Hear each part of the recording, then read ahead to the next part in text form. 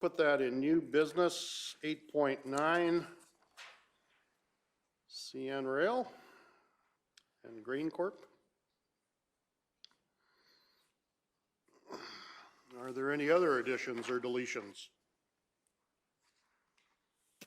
Councillor Christie. I'll move the agenda as amended. Okay, we have a motion to move the agenda as amended. All those in favor? That is carried. Councillor Hugo, are you on? I am. I can hear you over the phone, but I can't hear you, and I guess you can't see me through the go-to meeting.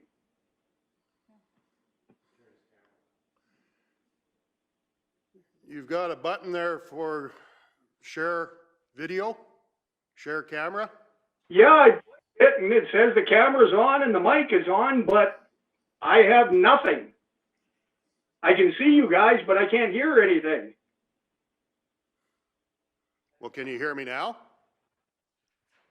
Through the phone I can, but not through the computer.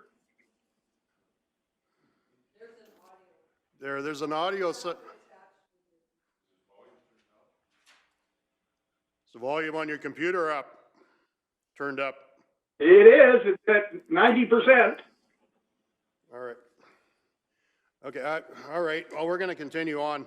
So we had a motion to approve the agenda as amended. Are you in favor or? Aye. Okay, that was unanimous. Motion to adopt the agenda with the amendment.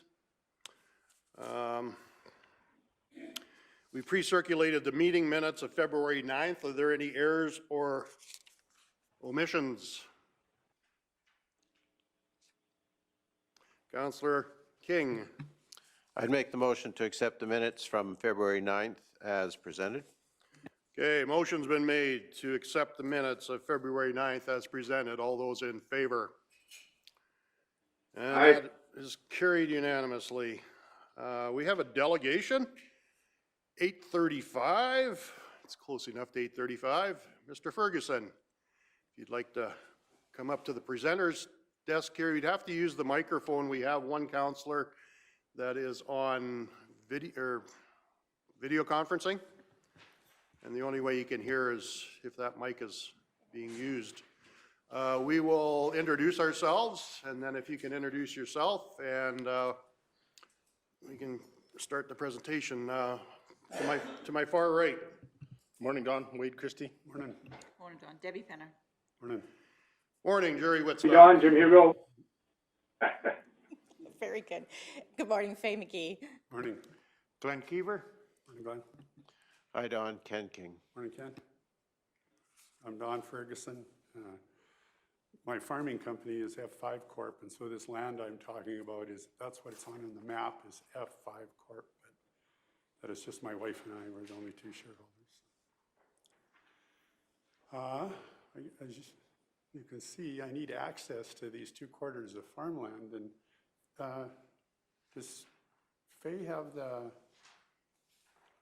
you got those? Can you pass those out, or does everybody have one? Yes, does everyone have one? Because I have some more here. I'm sure there was enough. So the ones I have here are a bit different.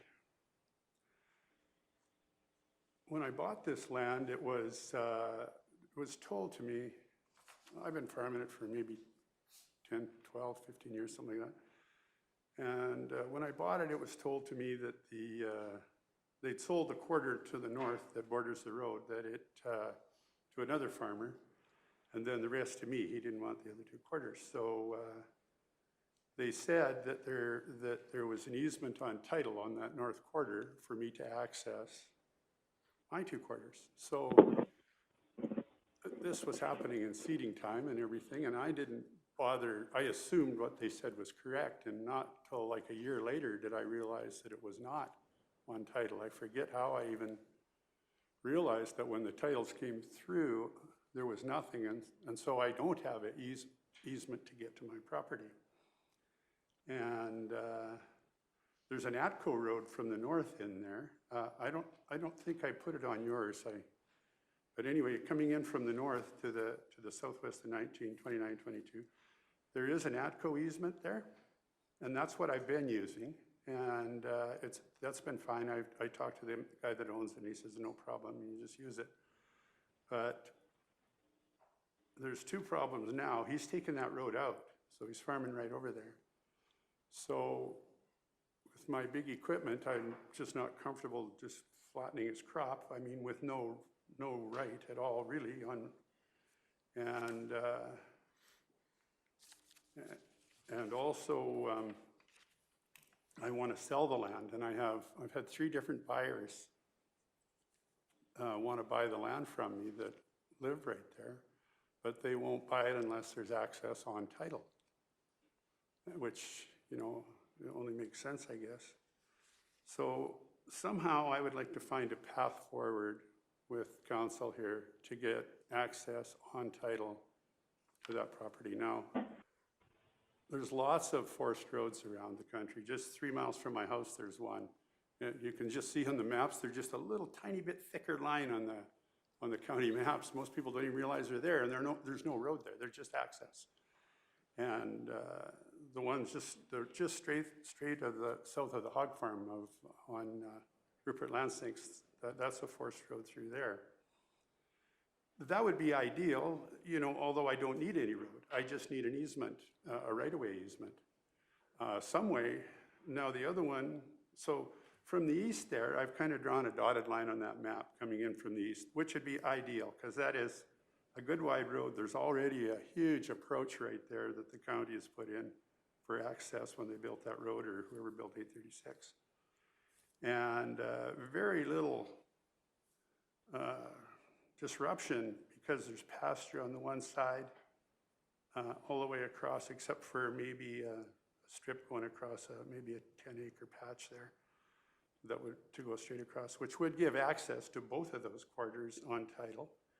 That'd be awesome, and I don't require any work, just an easement on title, and I'm willing to pay all costs of that easement, which is something that hasn't been done before. Usually counties have paid, but I realize how that, you know, times are stressed financially with oil lease money being down and everything in the counties, and the new way of distributing money to counties. So I'd be willing to pay all the costs. I just myself, I don't have the tools to accomplish it, and you guys have several different tools that could accomplish it. And that'd be ideal. The other one is just taking an easement with that go from the north on the way I've been going in. Just, I don't know whether you can do a joint easement or taking over ATCO's easement, which is already an easement through there. That would work, but it means a mile of easement, whereas the other, to get to the back quarter, whereas the other one comes right in and gives access to both quarters, and that would solve everything in that whole area. Plus it gives me coming out onto the gravel road, and I'm not going on this narrow north-south road or east-west road there, that carbon road, which is very busy and very narrow, and it's not much fun to move equipment on, whereas this other one is really wide and gravel and has, you know, it's already got the good approaches, it's got everything. All we need is to purchase an easement and make it so I can drive there. Does council have any questions for Mr. Ferguson?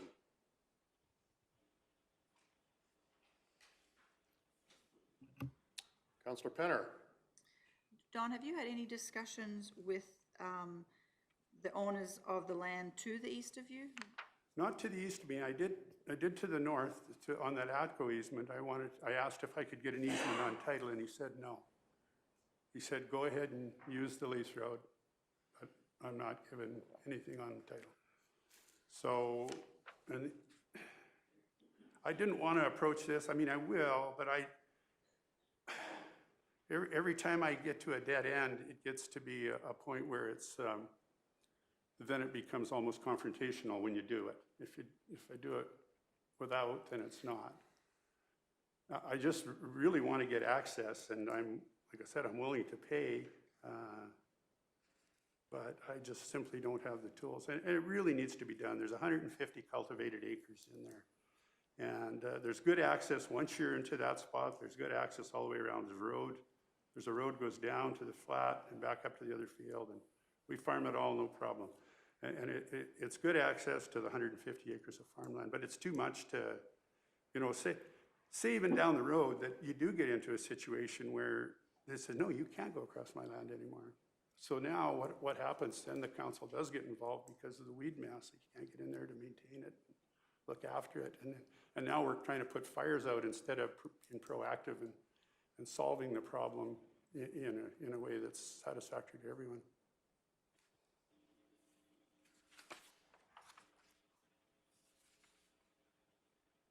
Are there any other questions from council?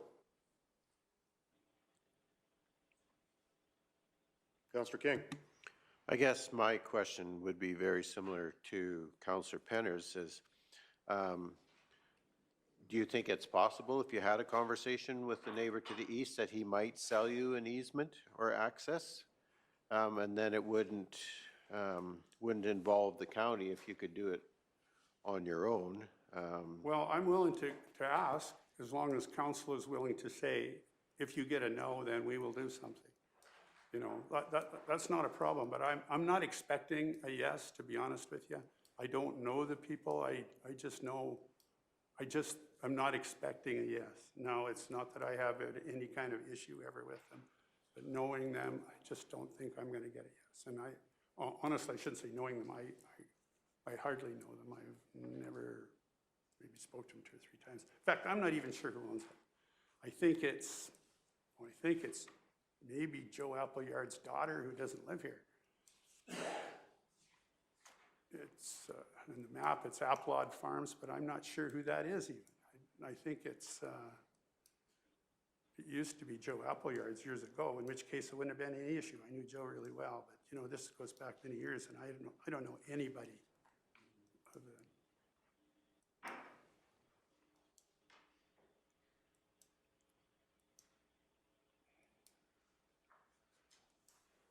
I got into this trusting that what people told me was right, that when they sold that quarter, they said, you don't need to worry about access. We've got an easement on that other quarter. When it goes through, you'll have access to it all. So I did my part, and at the end of the time, I did not have an easement. So I'm not exactly sure what went south there, but then that lady I was dealing with died shortly after, so it wasn't even like I could go to her and say, you know, can you fix it somehow?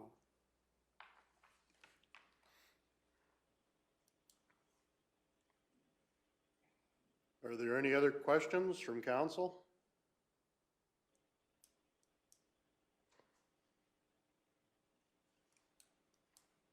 Well, we will be dealing with this later, Mr. Ferguson, in our disposition of delegate business. The way I look at this map, that dotted line would obviously be the solution. Yeah. If you could purchase that little panhandle, Yeah. that would keep the county out of it. There would be no requirement for any sort of a road build in there. You could use it the way it is. Use it the way it is fine, yeah. I think. But regardless of, if there is no other questions from council,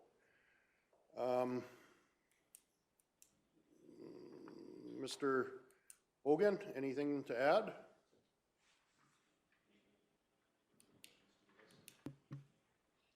Or from staff? No, I think we're good. They've been Okay. answered through the presentation. Good. Well, thank you very much for the presentation. Thank you for coming in. And as a little addendum there, Faye was telling me that you don't do forest roads anymore, but previous councils did them all the time. And I realized that was a change in policy, but it's possible to change policies again to do them and do them only specifically where, like I said, I'm willing to pay all the costs. I realize the council maybe got tired of buying land all over, or buying easements, but I would sure like if the council could find me a path forward so that I can actually sell this property. Like I said, I have 3 different neighbors down there that would buy it. Okay, well, I appreciate your problem. Yeah. Unfortunately, we will deal with it in our disposition of delegate Okay, business thank later you. on in the meeting, and thank you for coming in, Thank you very much for and listening to me. stay safe. Yeah, you bet, thanks. Okay, thank you.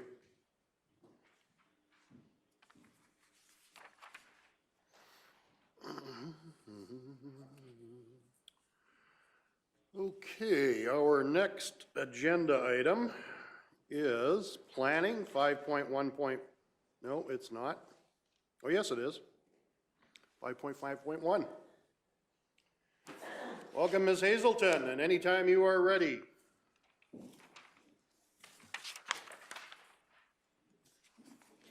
Good morning, Mr. Reeve, members of council. You're falling apart there. Oh, almost poked myself in the eye. We have a request to redesignate a property that falls north of Wimborne from Hamlet General District to Ag District. So Ian Robertson and Hongling Zhu have applied to redesignate a 4-acre portion of the southwest of 35, 33, 26 west of 4 from Hamlet General District to the Ag District. The subject parcel is the old Wimborne School site. It is accessed by Township Road 33-5 from the south side of the parcel. The parcel is approximately 1,000 feet east of Highway 805. This is, again, the 4-acre parcel. They're looking to rezone the entire property, and I've included the list of things that could be permitted and discretionary uses in those properties. So today what we're looking for is to do first reading of the proposed bylaw and to schedule the public hearing, which we will provide a lot more detailed information. You will see a picture of the site itself. This property is not contiguous with Wimborne.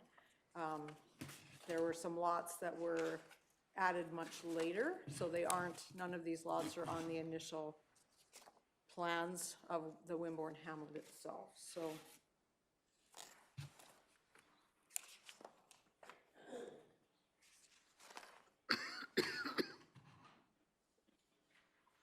Are there any questions for our planner? Yes, Councillor Christie. So that school site, is it tied into the sewer system there, or is it on its own? through the no, none of those lots north of the Township Road are serviced.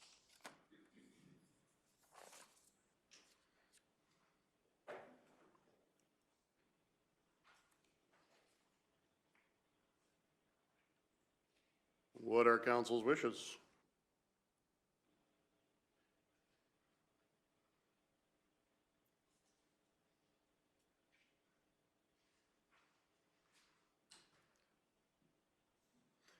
Deputy Reeve McGee.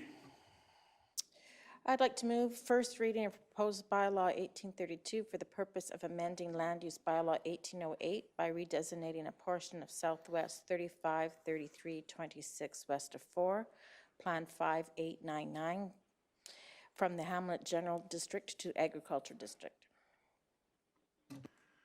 Okay, thank you. We have a motion before us, is on the screen in front of us. Is there any discussion to that motion? Seeing as not, I will call the question. All those in favor? Aye. And that is carried unanimously. Would someone like to schedule the date of the public hearing?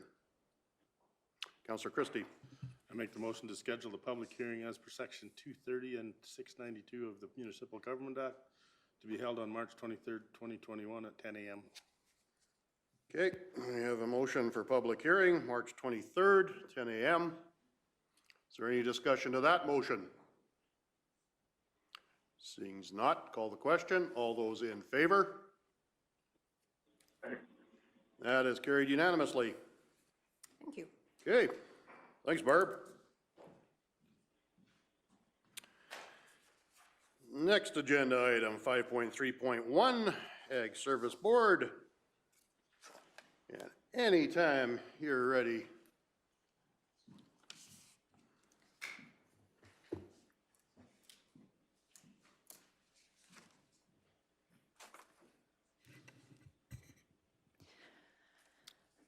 Good morning, Mr. Reeve and Council. So the request for decision that I have for you today is around Tolman West Campground. So the background on this is that following the March 2020 announcement from the province of Alberta regarding full and partial closure of Alberta parks and campgrounds, administration presented information on sites that were located in Kneehill County, including Dry Island Buffalo Jump Tolman Bridge Campground, so that's Tolman West Campground. Information has recently been presented to administration regarding possible options for operation of Tolman West Campground. So the discussion on this is that Tolman West Campground is located along Highway 585. It's part of the Dry Island Buffalo Jump Provincial Park along the Red Deer River. There are roughly 18.5 acres in the Tolman West portion, and this portion includes a picnic shelter, an outhouse, water station, and boat launch on site. And it's currently configured for about 15 group sites, so that was an assessment by administration. They have it listed at 25 sites on the west side. There's been potential partnership identified with Starland County to operate the Tolman West portion in conjunction with the Tolman East portion of the campground. Assuming operation of this campground may be an opportunity to potentially expand the tourism portfolio within Kneehill County. So because the main campground is located on the Tolman East side, there's about 40 sites there, and there's other amenities like a playground and potable water as well over there. The Tolman West side serves as kind of an extension to the main campground, and there's a lot of group site camping over there. And the overnight occupancy numbers that we were provided with supported this, so there was more on the Tolman East side. There may be opportunity for improvements to be made. However, developments and return on investment do appear to be limited based on the information that we've been provided for the Tolman West portion by the terms that are outlined in their leasing considerations. So following discussions with Starland County administration, there's indication that there is interest from Starland County in assuming operation of both Tolman East and West campgrounds, and Correspondence has indicated that the province will only enter into agreement with one municipality. So additionally, operation of Tolman West or shared operations would impact the efficiency and the capacity within our current Parks Department structure and would likely require additional staffing and resources. So that could mean additional seasonal staff or amending our park host agreement or both. The Tolman West side would require increased labor, supplies, fuel costs, and then would likely require dedicated staffing from Kneehill County Park staff throughout the camping season.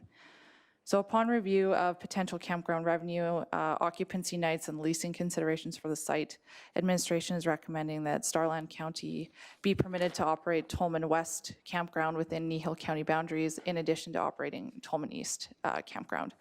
And just a note on this, as there is currently an ICF in place with Starland, and this is a recreational service that's being provided across boundaries, administration did feel that it would be key to include that in the motion around permitting Starland to operate the campground within Kneehill boundaries.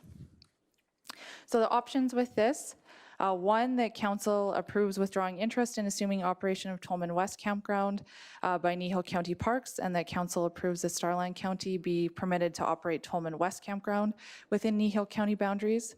Two, that council directs administration to enter into discussions with Starland County on the joint operation of the Tolman campground sites. Or three, that council receives this information. Thank you. Okay, thank you. Any questions from council? Just, Yeah. Councillor Penner. just for my own clarification, when it comes to the gun range down there, is that Yes. anything to do with Kneehill County? Through the chair, to your question, Councillor Penner, I don't believe so. I believe that's a private gun range. But it is immediately adjacent to the Tolman West portion. It's right across the road. Yeah. So what I gather is the province isn't going to be interested in having two municipalities run the same campground regardless of, To your unless they question. change their mind. That is from the correspondence that we've received in the information, that's correct. Okay. Councillor King. I guess more a comment than anything else. I know there's a lot of interest in my division in terms of having that campground stay there and be operated. So I guess my only caveat on this whole conversation would be is if at some point in time Starland decides they're no longer going to operate, I certainly would like to see Kneehill County show some interest at that point in time in potentially looking at the possibility of operating. So I guess I don't want that campground to disappear into the void if there's a possibility to avoid that. So if we can't have a joint operation, then certainly understand that. But I want it to be known that should Starland back away, I'd like Kneehill to be paying attention. And with that comment, I will move that we withdraw our interest in assuming the operation of Tolman West Campground. Okay, thank you. We have a motion to withdraw our interest in assuming the West Tolman Campground. Is there any discussion to that motion? Seeing none, call the question. All those in favor? Aye. And that is carried unanimously. We have one more motion, if someone chooses. Councillor Christie. I'll make the motion to approve Starling County be permitted to operate Tolman West Campground within the boundary of the county of Kneehill, and making sure that if they'd withdraw, that we would be notified. Okay, I will wait for that to come up on screen.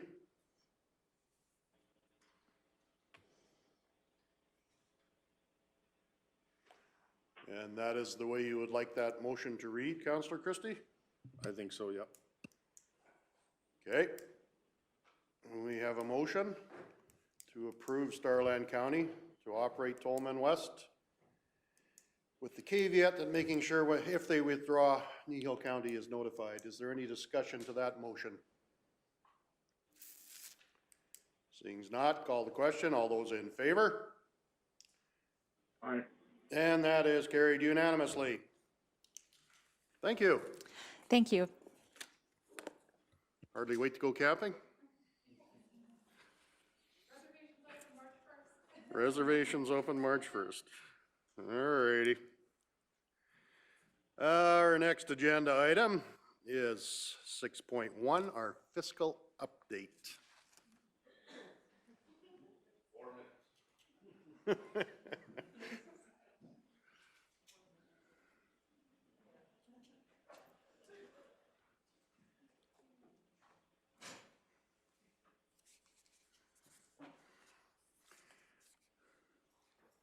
Welcome, Mr. McKinnon, and anytime you are ready.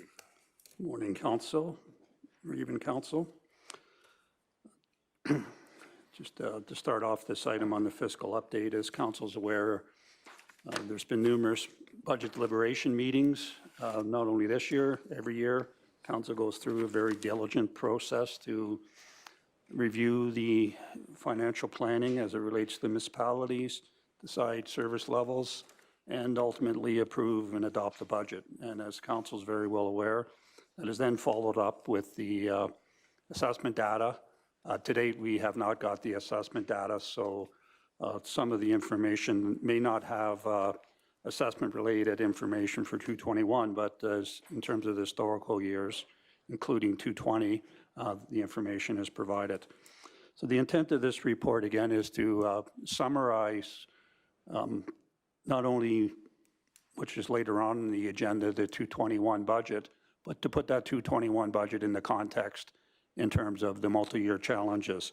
The budget cannot be looked at any particular time period. There's numerous items that will impact the budget for ongoing years. So for instance, the provincial budget's coming out on Friday. The implications of that have not been built into this budget, but administration will be reporting back on the implications of that new provincial budget. That being said, we've put together this summary report. We attempted to answer all the questions during the budget deliberations related to some of the fiscal issues. But again, this tries to recap a multi-year approach to provide not only council, but the ratepayers, to give them some information of the challenges and the way council and administration has managed those challenges. So that's in a nutshell. I think, in any particular budget year, and maybe this one more in particular than previous years, regardless of what administration brings forward and how council deals with it, there's still in my opinion, three questions that are always out there in everyone's minds.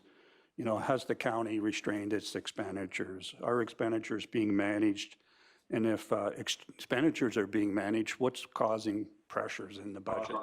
So that's what I'm trying to do in this report, is to answer those questions, give some indications of how councils manage those challenges, and alert council and the ratepayers that this is an ongoing series of events that, administration and council has to deal with fiscal challenges every year on an ongoing basis. And the county, in my opinion, has done an admirable job of addressing and balancing those challenges. So one of the first questions always is, are we restraining expenditures? So the first chart articulates over the time period 2015 to 2021 what the tax levy or tax burden has been on our ratepayers. And, there's been some ups and downs and the like, but, if you look at the data that's on the chart, from 2015 up to 2021, there's generally been a downward reduction in the aggregate levy imposed on the ratepayers. If we're not collecting taxes, obviously we're not spending as much as we used to. So comparing 2015 to 2021 even, expenditures and tax levy burden is down approximately 2.5 million. So, that's the first sort of salvo of, has there been expenditure restraint? And I think this slide does demonstrate there has been expenditure restraint. We'll get into the devil's in the detail always. There's always areas in the budget that council has no control over. Insurance is a good one. Our insurance premiums have increased roughly from just under 200,000 to 275,000. That's, a significant cost increase over the last number of years, but it is a mandatory item that has to be in the budget to protect the ratepayers. And it's something council really can't control. Administration does its due diligence in terms of risk management, but the natural events that have happened in the insurance world, we really can't influence. So like everyone who's experienced significant car rate increases, municipality is subject to those same pressures as your normal household. So that being said, if we look at that in terms of the tax levy, there's some general observations that I have made, and these are general statements, and there's always exceptions to these general statements. But overall, I think it's fair to say that the impacts on farmland have been very consistent over the last number of years. The impacts to residential properties have fluctuated slightly, but it's predominantly been driven by assessment valuations. And the major change in the tax burden has been the result of provincial policies. So if we look specifically drilling down to property assessments in the county, there is some information for council just to refresh their memories about how the assessment model works in the province. So there's a misconception that everything's done on market value. That is not the case. Market value is predominantly used for residential and commercial properties. So then there's various valuation methods that are used to set market values. And I won't go into it in detail, but obviously houses sell in the marketplace and there's a ready proxy of what market value would be. If you own a hotel or a motel, the assessors use what's called an income approach that basically looks at the income streams related to that property, not what you could actually sell the property for. That's a component, but it's basically, the assessment's predominantly based on cash flow and profitability of the business. Other items such as farmland are highly regulated provincially. For farmland, the most a farmland is assessed at is $350 per acre, and then reductions are made for soil conditions, adverse impacts of landscapes, and all those type of things. So you start off, and we'll get to this later, but an average quarter section, the most it can be assessed at is $56,000. The county only has 2 quarter lots that are assessed. The highest assessment we have is $50,000 for any quarter sections, and the average for farmland is around $30,000 per quarter section, just to give you an example.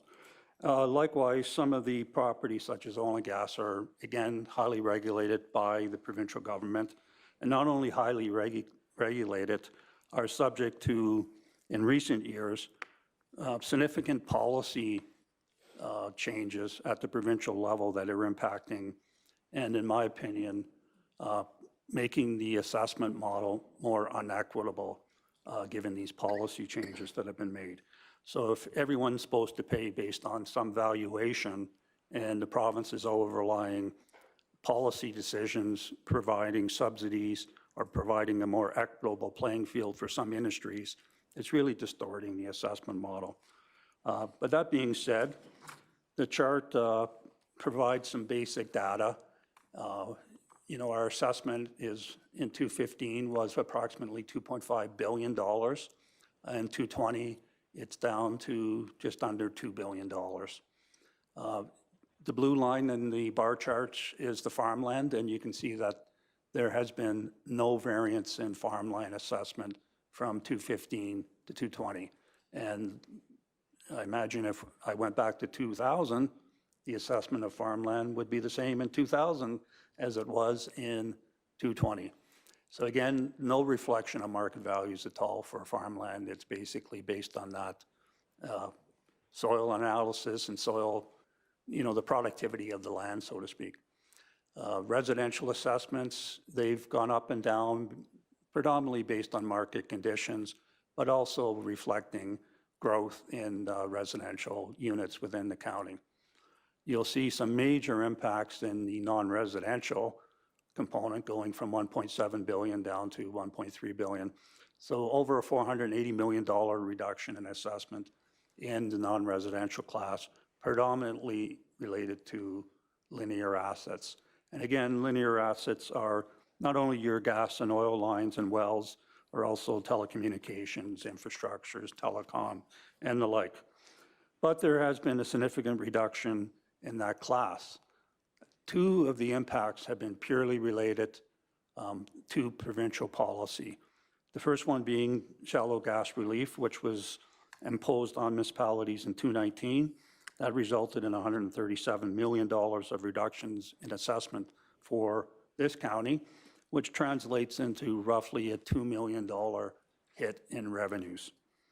More recently, in the 2021 budget, the further review of the assessment model has resulted in a further assessment reduction of $45 million for the county, which translates into a revenue loss of $650,000. So that's the assessment sort of overview in a nutshell. And the general observations that I've made is farmland assessments have not changed.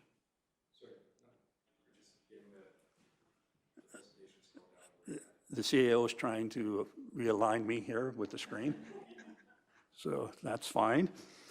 So farmland assessments have not changed over the period and basically don't bear no relationship to market value. So that's the first point that I think is worth making. Again, residential assessments have fluctuated. It's been predominantly based on market values. As the markets decline, some residents have seen reductions in assessment. And in some years, council has actually reduced the tax rate to take into consideration modifications in the assessment values of properties. Again, in the non-residential class, there's been significant declines. More than half the declines are not because of industry activity, it's because of provincial policy. Again, the linear assets are the main thing. Again, provincial policy in those areas is evolving. What I've attempted to do on the next chart is to articulate and summarize sort of provincial related impacts in our fiscal overview. You can see it's multi-year starting in 2019, where relief was provided to shallow gas providers in the province. However, the province did provide relief to the municipal level by reducing the contributions made to education in that year. That situation changed dramatically at the end of 2019, where the province announced that the municipality ratepayers would then on an ongoing basis, have to bear the brunt of that provincial policy, which resulted in revenue losses of $1.25 million. In addition to revenue losses, the provincial budget always has some niceties for municipalities. Sometimes we get, one-time grants. Sometimes we get some other surprises or not so surprises that are not necessarily favorable. So the province did decide to start downloading policing costs to mainly counties and other areas in the province. And you can see in 2020 that resulted in incremental contributions to the province of $160,000, which will grow to roughly $480,000 by 2024. MSI funding, which is basically unconditional grant funding, pervasive grant funding for municipal infrastructure, we'll see roughly $600,000 of reductions because of previous provincial budgets. Friday will be the telling tale. The word on the street is there will be further reductions to MSI. I have not built in those reductions into this model yet. These numbers reflect approved provincial budgets or approved provincial policies. Also related to the review of the assessment model, in addition to the reduction in assessment that's shown there is of $650,000, which again relates to reductions in assessment values of roughly $45 million. The province, in its wisdom, has decided that municipalities can no longer collect well drilling funding. The impact on our budget is $400,000. This item has traditionally been budgeted very conservatively, so we, in prior years, have received up to $700,000-800,000. But from a budget perspective, we're not going to be getting anything in 2021. So when you add all those things up, overall, the impacts on Kneehill County over the 2021 time period, we've already seen roughly $3.6 million of either expenditure revenue losses or expenditure increases that have been passed by the province that have been picked up and had to be accommodated within the financial planning that council does. And again, over the next period of time, subject to the budget on Friday, there'll be further increases that are known but will be happening in 222, 223, and 224, and that will add additional pressures.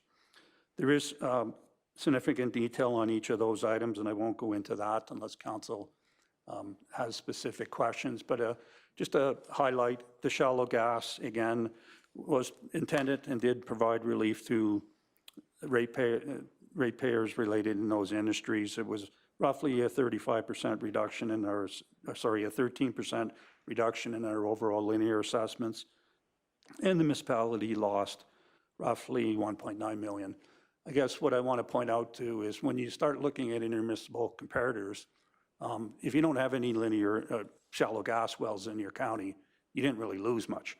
So the last bullet on that slide, if you could just go down just a touch, basically articulates that we lost, Kneehill County lost just a bit more on page 6. Yeah, the last bullet there, we lost through shallow gas taxation relief provided by the province, 13% of our linear assets. Provincial-wide, the reduction was around 2%. So in reality, the policy impacted all of Alberta. However, it predominantly impacted 10 counties, and we were in the top 5 that were impacted. So again, it wasn't necessarily fair and equitable, so you have a county that has a high percentage of shallow gas producers. We bear the brunt of this provincial policy decision significantly, which I think is shown by those numbers of a 13% reduction versus a provincial-wide impact of 2%. Again, some more smaller items, but very important items for the county. ASB funding, the province announced in the 2020 budget, there'd be reductions. We didn't hear for approximately 8 months after the budget was approved what that reduction will be. It's now been confirmed. The reduction will be $94,000 that has been built into the 221 budget. Again, police funding, it's being phased in, but at the end of the day, it will be gone from a 0 contribution to roughly a $500,000 contribution. Again, MSI funding, which is capital, reductions in MSI capital, roughly 25% reduction in those capital grants. And again, these are items that our infrastructure is not going anywhere. The infrastructure still needs to be renewed. So council has been actively looking at ways to provide supplementary funding for the reductions in provincial funding. So, council has solidly had the position that infrastructure must be renewed, and, council, to its credit, has not deferred major infrastructure renewal, which other municipalities have done, which have caused ongoing hardship in those municipalities. Again, the assessment model on well drilling, which I think I've articulated, is another $1 million, $1,050,000 reductions in revenues that have been built into the 221 budget. So the theme that I'm coming back to is, if you look at that assessment tax burden with a reduction of $2.5 million, and you'll see further on in this report, I'm trying to articulate the county is basically spending less than it did in 2018. The big challenge has been the significant reductions of provincial policy, revenues related to provincial policies. If you're losing $4 or $5 million of revenues, that's different than having an expenditure problem. Like any households, we're subject to the normal market implications. Insurance rate increases, interest rates for the county. Interest rates is a big one because we do provide funding and reserves for our future infrastructure. It's not there to sit, it's to actively manage future expenditures of the county. And interest rates, if you look at what's happened mainly because of economic conditions, compounded significantly by COVID, interest rates are at 30-year lows, which is good if you're borrowing money. County has no debt, so we're not benefiting significantly from that factor, but we are being negatively impacted by interest rates. So you can see the prime rate in the 2018 was almost at the 4% range. Our return on investment is mirrored to that prime rate, and our rate of return has gone from 2.2 roughly to 0.7. So it's a third of the interest earnings we're getting. When you look at our budget, and we budget in 221 roughly $400,000 in interest earnings, it's a difference of 400,000 to 1.2. So the economic gap that we're having to shoulder in this period of low interest rates is roughly $800,000. And there's nothing really council can do unless you want to pay. I got a good investment if you want to invest and pay the county higher interest rates. But again, market conditions are what they are. Interest rates aren't anticipated to recover to late 2023. So this is a timing lag where it will recover. The county will be getting more interest earnings, but in the transition period, it is a significant challenge. Compounding that, the next slide goes into sort of the cash going out the door. Well, tax write-offs, because of the general implications in the oil and gas industry, low prices, have resulted in not only Kneehill County, but municipalities across the province seeing a spike in the write-offs related to taxation. So you can see in 2015, the county wrote off roughly $500,000, and that was sort of like a bad year for the county, writing off $500,000. Well, that increased to $1.5 million in 2019. In 2020, council wrote off $2 million of taxes. And the good news is council had planned for these potential write-offs and did reserve some money for these purposes. The bad news is, going forward, we still have a significant one taxpayer that we will likely be recommending to council that upwards to $3.7 million be written off in 221. So that's the bad news. So you can see there's been a lot of pressures on the municipal budget. The majority of these pressures are not expenditure pressures. They're revenue-related issues. But the good news is council and administration has taken action on these items over the last number of years. And what do I mean by that? Well, it's clear from the data that the tax levy has decreased roughly $2.5 million over this term of council. And I have to point out, there was no significant service reductions for the ratepayers during that period of time. There was some tinkering, some things around the edges, but no significant service reductions were implemented. Again, part of the planning council's done over the last number of years is to set goals and objectives in the annual budget process. And those are articulated here, which I'll just read quickly. You know, maintain existing services, service standards, that is quantity and quality service standards, improve customer service, keep tax rates competitive, which we'll get to later on, but the county continues to have some of the most competitive tax rates in the province, and in some cases, we're in the bottom, 25% in terms of tax burden for our ratepayers. Incorporate a proactive infrastructure renewal plan. Again, maintain our roads, maintain our bridges, maintain our water course, maintain our water and sewer infrastructure. Again, invest in programs related to agriculture, invest in other programs that are important for the various communities, and ensure rates and fees are appropriate. And again, this has resulted in my opinion, the lowest, mechanisms to make sure the ratepayers not necessarily don't see tax increases, but see the lowest increases given the challenges that council has. So to articulate that probably more bluntly, most of the expenditure accounts of the county are not above the levels that they were in 2018. So if we look at any line item in the budget, either it's somewhat comparable to 2018 or is below the 2018 levels. There are some exceptions. As I mentioned, insurance has gone up from roughly $195,000 to $275,000, purely driven by mainly market conditions in the insurance industry.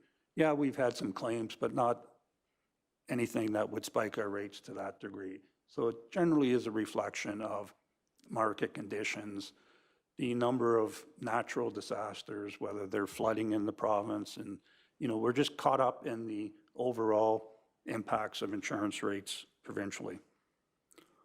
So that's basically that in a nutshell. Again, froze most accounts. Council does spend numerous days deliberating the budget. I can assure you that staff really enjoy our internal budget sessions that go on for months. And there is always a constant theme of, getting value for the ratepayers for the dollars we have.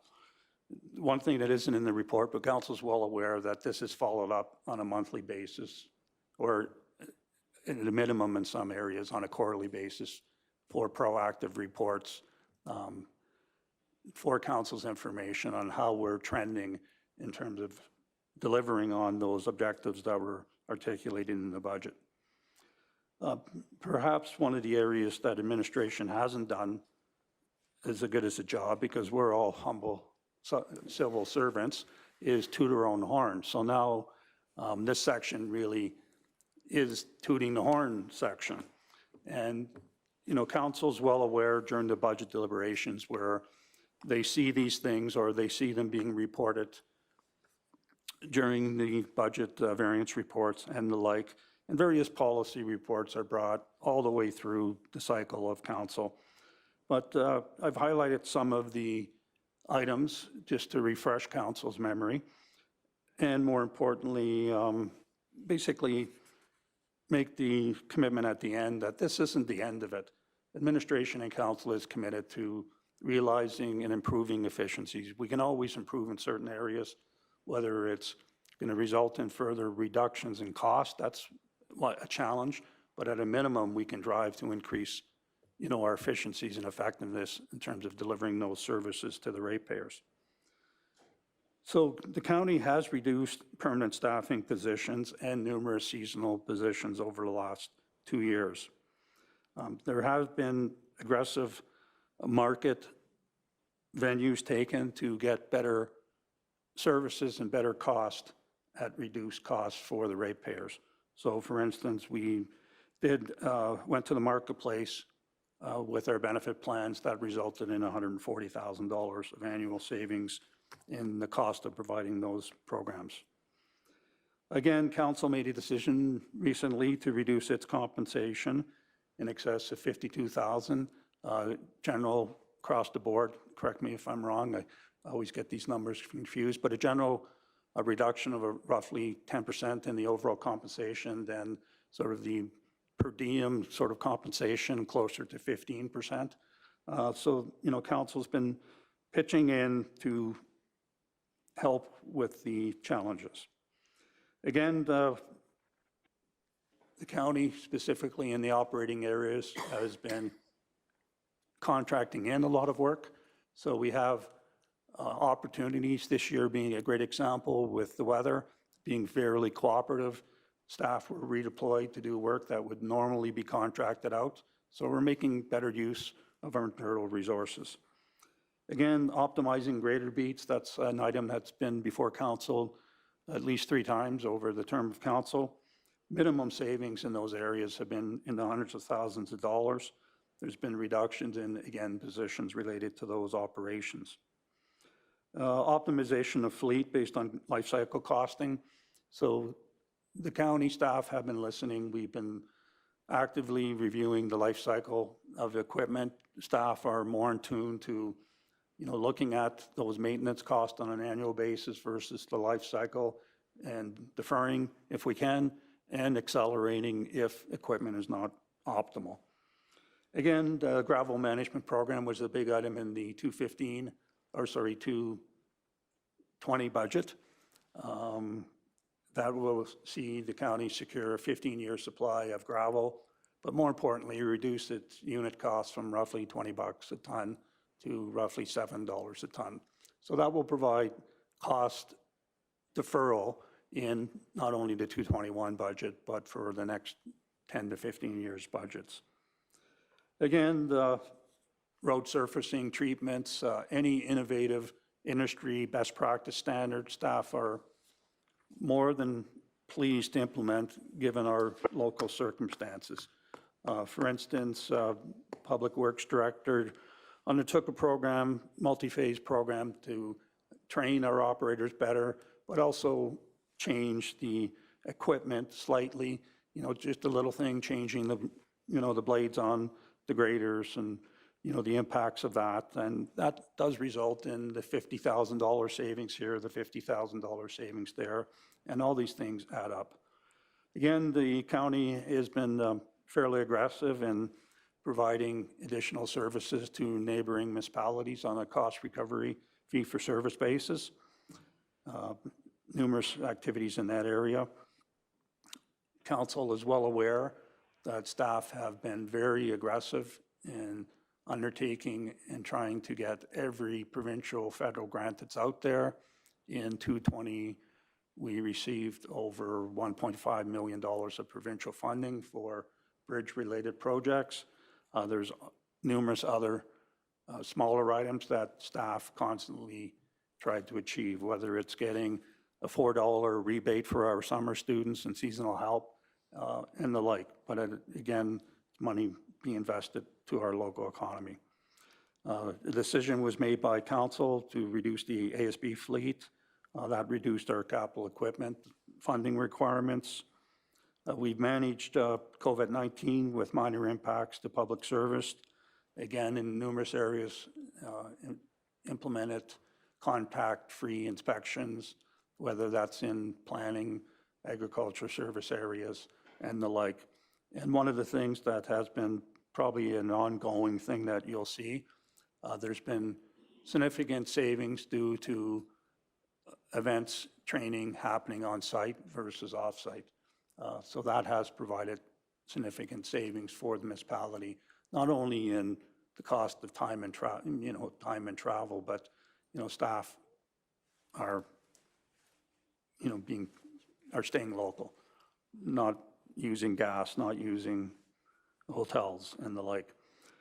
So that's basically it. And again, the last item there is just one that is starting to take hold in numerous areas within the county.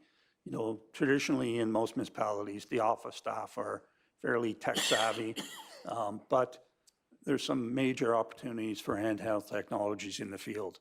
So whether it's in, our peace officer program, our various inspectors programs, staff are, again, multitasking when they're doing their normal jobs. So when the road guy's going out, there are some opportunities for the summer students and our permanent staff to do some GIS data collection. And we're sort of introducing those technologies and streamlining them and integrating them into existing positions as much as we can. So the bottom line is, how do we compare? Everyone always says, well, I think this county has a lower tax rate than this county, and, my cousin pays this and we pay this, and, some of it's all true. But what I've attempted to do here is pick some counties that are relative comparators to Kneehill County. Relative, I mean, they have a similar basket of goods and services provided to the ratepayers, have somewhat similar, some are higher population, some are lower, predominantly agriculture regions and the like. So what is the residential tax rate comparison? Well, it's, from my perspective, quite clear that from a residential tax burden, Kneehill County has a very favorable residential tax rate. Even with the increases that the county has imposed over the last number of years and any potential increases that may come in future years, the county will be lagging for a significant number of years in terms of that average residential rate.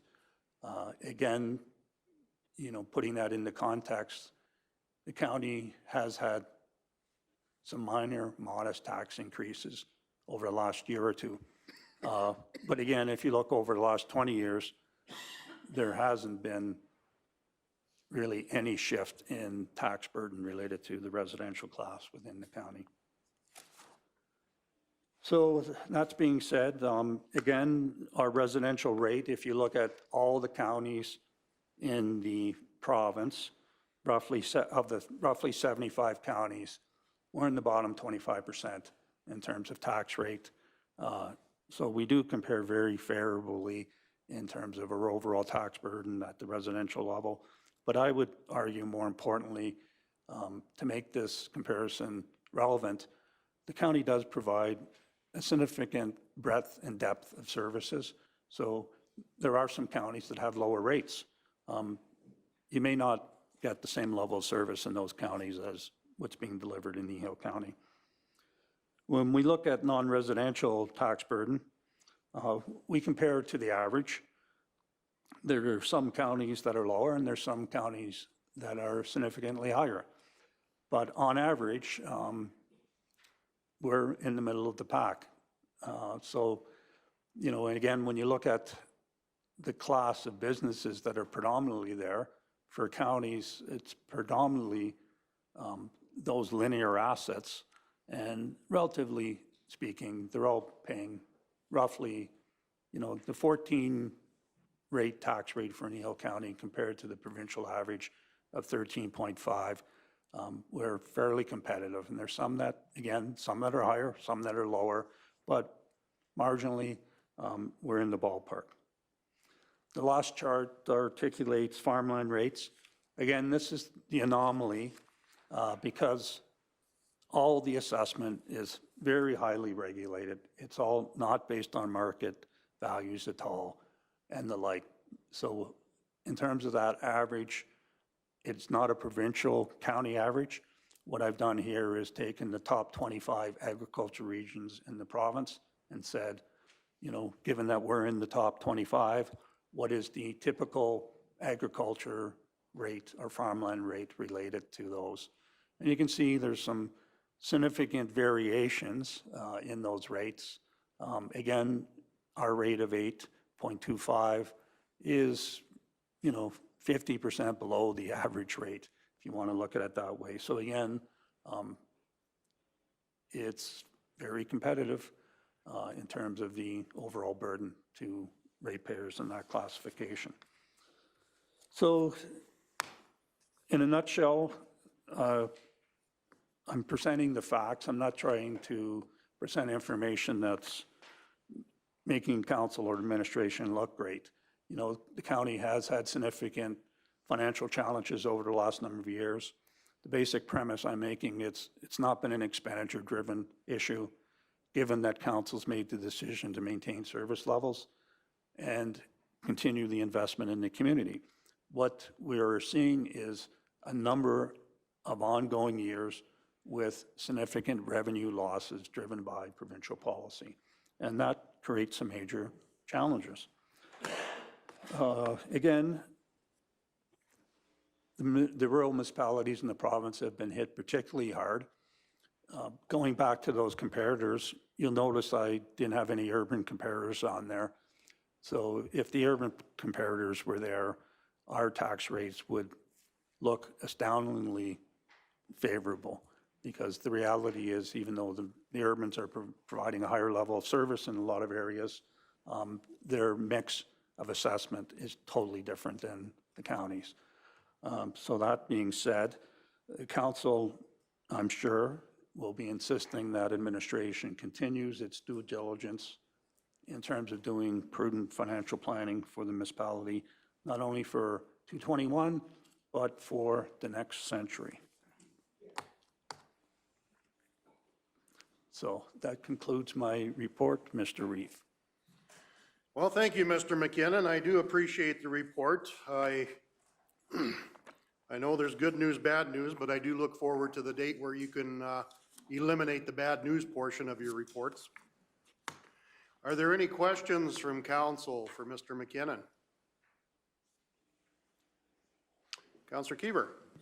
The land assessment value is certainly low to what the market value is. Who's really dragging their feet on getting the two almost the same? You know, I mean, it wouldn't change anything here because we just lower the mill rate, would we not? That, if I could, through the Reeve, that is ultimately, so there's two issues there. Taxation policy is purely in the purview of the provincial government. So it's the provincial government that sets up the assessment class, sets up ratios, sets up relative burdens. So in terms of farmland, that's been set up. If I could, just to highlight, there's roughly, well, there's not roughly,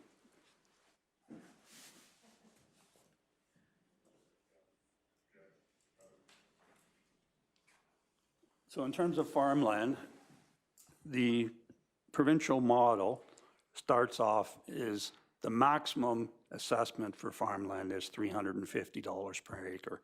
Well, you must have the most productive farmland in the province to be in that $350 an acre. And then the assessors take into, you know, what are the soil conditions? And there's a whole range of soil conditions, and things are discounted. What obstacles are there? Are there coulees? Are there rivers? Are there creeks? Are there any adverse land? And then that $350 per acre is discounted.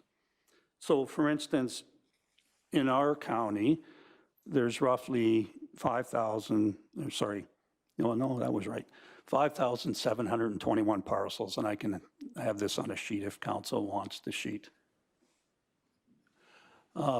Roughly 8% of our farming parcels are under $5,000 of assessment. 9% are in the $5,000 to $15,000 of assessment. 20% are in the $15,000 to $25,000 of assessment. 2,000 parcels are in the 25 to 35. And of the 35,000 and over, there's 1,500 parcels, or 26%. Just for council's information, there is only 2 parcels assessed at $50,000 in that range. So again, 90% of the minimum 90% of our parcels are being significantly discounted, and some are being discounted by 10% over the maximum, some are being discounted by additionals. So to answer your question, Councillor Keever, yes, the province has been looking at this like they've been looking at who should pay for school taxes. And it's been an ongoing issue for 50 years in not only Alberta, across Canada. So farmland assessment and school board taxation have consumed a lot of time and a lot of energy over the last 50 to 75 years. Numerous reports have been written, various policies have been written, but the fundamentals have not changed. So again, that's what it is, and there may be some good rationale why farmland is assessed at these values. But we won't get into that today. But that's what it is. So we're stuck with a provincial model, and then the only issue council has is what rate they want to apply. So if you could go back to the chart for farmland, you can see that the farmland rates, you know, even with our local county comparators, they're significantly different. And that's a local decision based on balancing the tax burden between residential, non-residential, and farmland. So that's purely a policy that council does have control over, of setting the rates. Again, the assessed values and the value of assessment, the council does not have any control over. So again, it's the typical ratepayer has to appeal their assessment, not the tax burden that council's imposed. They can only challenge the assessment, not the distribution of the rate per se. So that's who's dragging their feet. It's a complex issue relating to the farm community, taxation, and overall provincial policy, federal policy. It's very intertwined with all kinds of other items. So as an aside, for instance, there was a policy decision related to taxation of railways around 5 years ago. Well, that was basically a policy to provide relief to the agricultural industry for the transportation of their products. So, you know, I'm not the policy guy related to this. So, you know, again, it's a provincial issue and really a federal issue in terms of agriculture in its totality.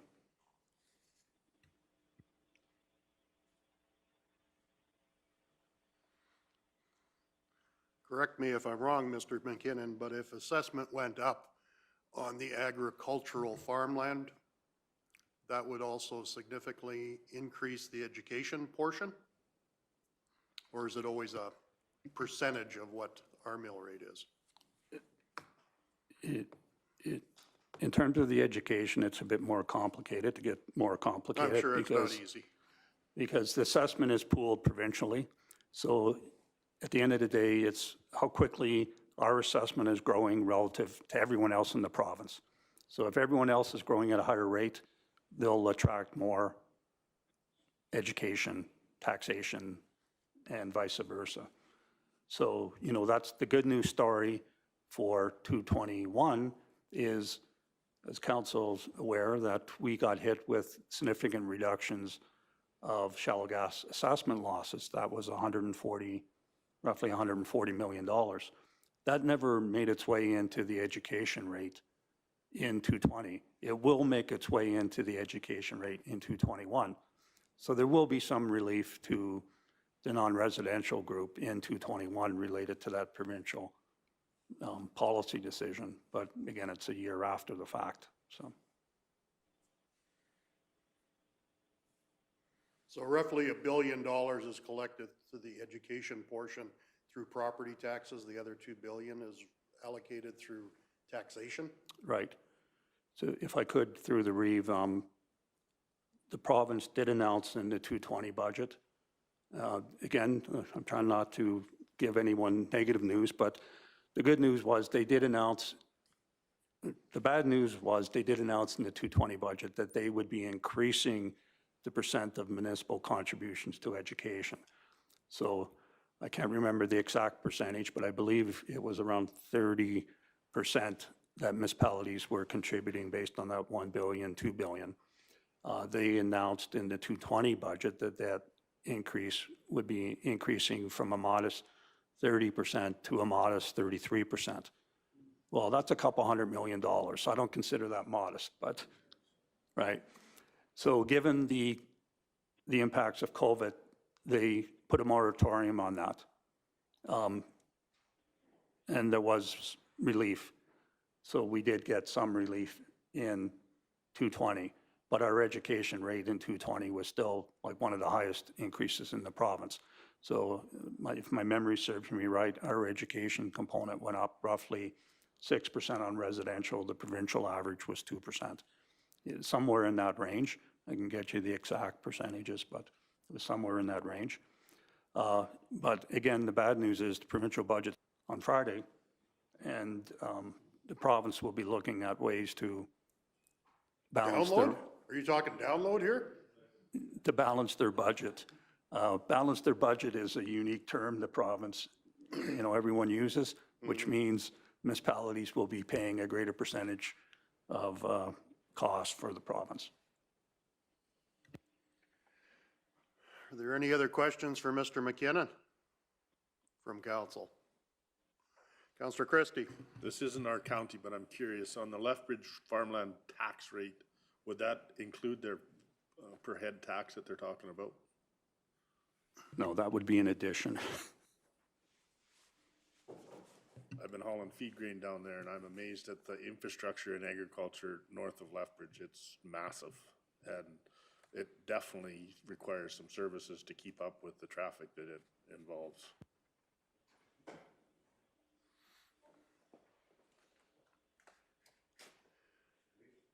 Councillor King. So Bill, just to clarify, I guess, and for the sake of clarity in my own mind, really the only thing as a council that we impact in this whole equation related to assessment is the mill rate.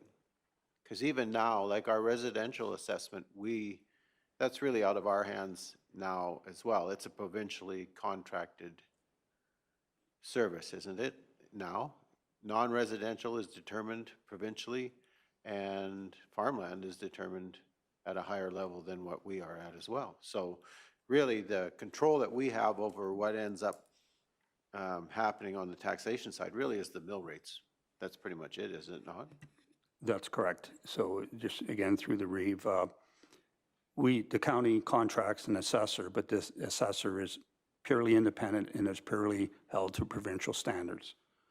So in other jurisdictions, there is one assessor for the province. There aren't multiple assessors, so some contract it out, some have internal staff. There's pros and cons. But for all intents and purposes, tax policy is the purview of the provincial level of government. Municipalities do not have any say in, other than advocating through associations and the like, but the legislative authority is at the provincial level. The assessment rules are set at the provincial level. And local municipalities can determine tax burdens per tax class, but i.e., they can set the mill rates for each of the tax classes. And there's basically 4 tax classes, residential, non-residential, farmland, and linear, which is now referred to as, DIP assessment. But DIP assessment is now, the province has taken over the assessment of that. You may eventually see the province take over the assessment for everything. But yes, you're correct, Councillor, that in essence, council's domain is setting the annual budget. and then determining the relative tax burdens related to the distribution of that levy that's required to support the budget.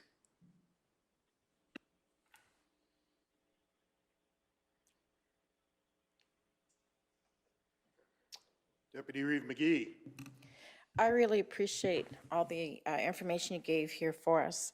I think it's a very pertinent conversation to have, and I just would like to be sure that all of us have what we need to be able to communicate that to our residents as we look at it. I think you recognizing that council of the last 4 years, as well as the prior term, has done a great job of caring for our financial position, and I really appreciate that you gave us the tools to really stand by that statement.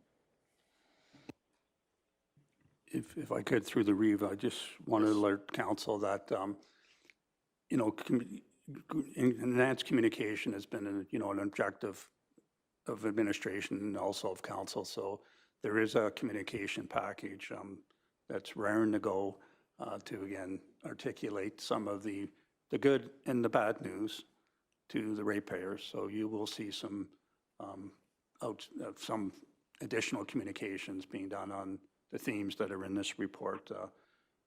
Again, they'll be integrated. There'll be some standalone items, but they'll obviously later on the agenda, there is the budget, and that's another thing that needs to be communicated out in an understandable way to everyone.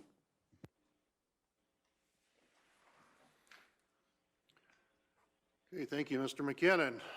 If there are no more questions, would someone like to move to receive for information? Councillor King. So moved. Okay, we have a motion to receive for information. All those in favor? Aye.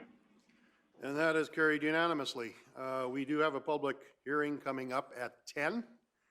So at this point in time, I will recess the meeting and we will return at 10. Thank you. Thank you.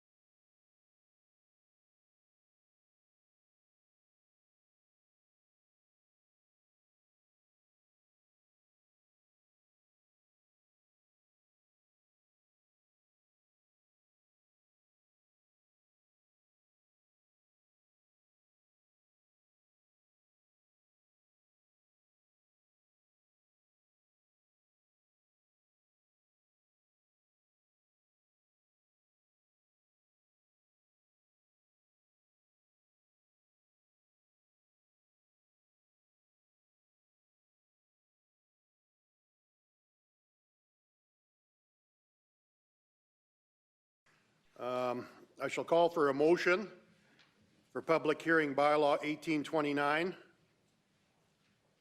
Would someone like to move that we open the public hearing? Councillor King. I'd move that we open the public hearing for bylaw 1829. All right, we got a motion.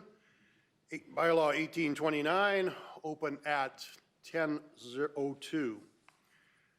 I have some announcements to make. If any person interested in... Point of order, Mr. Chairman, do we need to vote? Oh, we need to vote on that, don't we? Sorry. All those in favor? And that is carried. Now I have some announcements to make. If any person interested in speaking for or against bylaw 1829 and haven't done so already should register their names on the appropriate speakers list so your names may be correctly recorded into the minutes. If you are not already done so, please see Jenna Kester in the lobby to register your name on the list. The use of audio and video recording devices and cameras by the press or the public is prohibited. I would now like to introduce members of council, starting from my far right. Wade Christie. Debbie Penner? Jerry Whitstock. Faye McGee. Glenn Keever. And Ken King. Councillor Hugo, are you online? Okay.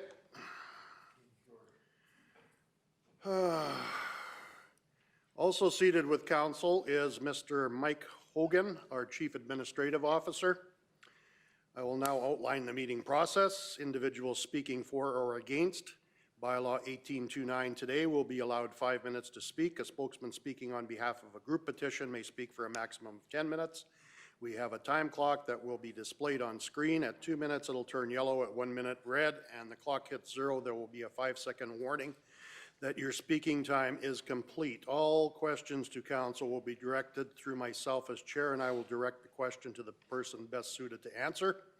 No questions will be taken from the gallery. No debate will be allowed.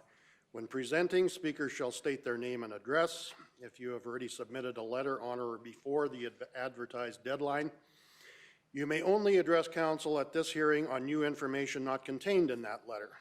Any person who would like to present using electronic presentation will bring their USB flash drive to the presenter's desk where the staff will open and file at the presenter's laptop. The order of presentations to be made to council today will be: first, administration shall present an overview and summary regarding the proposed bylaw. Second, the applicant shall state their name and present their application within a time period of 20 minutes. Third, the members of council shall ask questions of clarification to the applicant. Fourth, the chair shall open the floor to presentations from the public who are in favor of the proposed bylaw. The order of these presentations will be in the following order. Administration will come forward and read written submissions. Individuals will be called in the order as they appear on the individual speakers list, and group speakers will be called in the order as they appear on the group speakers list. Fifth, the chair shall open the floor to presentations from the public who are in opposition to the proposed bylaw. The order of these presentations will be following order. Administration will come forward and read the written submissions. Individuals will be called in the order as they appear on the individual speakers list, and group speakers will be called in the order as they appear on the group speakers list. Council members are allowed to ask questions of clarification for individuals group speaking to the proposed bylaw. Sixth, after hearing from those persons on the speakers list in support or in opposition, I will ask anyone present wishes to speak in support or opposition to the bylaw. Seventh, the applicant will get a chance for rebuttal, which will be no longer than 10 minutes. And eighth, allow questions for clarification from council members to the applicant. I will now ask the Planning and Development Department to come forward to make their presentation. And anytime you are ready, Barb. Good morning again, Mr. Reeve, members of council. So we are just wanting to go through the municipal development plan. I know that we have brought this to your attention, and we have had several meetings regarding the inconsistency that was created when we were required to do all of our intermunicipal development plans. And then we also did some changes to land use bylaw, and under the statutory requirements that we have, all of our plans have to be consistent. And so when we came to council and presented some of the inconsistencies and gave you the opportunity at that point to actually review the entire municipal development plan or just do the amendments necessary to bring consistency, you opted at this point in time to do the amendments that would bring consistency and align those planning documents. So that's why we're here today. We are doing the public hearing regarding those inconsistencies and those changes. The version that you have that was given to you within the council package has the changes that were discussed already included. You won't see them in red ink. You're actually looking at the final copy per se. We did advertise. It has been ongoing. It's been on the website since December 10th. Because of COVID and the further restrictions, we did make some changes to when we were going to bring this into the public hearing setting, but we have done all the advertising above and beyond what's required under the Municipal Government Act. So I just wanted to bring to your attention again the hierarchy of plans that we deal with.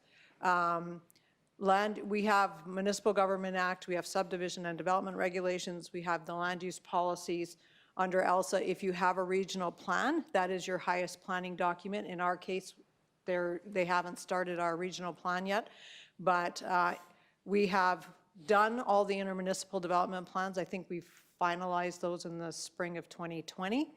And so those take precedent over our municipal development plan. And then we have underneath area structure plans, land use bylaw, concept plans, redesignation, subdivisions, development permits, and building permits. So that's kind of our legislated hierarchy of plans that we deal with. The municipal plan, development plan itself is our broadest, longest range planning tool. It is a requirement of the MGA. It is a statutory plan, and it is our highest ranking municipal document outside of our intermunicipal development plans. And it does guide our future land use and development. These are all the areas that a municipal plan must address, and these are all listed in the Municipal Government Act. And so we're just going to highlight a little bit of each of these areas as we go through here. There's some optional considerations that can also be included, and we have included some of these in our municipal development plan. And so we talk about reserve lands, we talk about some of the environmental things, economic development. Those pieces have all been incorporated into our plan as well.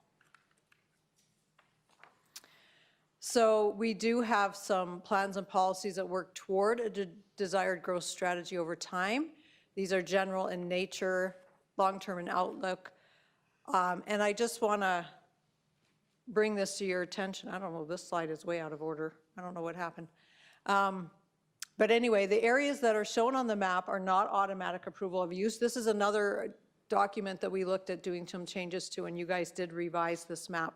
So what you will see highlighted on this map are the intermunicipal development plans as we drafted those, and those maps are in cement. And then we have added what you see in the dark blue is the growth area maps. And again, these are not automatic approval of use. Applications have to be assessed on a case-by-case basis, and the achievement of goals are subject to financial capacities and council consideration. So when we interpret this act, or this plan, shall and must are mandatory, should is discretionary, but it does advise compliance, and may is recommended, kind of a best practice. So as you read any statutory plans or documents that we have, legislation, these are the standard interpretations of these words. Any changes that we do to the municipal development plan do require a bylaw amendment, a public hearing, approval from Kneehill County Council through bylaw, and again, they must be consistent with all other plans. Areas of interest that we are going to specifically highlight today are each of these areas, and we'll just highlight the main policies that we have addressed under each of these. So in the agricultural section of the municipal development plan, Council's vision was to preserve the agricultural heritage, ensuring that it continues to be viable. Council also recognized that there is some real potential for non-traditional agricultural type uses, and so they wanted to encourage diversification and innovation in agriculture, permit alternative farming practices, promote agricultural manufacturing, allow larger parcel subdivisions for agricultural business purposes. So if somebody just strictly wants to do an ag business on a piece of land, we do accommodate a larger subdivision than we normally would on some other projects. And then we also allow for larger agricultural subdivisions where 2 or more well-defined existing uses are distinct. Under the residential, we provide a range of residential uses which ensure affordability of housing. So we have offered now garden suites in the land use bylaw, farm cluster housing, creative architecture, employee housing, tiny houses. So there is a variety of things, all have different processes or permits that they have to apply to, but that gives a lot of options.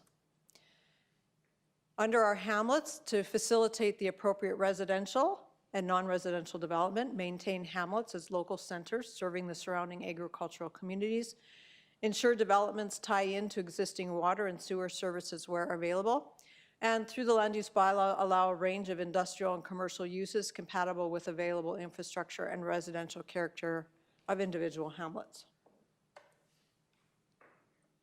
Under our economic development, create opportunities for commercial, agricultural, industrial, and tourism growth, encourage the development in identified growth centers and hamlets to maximize infrastructure and servicing, encourage tourism, create employment opportunities for the local population, recognize home-based business as a viable economic opportunity. When it comes to environmental and hazard lands, we did add some wording in here based on land use bylaw. Protect and conserve environmentally sensitive lands as defined by the Summit Report, which is our more local evaluation of lands that we have, and the provincial data set. And again, that provincial data set is it's a living document, and they're always identifying and looking at lands, and so we will amend that from time to time when we get updates on their provincial set. It's also meant to mitigate environmental impact by ensuring development meets or exceeds provincial legislative requirements. We have very specifics. Again, this is our hierarchy of documents, so the specifics about how you could develop adjacent to these lands all falls within the land use bylaw. So we would have setbacks, buffers, other investigation that would be required if you're wanting to site in these lands.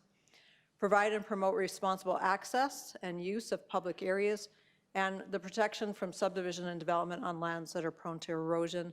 So again, we have a lot of slumping, we have a lot of floodlands, and so those are lands that we really have to stay away from without a lot of further investigation.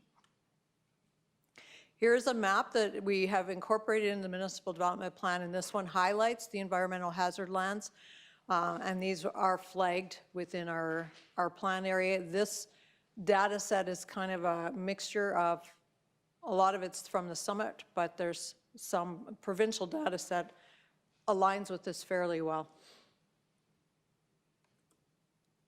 Under Parks and Recreation, promote recreational opportunities that are accessible and affordable for residents and non-residents alike, increase the quality of life through recreation services, and establish a tourism economy. Another data layer that we are incorporating into our municipal development plan this time are lands flagged as significant historic sites. You will see that this encompasses a lot of lands within Kneehill County. Again, they tend to paint with a broad brush. They do it to the quarter section.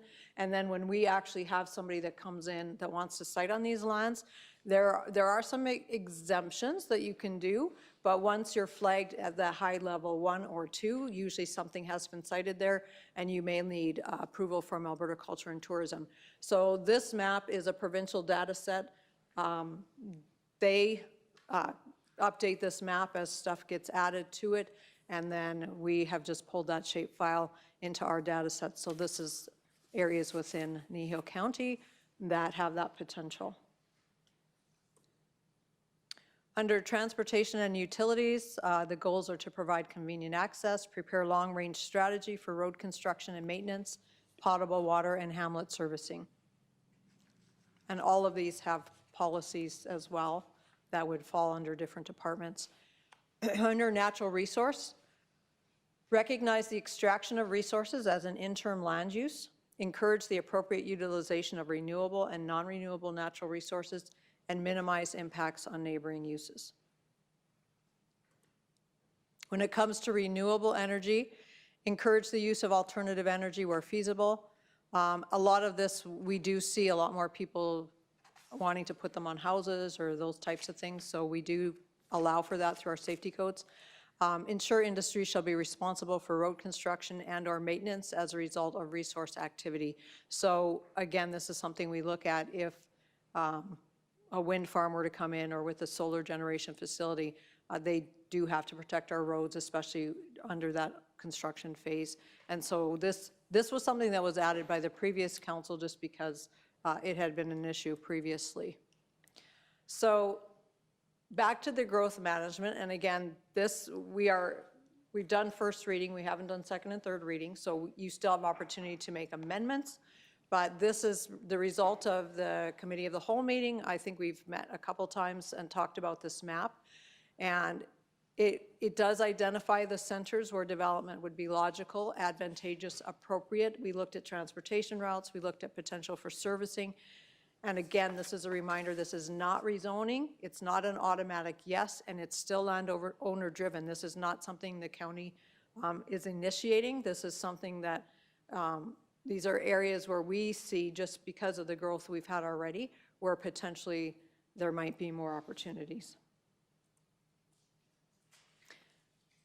The growth centers have been identified in strategic locations, and it provides a variety of opportunities for residents and landowners. It helps to accommodate economic growth.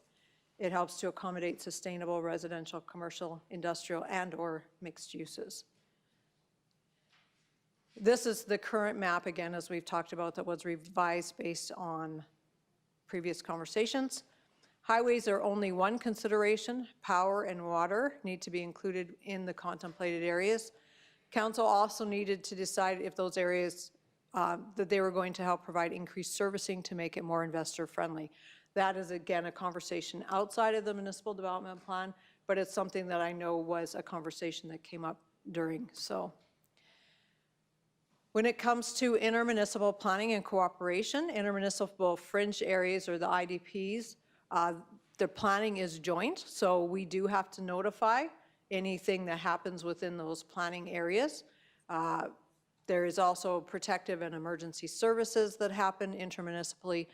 We pursue shared services where feasible, transportation systems, and coordinate social and recreational facilities. So I'm just going to walk through quickly a close-up of the intermunicipal development plan maps for each municipality that we've got them with. So, and not all of them are the same. They're not equal by any means. But in working with each municipality, this is where they've seen, and we've got lands that fall both inside their municipality as well as ours. So when it came to working with ACME, they were very cognizant that they wanted to set aside certain lands that were for more commercial industrial, as well as lands that were for more industrial use. And so that's how you see this map there. When it comes to carbon, carbon was a different entity, and you will see in your package that we did get some comments from them. I will talk about that a little bit later. Carbon is situated within a lot of coulee area. They have very limited growth potential. So what you see that's highlighted in pink is lands that are really hillside and coulee lands, not a lot of development opportunities in those lands, so they are really limited. So if they want to pursue a lot of growth, likely it's going to have to be in areas outside where you will see more yellow, where you have lands that could potentially be a little bit more developed. Drumheller, you will see what's highlighted by red is the plan area, so it cuts off at the highway going through Drum. What you see as green is all agricultural land. So even with Drumheller, the yellow dotted line is the border. You will see that even within the Drumheller area, that a lot of that land is zoned agricultural. They also have a lot of historical land that is obviously paleontological, we are well aware of. And so you will see what the land use designations are for these lands. But in Drumheller, we basically just have a plan area. We haven't designated uses as per agreement with them as well. And so their zoning would dictate within their lands and our zoning would dictate within ours, but we both get to comment on those uses that fall in those areas. Linden was another one that we just have a plan area. And so again, we just notify each other when we're in that plan area, but each land use bylaw would dictate uses in those areas unless there was some conflict that we had concerns with. Their land use bylaws would drive their uses. Three Hills would be very similar, just a plan area where we will notify them. There was not a look at whether or not stuff should be more commercial, although with Three Hills, they are doing 2 area structure plans, and so they will dictate within those area structure plans what potential uses they want where, and so those will become part of their planning documents there. Kneehill County and Trochu, again, we had the conversation with Trochu, and they also wanted to designate land specifically for commercial and residential purposes. So you will see what's highlighted in this area, what that vision was when those conversations took place. So there is another additional consideration, and we have added this one, and I will refer you to your document if you have it, under the Ag Policy number 16, and it currently reads at the top. And this was out of some of the conversations you had at a council meeting regarding the inactive water risers, and that you wanted to have some further conversation about that. So in order to avoid having to amend the municipal development plan if you make changes to those policies, we have proposed some wording, amended wording, that subdivision of land adjacent to an existing municipal water line will be required to follow current county policy regarding water riser installation. So we want to take out the have to do it because if you guys change it, we want to not have to keep touching other documents. So we want this one just to refer. So that is the only amendment that you do not see in the current version you have, because we haven't talked about it yet. But I just thought I would make you aware that if you guys are okay with the amended, then the motion would read as amended. And then we would make that change. When it came to written submissions, we did not receive anything in favor or in opposition. We did have some questions, and I just thought I would address, and these are included in your package, the written comments. So we did get a response from the NRCB regarding ensuring that we highlight the IDP areas as well. That is addressed on page 9. Under policy 11.3, we do have within 1.6 kilometers, so no new or expansions of existing confined feeding operations will be allowed in the following. And then we have within 1.6 kilometers or 1 mile of an urban fringe or an intermunicipal development plan boundary. So that part has been pulled in there, so I do think that has been addressed. And that was already in there. This wasn't a change we recently made. Village of Carbon did have some concerns, and again, their concern is growth, potential growth, because of how much of their land is environmental. We did not touch anything from their IDP map when we had those conversations. That's exactly what got incorporated into our IDP. So I did have a discussion with the CAO of Carbon, as well as their planning Palliser, their planning partner. And so we did ensure them that we haven't touched the intermunicipal development plan map, and that if there was ever an annexation to occur, we're well aware of it is a valid issue that they would have very limited potential. And so the county would certainly work with them if it ever came to an annexation issue into lands that were feasible for them. TC Energy and ATCO Gas and Pipeline also included a lot of information, and these are things that we deal with through the development permit process. We always notify them if they're in the area, and they respond back with what is specific to those lands, and we will incorporate those into either development permit conditions or subdivision conditions. This is not information that needs to go into the municipal development plan. This is a legislated obligation that we have. When we notify adjacent landowners, we do have to notify agencies as well. So that's something that commonly occurs. So we did not incorporate anything to address those changes. Other than that, unless you have any questions. That was actually my line. Sorry. Does council have any questions for the planner? Sorry. I know I don't want your job. Okay, looks like you've covered it well. I do have a process I have to go through here, so I will continue. I will now ask the applicant to come forward to make your presentation. You have already done that. I'm sure you don't want to do it all over again. Nope. And does council have any questions for the applicant? I'm assuming not. I will now ask administration to come forward to read written submissions that are in favor. There were none, as stated. I will now call on individuals in the order that they appear on the individual speakers list in favor of the bylaw to come forward to make your presentation. I'll remind you, you have 5 minutes to speak. I have the sheets in front of me, and there is no one in favor. I will now call on individuals speaking as a group in order that they appear on the group speakers list in favor of the bylaw to come forward and make the presentation. I remind you, you have 10 minutes to speak, and there is no one on that list.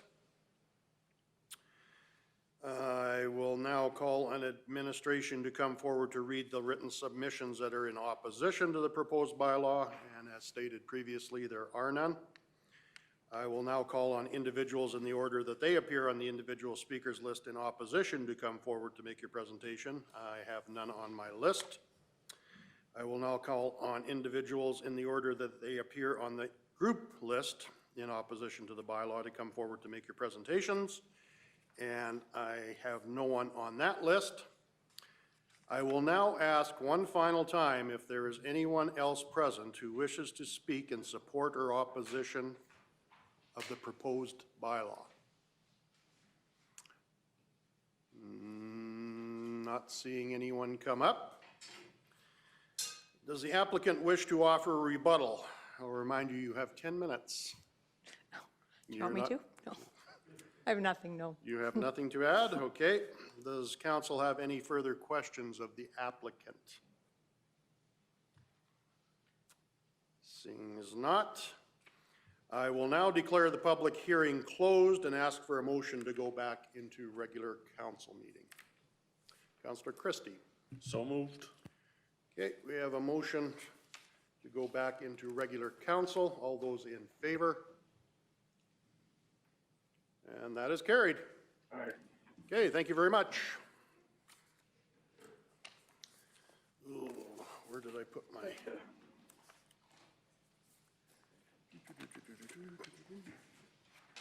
Okay, going back to our agenda. Our next agenda item is 6.2, the 2020 project status report. Marika, you're taking that? Thank you. And anytime you are ready.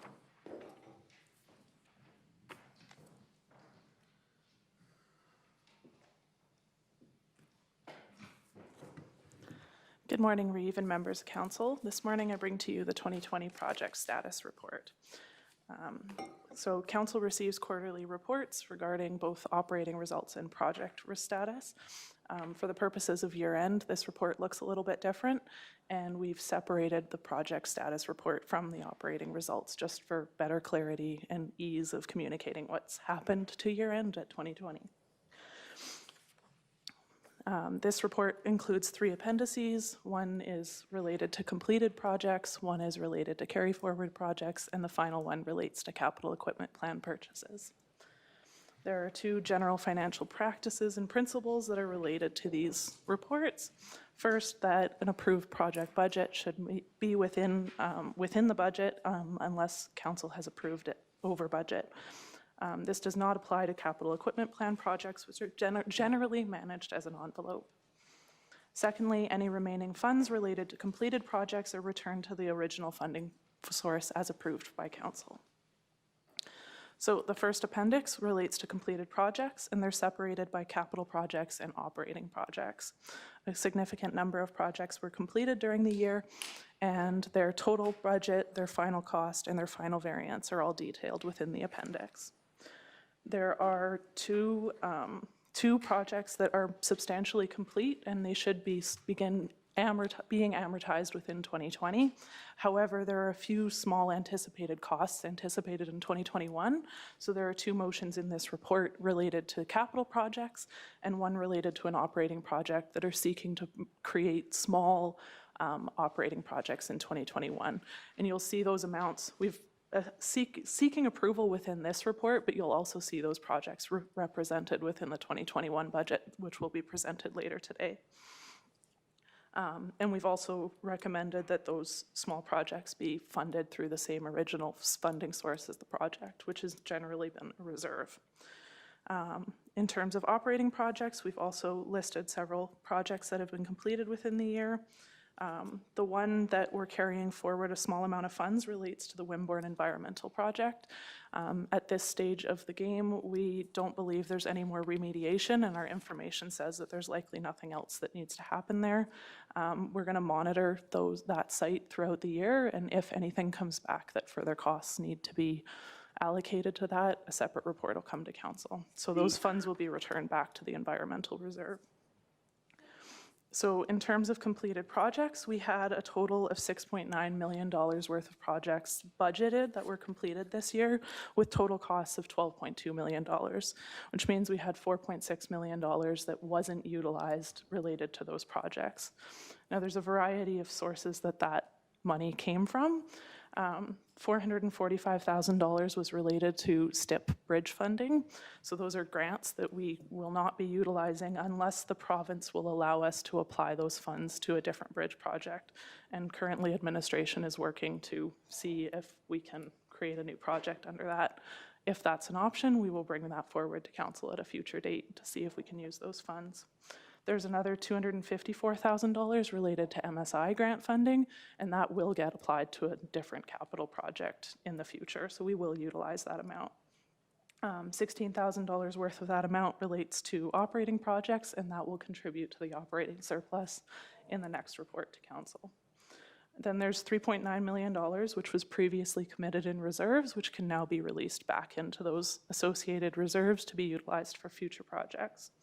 $140,000 related to bridge reserves, capital equipment $54,000, $32,000 to the water reserve, $700,000 to the water service area reserve, $5,000 to the contingency reserve, $968,000 to the environmental reserve, and then there's $2 million which is currently in the transitional reserve. And so that relates to projects that were originally funded through the operating budget but were carry forwards from 2019 into 2020. Predominantly that amount relates to Range Road 24 rebuild. So we're recommending in this report that that money be returned to the roads reserve rather than returning it to the transitional reserve.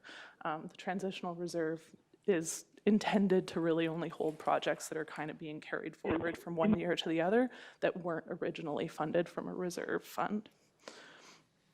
And so moving on to Appendix B, it talks about our carry forward projects. Those are all listed, including, so they had a $15.9 million worth of approvals on those projects, and to date, $4.5 million has been spent on those. So there's an $11.4 million needs to be carried forward into 2021, and it should be noted $4.3 million worth of that amount is actually grant funding, specifically related to bridges mostly. So there's one of the motions included in this report will seek approval to carry forward those projects and continue funding them into 2021 so they can be completed during this year. And then the next Appendix C talks about all of our capital equipment plan projects.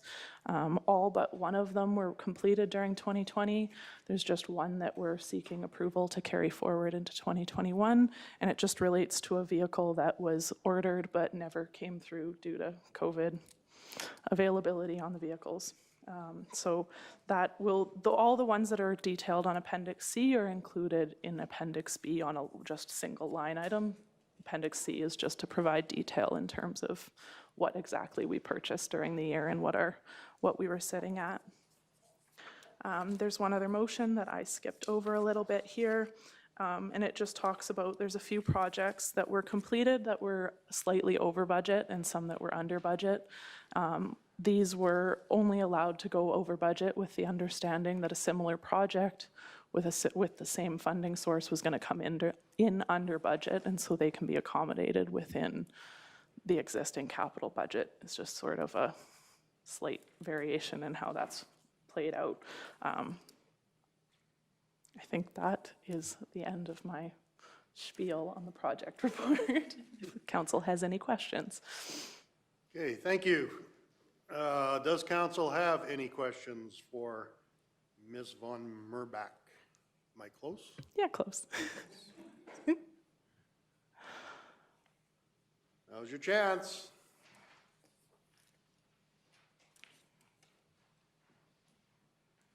Well, you must have covered it off quite well, Marika. Nerves and all. I see we have a number of recommended motions. Is anyone interested in starting off?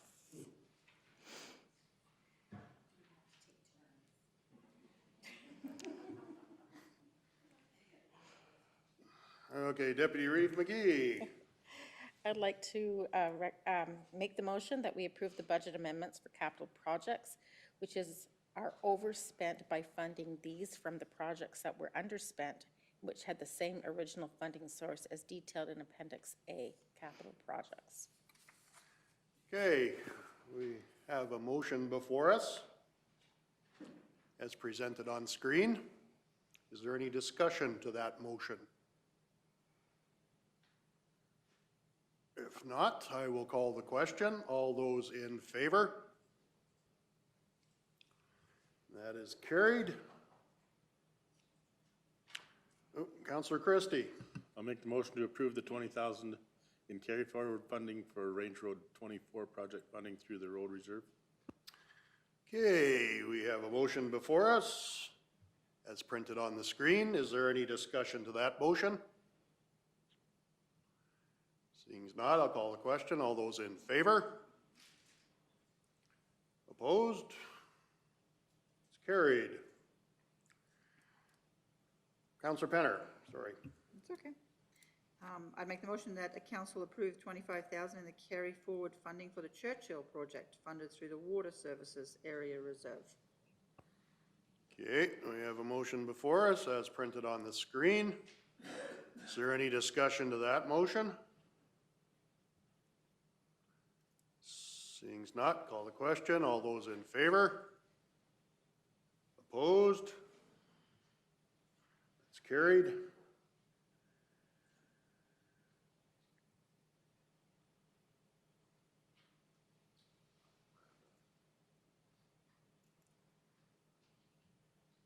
Councillor King.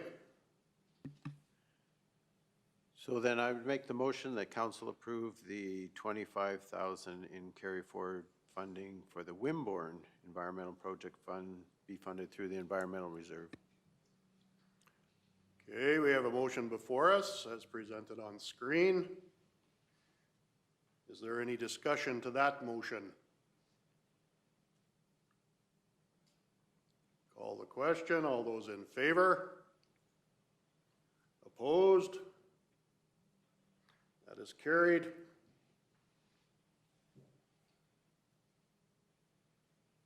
Councillor King. Reverse the order. I'll make the motion then that council approve funds in the amount of $2,051,916 related to completed projects which are currently in the transitional reserve be transferred to the road reserve. Okay, we have a motion before us as printed on the screen. Is there any discussion to that motion?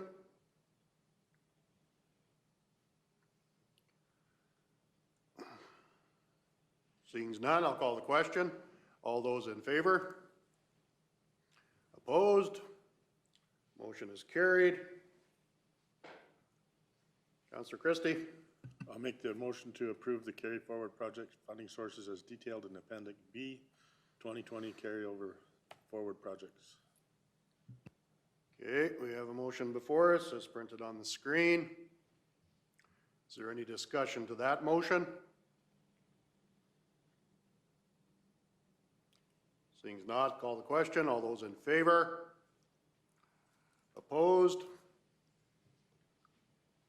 It's carried. Councillor Kiever. The council approved the budget amendments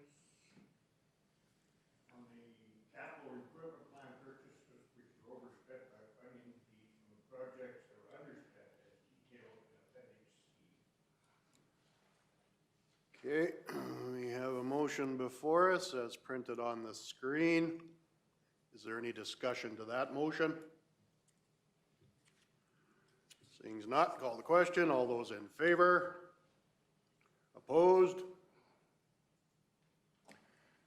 Motion's carried.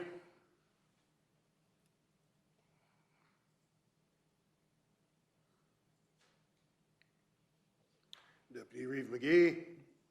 I'd like to move to approve the carry forward CEP project funded through the Capital Equipment Plan Reserve as detailed in Appendix C. Thank you. We have a motion before us as printed on the screen. Is there any discussion to that motion? Seeing as not, call the question. All those in favor? Opposed? Motion is carried.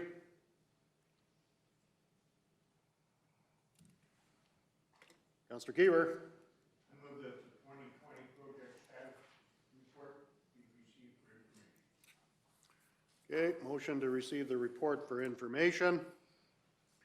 Any discussion to that? Seeing as not, call the question. All those in favor? Opposed? Motion carried. Thanks, Marika. Question for you, Carolyn. Do you know if our 11 a.m. is still scheduled? Yeah, sometimes they get busy, but if we haven't heard, what's council's wishes? Do you want to, I don't know if we're going to have time to do 6.3 prior to our 11 a.m. Likely not. You got an easy one? No, not today. Oh, boy.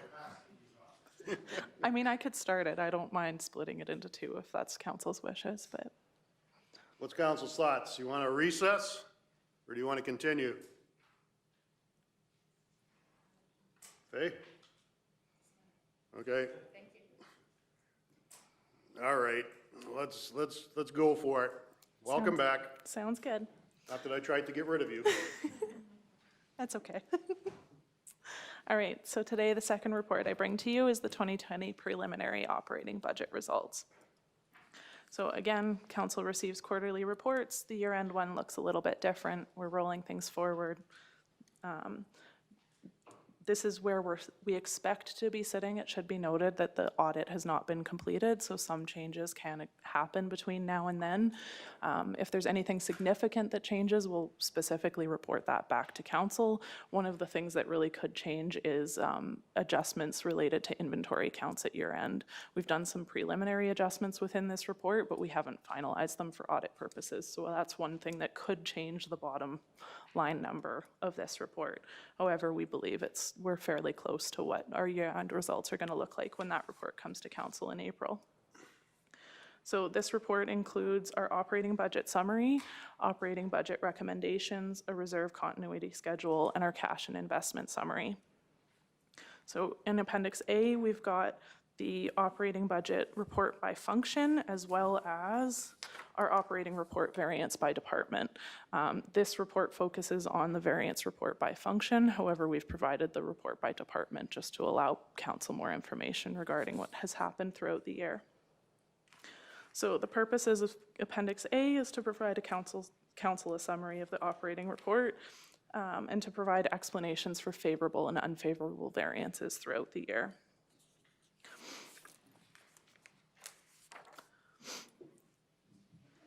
At this point, the net forecasted revenue and expenditure variance results in a surplus of $1.3 million. It should really be noted that a significant portion of this surplus relates to uncollectible penalties and fines on taxes, which will be discussed a little bit further in this report. But really, based on some timing issues and some other recommendations that we're making, our ultimate surplus is looking to be about $290,000 is where we're going to end up sitting at year end. So in terms of the revenue side, at this point, we're sitting at $3.9 million unfavorable, and this relates really dominantly related to reserve draws that weren't taken this year. $1 million of that, almost $1 million of that relates to the Wimborne Environmental Project, which will be returned back to its original reserve, and $3 million of that relates to the ongoing gravel extraction project, which has been requested to be carried forward in the previous report. So in terms of new changes since the last time we reported to council, in terms of operating grants at Q3, we recorded a $54,000 unfavorable variance, and now we're looking at a $289,000 favorable variance. This relates to $383,000 worth of operating funding received by the province that we weren't originally anticipating in the budget. This will cover a lot of expenses that were incurred due to COVID, and it will also cover revenue losses related to COVID as well. The second one is transfers to reserves, which I previously talked about, has to do with the gravel extraction project as well as the Wimborne Environmental Project. Other revenue is sitting at $80,000 unfavorable. This was a little bit higher in Q3. $70,000 of this relates to property taxes variances, which we've actually restated for the purposes of this report. Sales of goods and services is unfavorable. The unfavorable variance here has dropped since Q3 and relates, bulk water sales aren't as unfavorable as they were in Q3, and the rest have kind of been fairly similar. Then penalties and fines should actually be its own bullet point, but I missed that when I was reviewing this report, is currently looking at $720,000, $5,000 favorable. In Q3, we had kind of anticipated that we were going to write off the majority of these penalties and fines, but for this report, we haven't actually received the approval to do so and move those into the allowance. So it's showing as that favorable variance just because we haven't actually, this report will allow us to move that into the allowance account, but I'll discuss that a little bit more in detail further in the report. Property taxes are sitting at $79,000 unfavorable. This relates to several appeals that have been successful during the year. There was an additional one in Q4 that came through and increased that unfavorable variance. We've got a favorable variance, though, in special taxes and frontage, which predominantly relates to water service area. Some of this was just water agreements, charging agreements related to new risers that have been added within the year. And finally, in terms of new changes on the revenue, the capital equipment plan sales are sitting at $122,000 unfavorable, and it just relates to assets sold for less than what was budgeted. But it should be noted that there were some assets that just weren't sold during our auction process, and they're pending sale within 2021.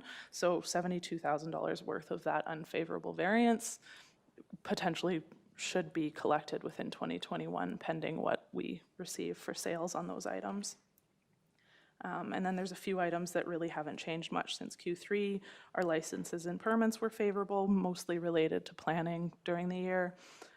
Sales to other governments was favorable and relates to ICF agreements. Other taxes was unfavorable and solely relates to the well-driven revenues. And again, return on investments is unfavorable due to the rate decreases as a result of COVID. Moving on to our expense summary, which looks at to be $5.2 million favorable at year end. Again, just like with the revenues, the majority of this relates to the Wimborne Environmental Project and the gravel extraction project. Other significant variances, the new ones include our contract goods and services proved to be significantly more favorable than we projected in Q3. The majority of this relates to stuff from COVID that didn't happen internally or just cost efficiencies that were found during the year. Legal and professional services were significantly favorable. Compliance and skill development was favorable.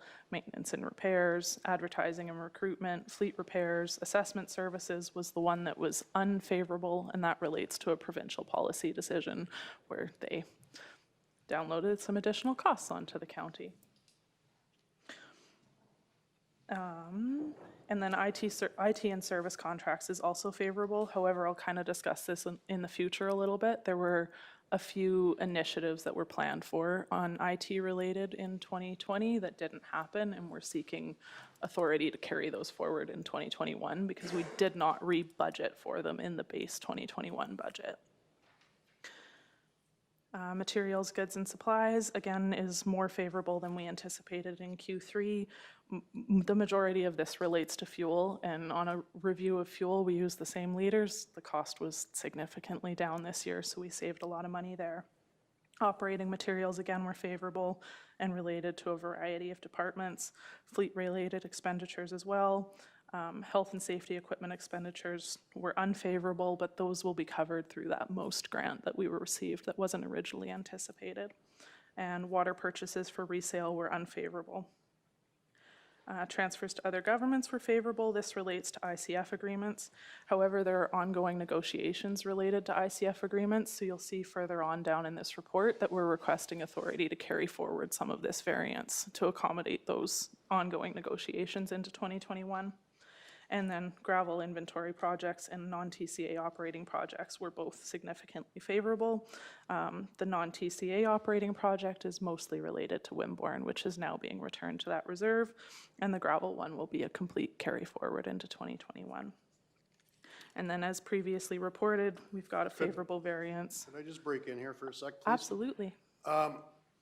We have a delegation scheduled for 11. I see the people are here, and if you wouldn't mind, could we break for that? Not at all. All right, thank you. Give me a break from speaking, I don't mind.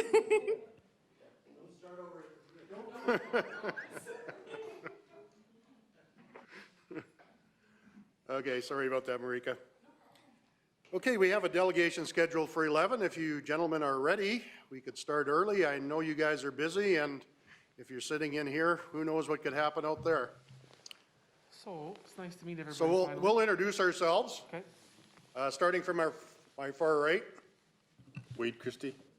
Debbie Pinner? Jerry Whitstock. Faye McGee. Glenn Keever. And Ken King. Nice to meet all of you. So I'm Sergeant Jamie Day. I'm the new commander for Three Hills. Oh, okay. Yeah, we just had one on donations.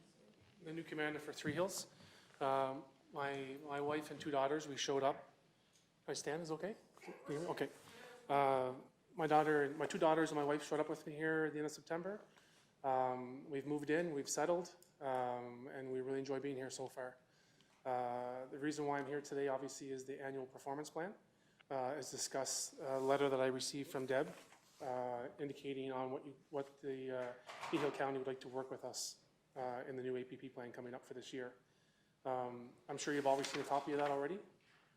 So you're okay. So with the World Crime Prevention, we've made a lot of progress so far, even before the one that's coming up, so last year.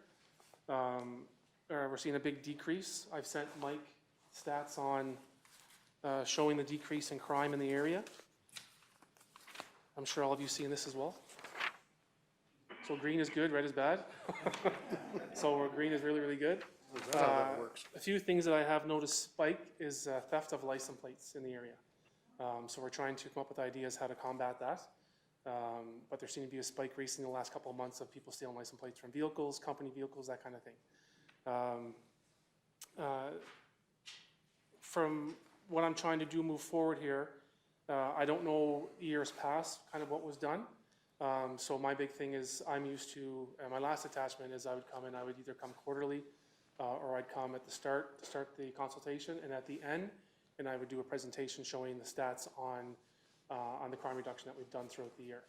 So I'm not sure what council would prefer to see, because my goal is to be transparent with all of you to show what we're doing, what we're working on.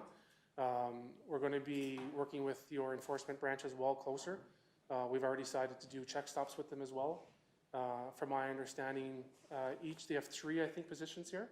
One is for school, one is for rural crime, and one is for traffic, I believe. So we've already started last Tuesday with our traffic enforcement with them. We have another project today with them as well. And we're going to start working with the member who is on the rural crime prevention side of things. So our goal is to work with Deb closely and find out if there's a way that we can have one of their members meet up with our members on shift when we're doing those kind of patrols, what we're looking for, so they can report back to us as well if they see anything suspicious in the area. So we're really at the beginning stage with this. The reports itself, one here is active staff report updates to all of you. So I'm going to do that quarterly as well with the breakdown of calls for service that we're getting, what we're doing really well in, what we see an increase in. For example, mental health has increased due to COVID. We've seen a spike in that as well. We've also noticed welfare checks has eaten up a lot of our time as well. Where people haven't heard from someone, say in a couple of weeks, they'll phone us, haven't heard from them, can't get a hold of them, and we're going to go check on them. So we noticed that has eaten up a lot of our time right now. And I guess anything else that you would like us to do as well. K Division this year has basically given us a clean slate, saying that Kneehill County, Elnora, Delburn, Three Hills, all of our places, Trochu, we want to build a plan that's going to meet your needs, your expectations, and your wants. I do like to do community presentations as well, because I think their voice is also important to be heard. I've done them in my last post, and it was very successful. They would come, and I do a kind of an open night thing, and then we'd show up and we'd show them the stats, what we're working and what we're doing. And my last attachment was a lot smaller than this area, so we're getting about 30, 40 people showing up to these events from those communities with some say and some buy-in, kind of what we're doing and that kind of stuff. So if there's something that you would like to see us do more of, or what we can do better at, I'm always open for that. But again, like I said, it's a really early stage, and with what's listed there, I have no problem putting that into our annual performance plan and reporting back to all of you on what we're doing. So with that, that's pretty much all I have here today for Three Hills, unless there's something else you want to add to me that I can add to this and make it more what your needs, expectations, and wants would be. Does council have any questions for Sergeant Day? Comments, concerns? Councillor Penner. Just a question. I believe we have 5 detachments in Kneehill County that Yes. we can do. Can you touch on how you collaborate with one another, maybe, or? So I'm a part of, and I can't speak for a bicycler, or I can't speak for Red Deer, those places. So I'm a part of what's called a bi-weekly criminal intelligence teleconference.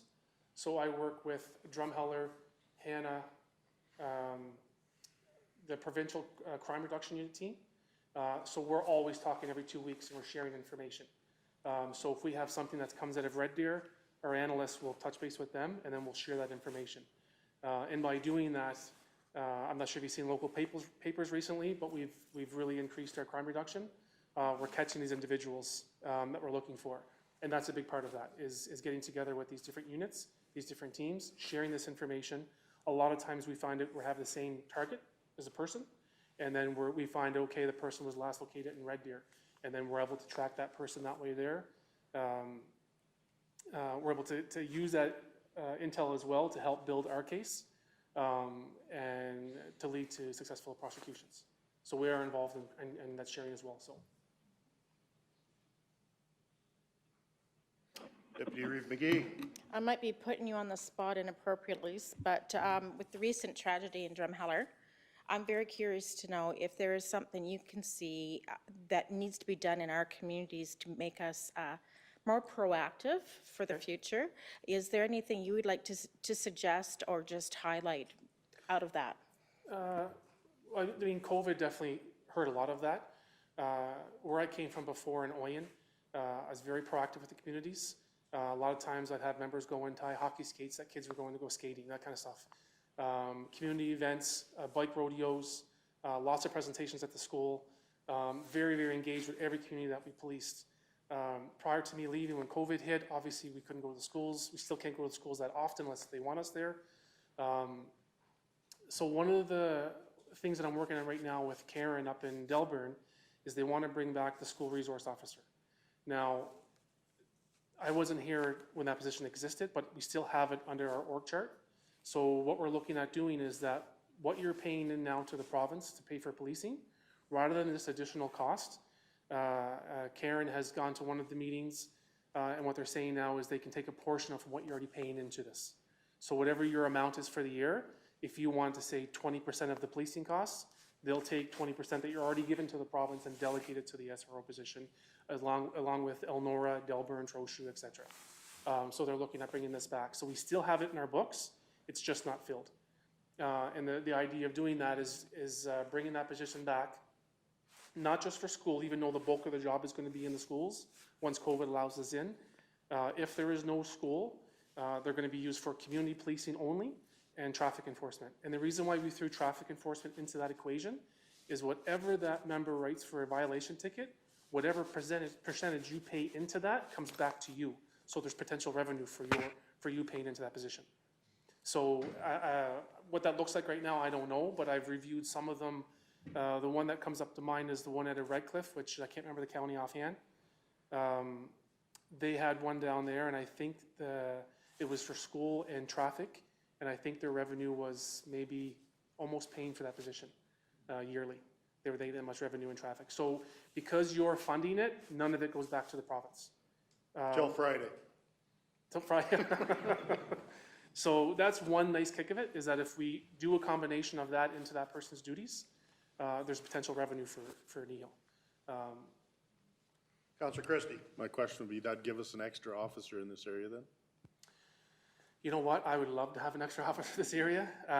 We're one of the few detachments that actually increased in calls for service last year, even with COVID. Some detachments have decreased. We went up 4.1% calls for service. The threshold right now for us to get another member, a detachment has to carry per member to only be able to be proactive 30% of their work schedule. Where I think we're at 31%. So we're getting close to that additional member. But trying to get the province to support that is hard. When it comes to provincial funding, because we're 100% provincial staff here, so we don't have a municipal collator. So I've talked to the staff sergeant in Olds.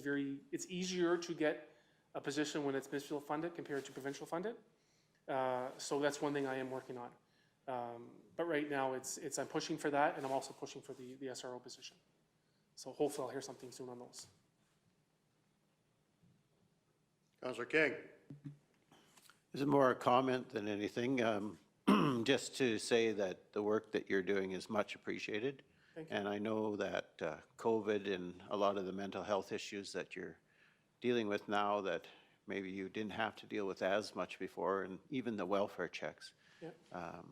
Just know as a community, we're very happy to have you here, and we're very supportive of that. So Appreciate that. just know that certainly for myself, and I believe for our whole council, we very much appreciate the service you guys provide for us and gals. So Yeah. No, thank you very much. So Nice to hear thank that you. comment.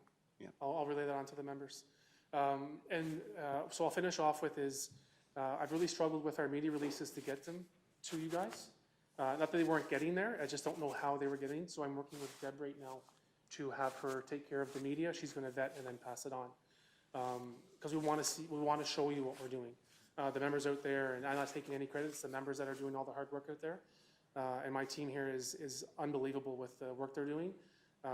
The bad guys and girls they're finding and the people that they're charging, it's inspiring to see that in the young members that I have here.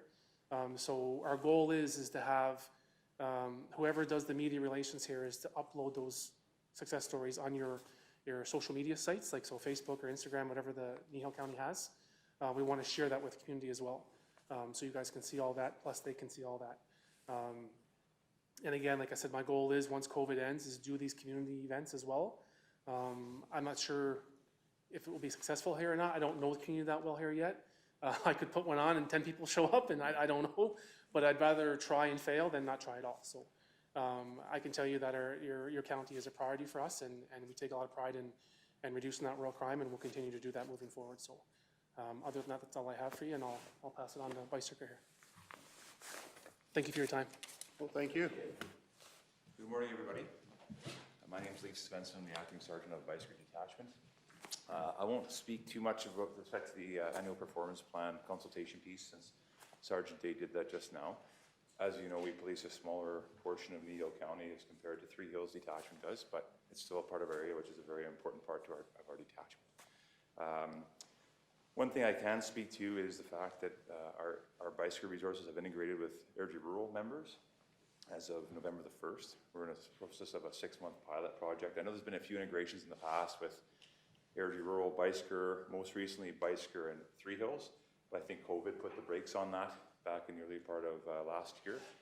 Regardless, we have another proof of concept in motion right now, integrating, again, Airdrie Rural with Bicyker, giving the area 24-hour policing. There's no more on-call out of Bicyker.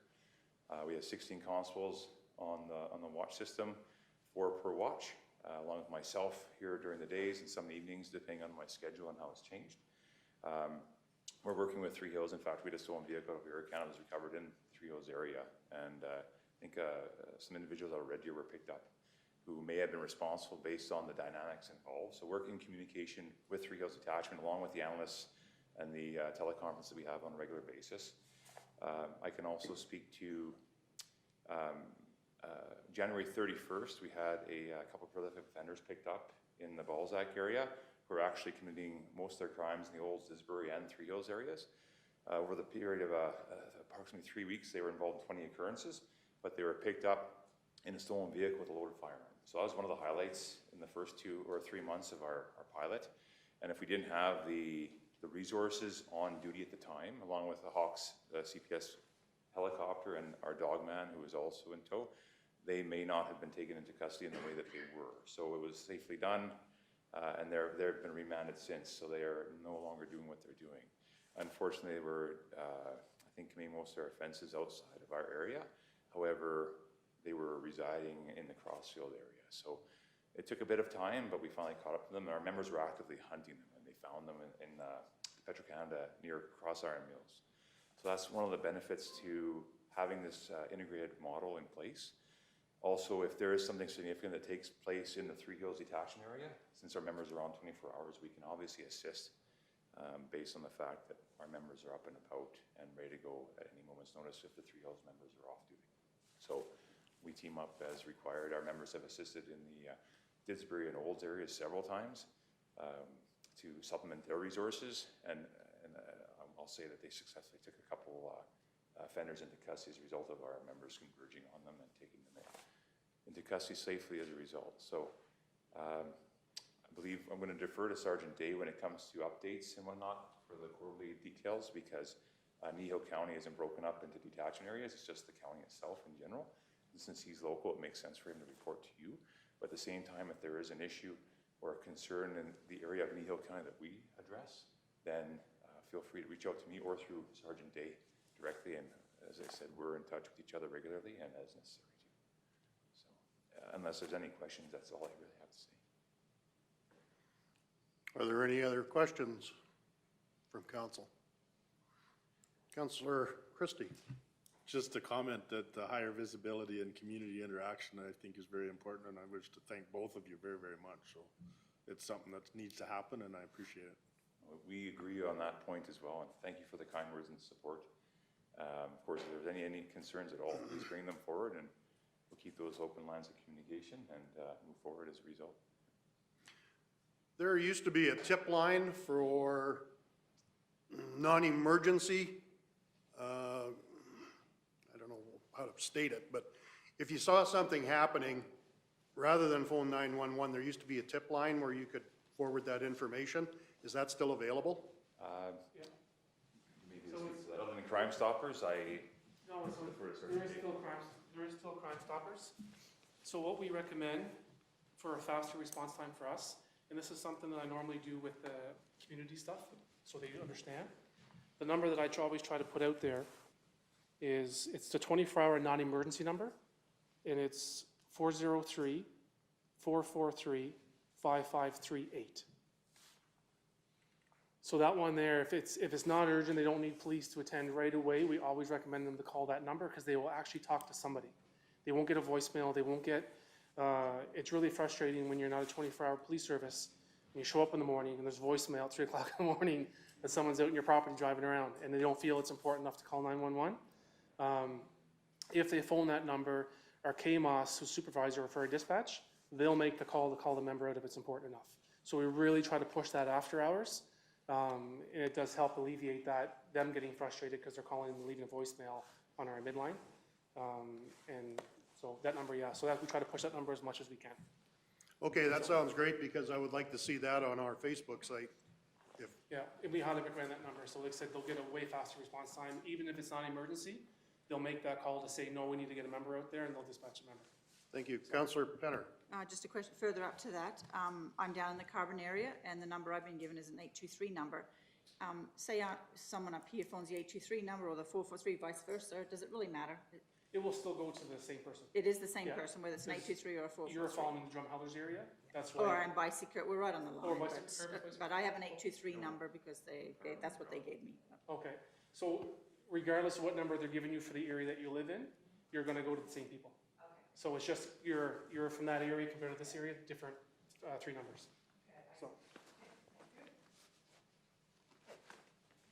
Okay, are there any other questions?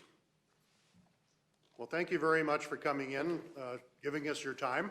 We do appreciate everything that you do for the county. Appreciate it.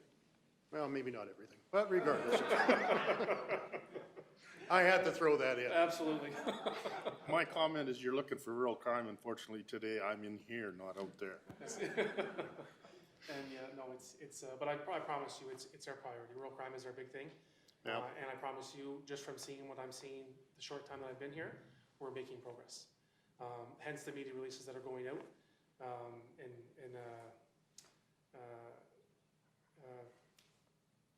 Capital's on me all the time for the media, so they don't get missed. Thank you. I'll have, Okay, well, thank you very much.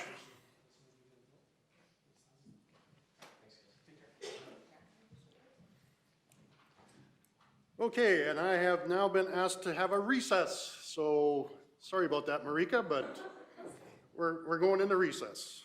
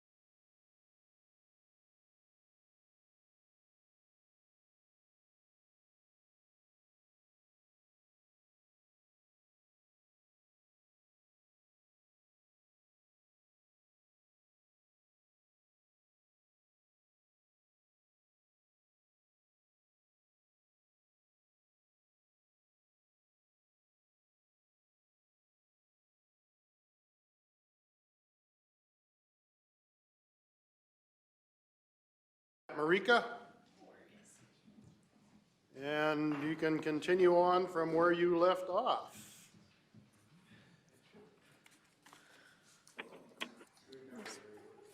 I was at the end of the expenses. That's okay. I was just wrapping up the expense variances, basically all the ones that were similar to when we reported back in Q3. That's probably about all I need to say there. I'll move on to Appendix B in terms of other issues and recommendations. So the Appendix A shows an operating surplus of $1.3 million. However, there's several initiatives and other issues that administration has recognized that sort of need to be handled within that surplus, which is going to end up with a restatement of that surplus down to approximately $289,000. Again, that number will probably fluctuate a little bit when the final audit comes out, but we'll report on kind of what has created any variances in that number when the time comes. So the first issue that I'm going to detail, and these are all talked about, these are all laid out in Appendix B, is that there's currently a positive variance of $725,000 in penalties and fines, but we've really recognized that that amount is likely not collectible. And when our auditors come through, they're going to expect that we have an allowance for doubtful accounts that is appropriate based on the amount of outstanding taxes that we actually have at year end. And so one of our recommendations is to move $720,000 of that amount, I believe that's what we did, into that allowance account, and that'll decrease our surplus at year end, and it will just make sure we're in compliance with PSAB and our requirements to record the appropriate liability in terms of allowance for doubtful accounts. On top of that, that $720,000 only relates to penalties and fines. We've also sorry, I should clarify this a little bit. There's a total of $1.4 million that we need to move into that allowance account. $720,000 of that relates to penalties and fines in the year, and the rest of that is other taxes, other property taxes that we've deemed uncollectible. So we're recommending that that amount be moved and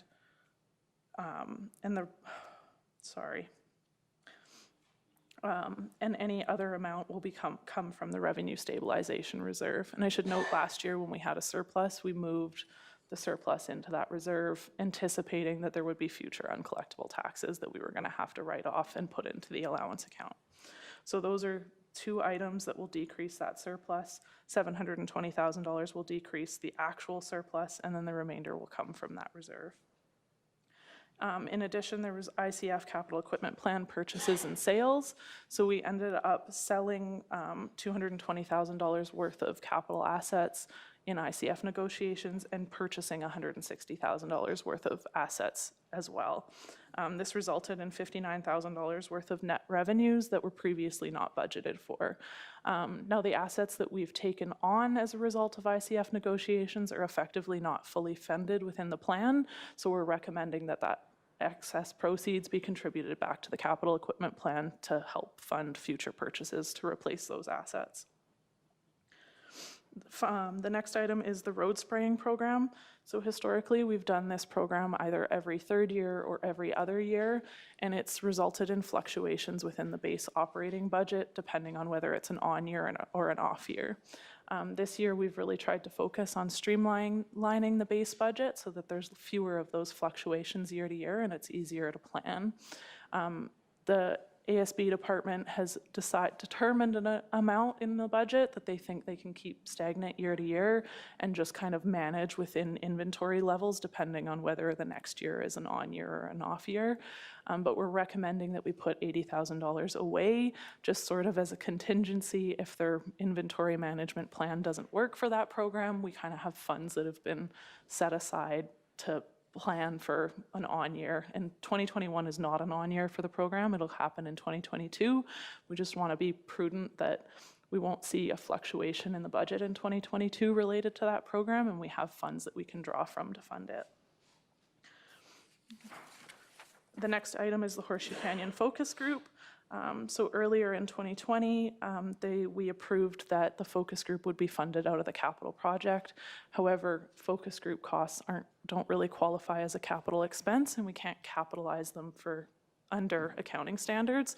So we're just requesting that $30,000 of the total project budget be reallocated into an operating project and be removed from the original capital project funding. To date, they've spent about $12,000 in 2020, so that'll be included in the operating budget. And then we want to carry forward $18,000 as an operating fund. So this doesn't increase the total cost of the capital project at all. It just is reallocating $30,000 of it into an operating expense, still funded through the Parks Reserve. And then the next item is there's some corporate initiatives that were planned in 2020 that didn't happen for a variety of reasons, and we have not rebudgeted for those initiatives in 2021.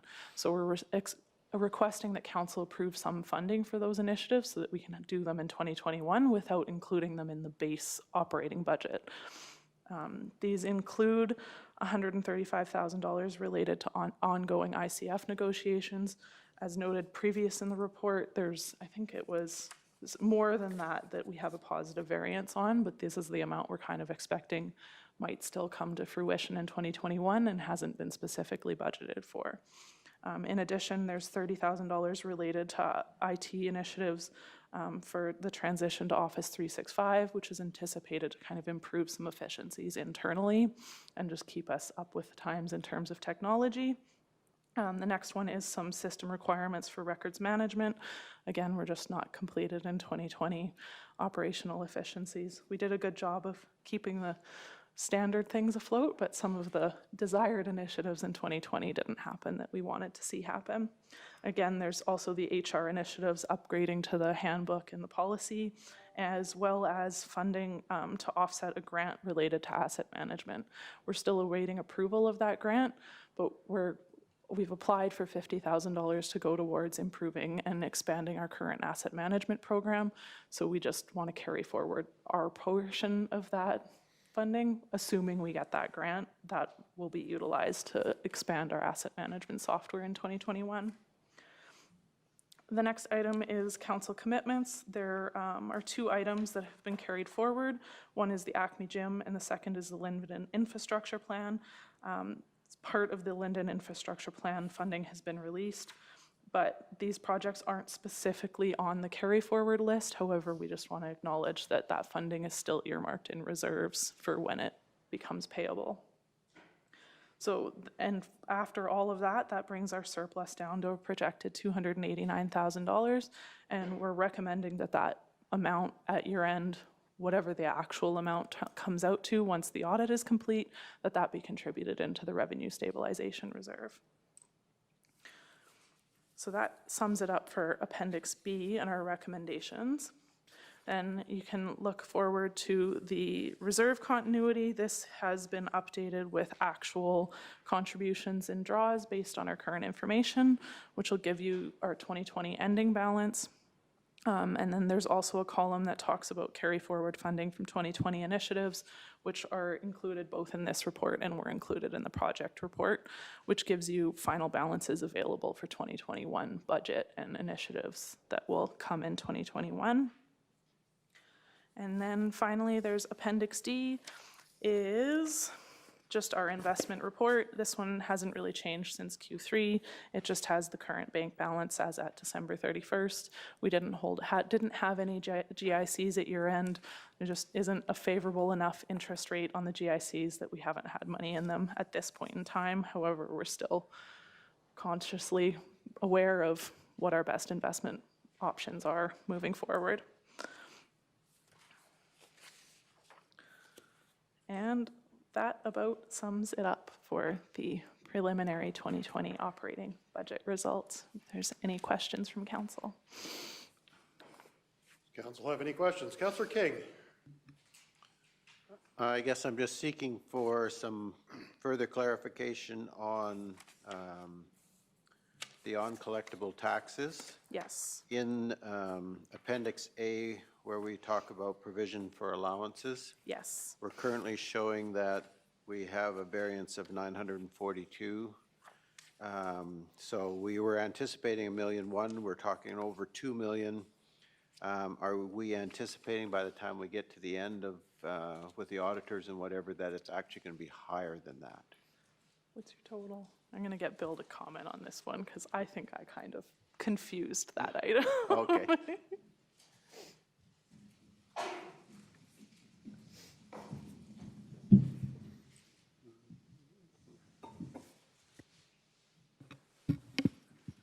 Through the Reeve, the answer to all that is yes. So just to articulate it a different way and sort of slice and dice it, there's two issues. We did provide $1 million in the budget for tax allowances. Council did approve $2 million of write-offs. So that resulted in an over expenditure. But on top of that, we have our general allowance. So we have outstanding taxes, and we must set up an allowance based on management's estimates. So that's sort of a separate issue altogether. So based on the analysis of our total outstanding taxes, currently we have 2.6 roughly in the allowance account. We must increase that by another 1.4 million, given our estimation of what we will have to write off in the future. That is currently not collectible, but has not been written off by council to date. Okay, just as a follow-up, then, if I'm understanding you correctly, we have 2.6 there, we're adding 1.4, so we're really talking about $4 million of potential tax write-offs. Yeah, my math was a bit off. It's approximately 3.8 in totality, 3.8 million. Okay, and that's why we have this larger $1.4 million request to be transferred at this point. Yes, because at the end of the year, when we do the audit, our estimation is that we will have to write off $3.8 million, and the auditors will insist that we have an allowance to cover that amount. Okay, thank you for that clarification. Are there any other questions?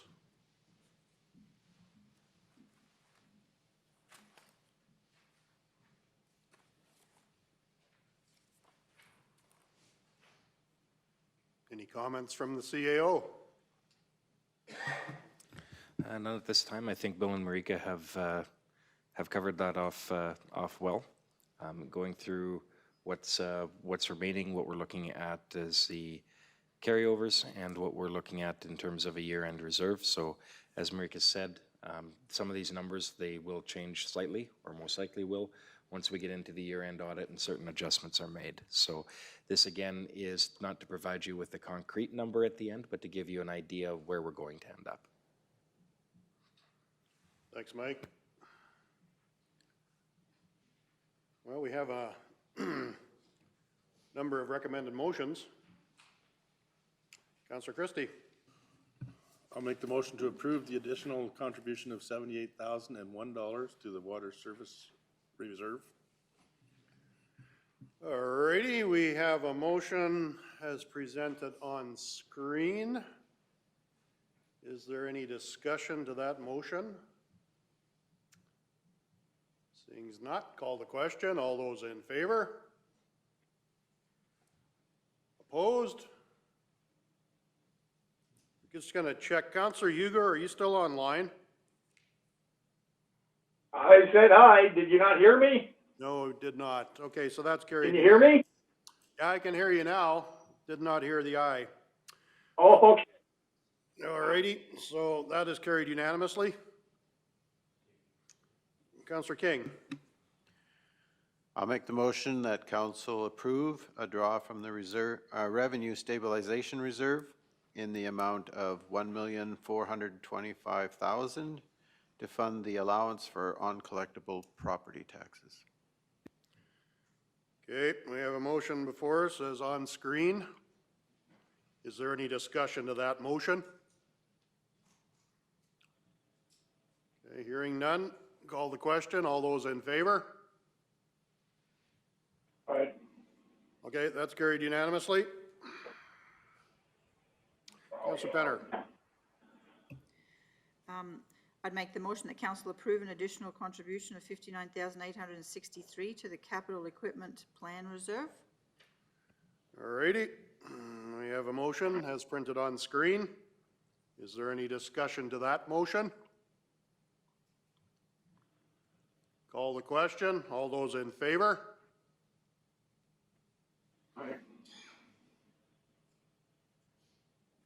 Okay, carried unanimously.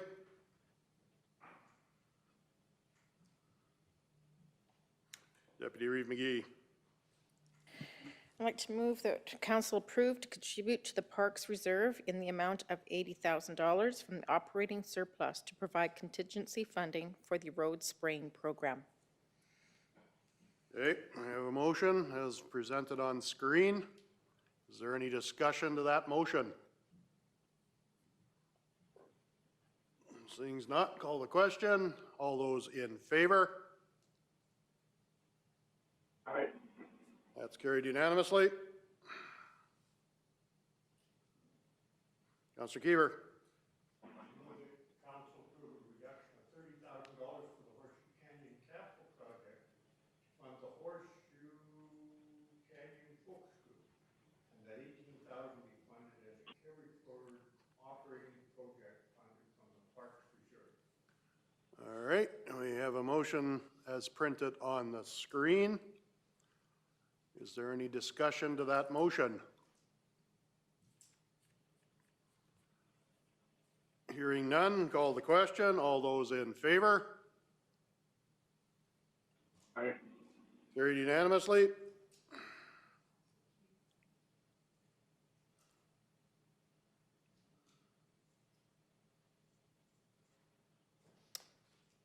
Deputy Reeve McGee. I'd like to move council approve the remaining balance of the 2020 operating budget surplus to be allocated to the Revenue Stabilization Reserve. Okay, we'll go on to number 7 here. We have a motion before us. Is there any discussion to that motion? Call the question. All those in favor? Aye. Carried unanimously. Councillor Christie? I'm going backwards. I'll make the motion to approve the contribution of $240,000 to the Revenue Stabilization Reserve to fund carry forward initiatives as detailed in Appendix B.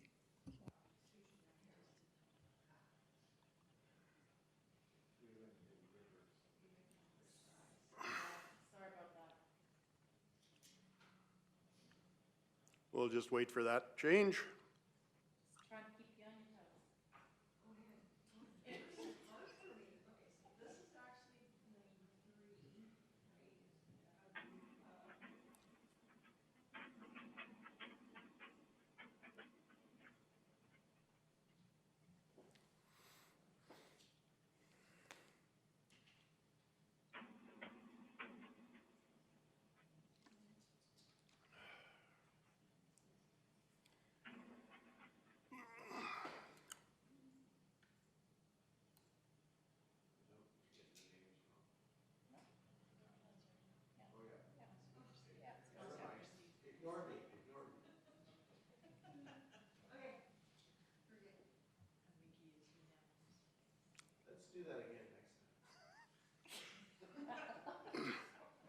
All right, now we have a motion as printed on screen. Council approve a contribution of $240,000 to Revenue Stabilization Reserve as present. Okay, is there any discussion to that motion? Seeing as not, call the question. All those in favor? Aye. Carried unanimously. Councillor Petter. I make the motion that this report be received for information. Okay, we have a motion to accept for information. Is there any discussion to that? Seeing as not, call the question. All those in favor?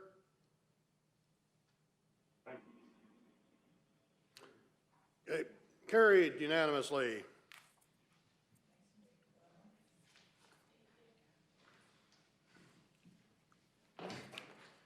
Okay, our next agenda item. Are you tag teaming over there? 6.4, operating and capital budget approval.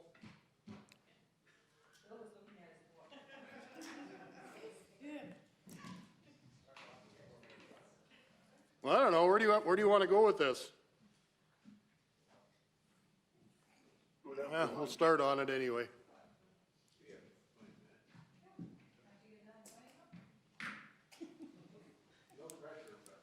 Endeavor.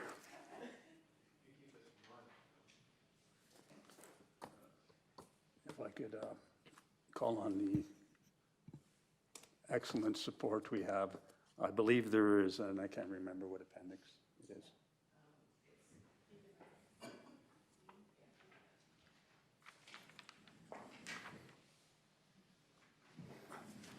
So, just prior to introducing the report, staff have circulated a revised Appendix E and a revised Appendix F.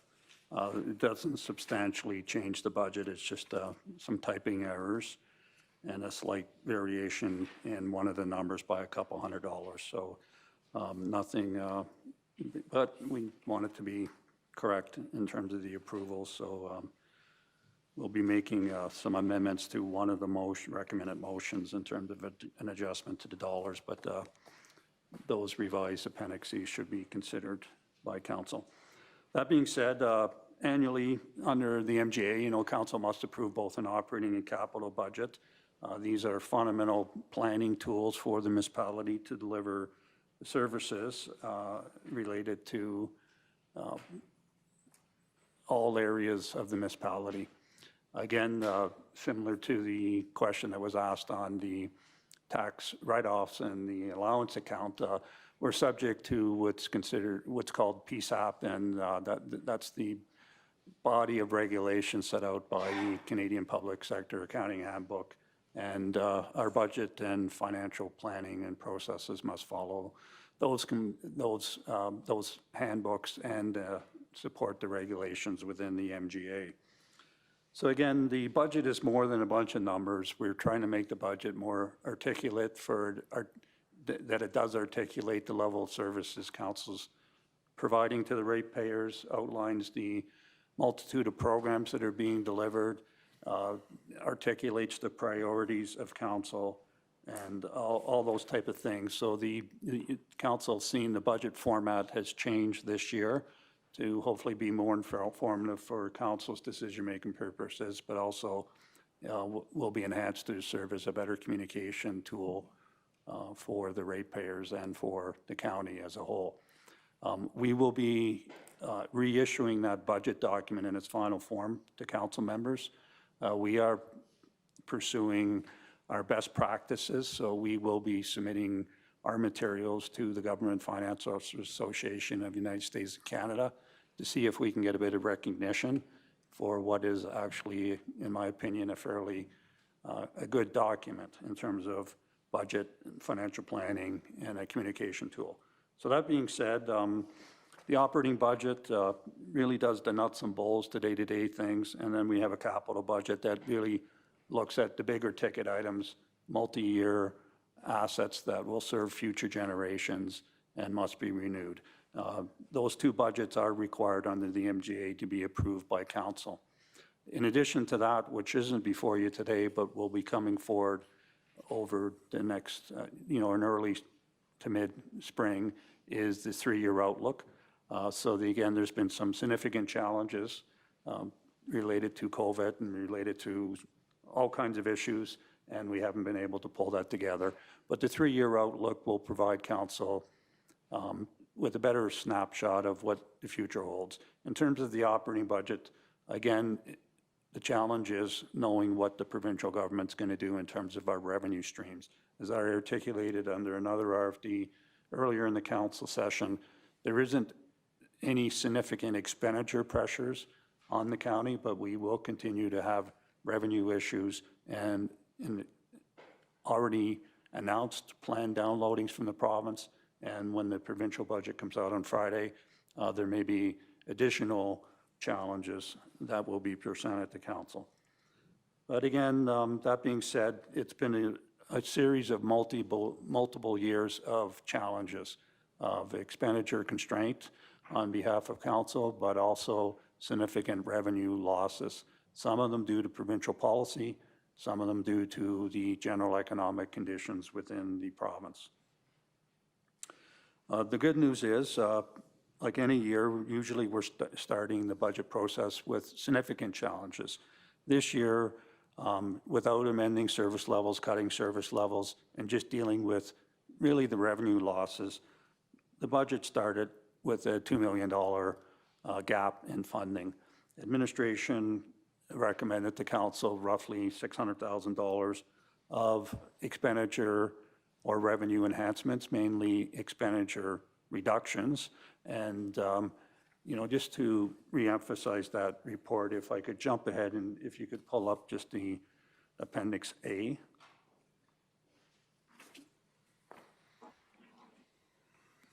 Right, and just go to the bottom part dealing with expenditures, just up a bit. Yeah, so if you look at contracted goods and services, the budget's down 162,000. Materials and supplies, it's down 334,000. Salaries and wages is down. So all the controllable costs that council has control over are down in the 21 budget. And that's the same theme that council's seen in the 2020 budget and to a lesser degree in the 2019 budget. So the county has been cutting expenditures. The issue has been the significant and consistent year-over-year loss of revenues related to provincial policy. So flipping back to the RFD, the budget pressures, again, these are not new for council, but predominantly the budget pressures have been driven by provincial policy.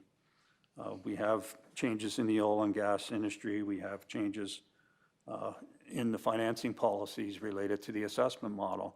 Those two items alone, in terms of the 221 budget, have resulted in revenue losses of in excess of $1 million.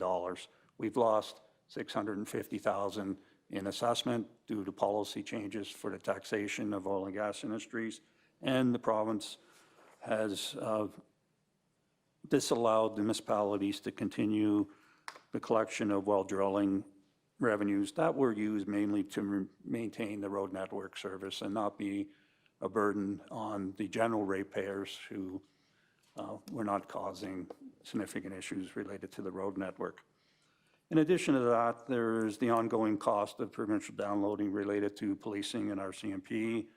The funding, additional funding that the county will have to contribute to that provincial program in 2021 is articulated in the report. And again, we're looking at multi-year increases that will see this number going from $0 to $480,000 over the next 2 years.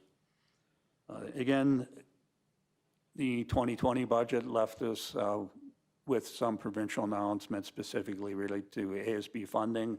ASB funding grants were cut roughly, significantly, anyways, by $94,000. Their province has made the statement that they will maintain core funding for ASBs over the next few years. We're waiting to see what their definition of core is. So that being said, there has been still significant ongoing pressures. Insurance, the day-to-day costs that we all experience in our households, insurance, those type of things, utilities, we've managed, you know, one of the things I didn't mention in my previous report is we actively manage our utilities on a multi-year. So we have hedged pricing for the next 3 years. So we have a good handle on what energy prices will be in the budget. Not to say they're not increasing, but at least we're not subject to massive spikes from a budgetary perspective. So we do significant hedging in utilities, specifically natural gas and electricity. That being said, you know, the big hit was loss of provincial revenues. However, as we have already articulated, there is a significant blip because of the economic downturn as it relates to interest earnings, and that is also having a significant impact. That being said, council did narrow the gap, similar to previous years, mainly resulting from, again, lack of revenue sources. Expenditures have been restrained in every expenditure category in the budget. The budget is down compared to previous years. No one likes tax increases, but no one likes to see service cuts either. So council's taken a balanced approach that does have some modest impacts in taxation. They're spread across all rate classes, and it will allow some transition and breathing room, if I could look at it this way, to realign the ship, so to speak. As council will recently recall, we've written off millions and millions of dollars of uncollectible tax revenues. There is light on the horizon. The rate of tax write-offs is decreasing. We're still dealing with some legacy accounts from a number of years ago, but the payment activity of current operating companies is solid. With the increases in commodity prices, that picture should be improving over the next year or two, and that will provide additional relief to the ratepayers. Again, in terms of Appendix number A, the total operating revenues and expenditure of the municipalities totaled to 29.9 million roughly. There's been various changes, again, mainly reductions. There's been changes to council remuneration. There's been a number of cost efficiency measures been built into the budget. Of that $2 million original gap, it was reduced roughly to 1.1 million. So roughly $1 million of the pressures were accommodated without any service cuts by council. That left a remaining balance that must be dealt with. So unfortunately, council was in a position of having to marginally increase the burden of taxation for the various class of ratepayers. Again, typical acreage would see a $37 annual increase. The typical Hamlet property would see a $20 increase. An acreage will see roughly a $62 annual increase.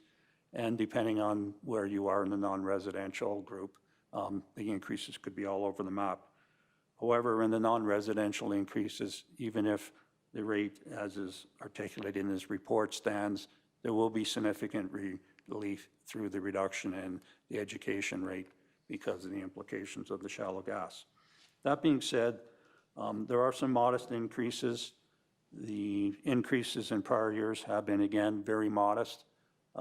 And for 20 years before that, there was no increases and actually reductions in the taxation rate on residential and really all classes of properties within the county. Appendix B basically outlines specifically under the MGA, council needs to specifically authorize any contributions to reserves or draws from reserves. So it's there as a supplementary table. Appendix B is incorporated in Appendix A, but for clarity and to help us with the auditors, we can reference Appendix B that specifically articulates the specific draws to and from the various reserves that are used to fund the operating budget. Appendix C is operating projects, and again, it's the carry forward mainly of those, the large project, the gravel project, and the additional corporate initiatives that council just dealt with in the prior reports. So all those have been built into the recommended 221 numbers. And just for council's recap, Appendix D, if we could go to Appendix, well, perhaps we can go to Appendix B. And, well, let's start with Appendix A and just walk through the Appendix C, sorry. So again, you can see that in Appendix A, the things that stand out is a $250,000 reduction in provincial grants, reduction in other taxes, which is our lack of ability now to collect well drilling taxes, reductions in interest earnings of $400,000, and reductions to reserves, even though it seems like it's a big reduction, it's basically predicated on the gravel program. So We did part of the expenditures in 220, we're doing part of the expenditures in 221. We'll be drawing less in reserves. So it doesn't affect what I call the core operating budget. It's sort of a special project in that line. And the similar with the capital equipment sales, even though the revenues are down, the expenses are also down. So they're net impacts in terms of the tax rate. On the expenditure side, you see reductions in all the service categories in the budget, excluding the contributions to reserves. But the contributions to, well, let's just start at the top. Goods and services that we're buying, mainly contracted services and the like, we're down 162,000. And again, to put it into context, that's been similar to the typical cut over the last 3 years. So if we compare that line to what it was in 2018, we're either at or below the level expenditures in all these areas compared to 2018.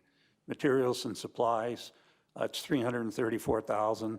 You know, it's an 8% reduction this year. It was a 4% reduction last year. There have been significant reductions in the base programming. Contribution transfers to other governments, again, 2020 was sort of a unique year with a lot of special initiatives being funded by this council to other area municipalities. Acme, the town of Three Hills, all receiving significant funding for one-time projects.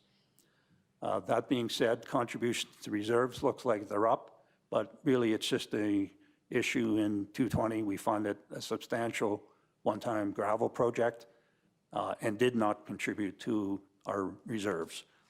Now that that project is fully funded, we are now in a position to continue the contributions to fund the infrastructure renewals in the future.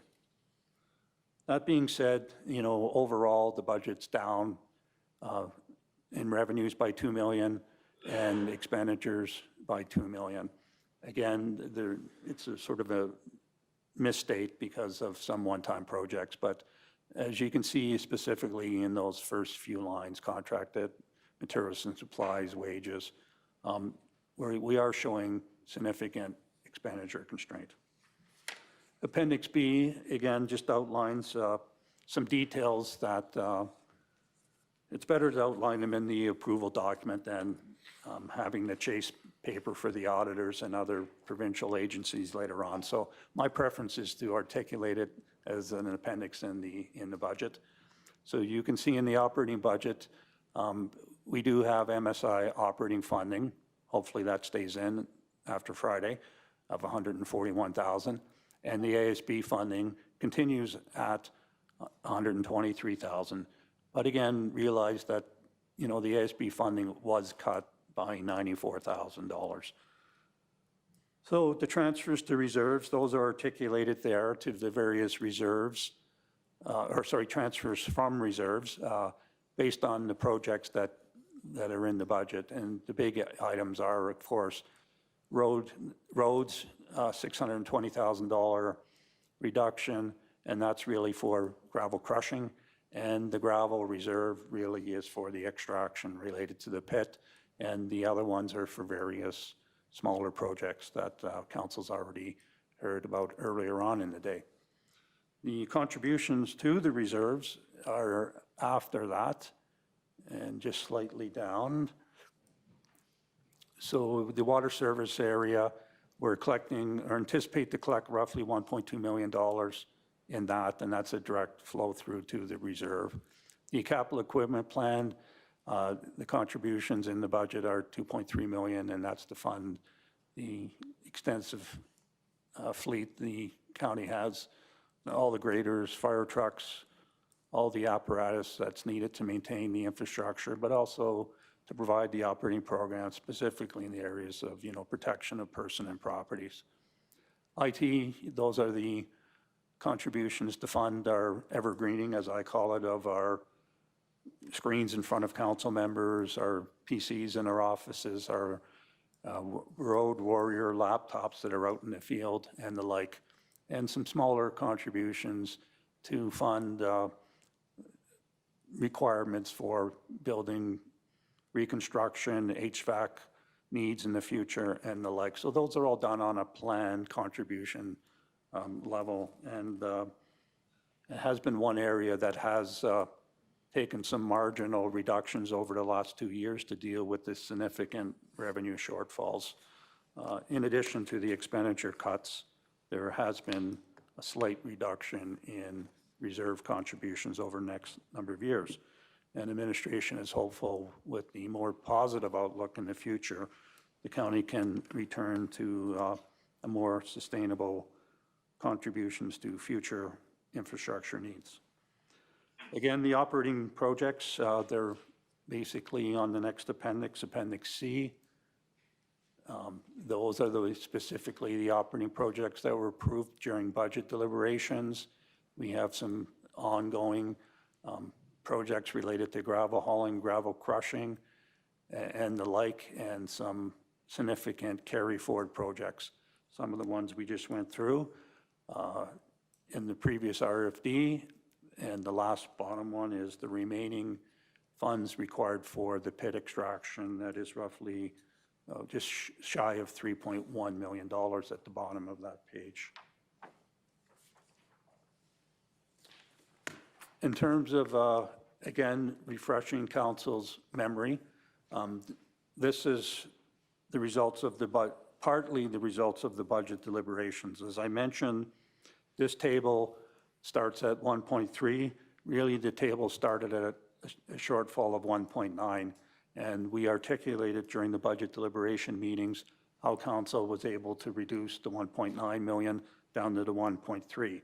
So basically, we stalled at the 1.3 number, and we said to council, we need some direction, we need some decisions from council, and this balance of the sheet articulates those decisions that were made. The first one is really a technical amendment where the Linden North Improvement Bylaw did expire in 2020, so we will not be collecting those monies in 2021. There was, in addition to the increase that was already buried in the base budget and the base budget pressure, additional insurance pressures. If my memory is right, we had increased the base budget by roughly 50,000, but we needed to increase it by 70,000. So again, that's an issue of an expenditure pressure that council has no control over. There was some minor items, some of those initiatives and special one-time projects, council said, let's rely on our contingency reserves to undertake those one-time projects and not put additional pressure on the ratepayers in 2021. The balance of the projects sort of fall in that category where Horseshoe Canyon parking lot, there's a lot of information out there, some of it right, some of it not so right. But, you know, this is a program that will see parking fees being collected by seasonal staff at the Horseshoe Canyon at cost recovery basis at appropriate seasonal rates. In addition, council made the reductions to their honorariums and stimpets for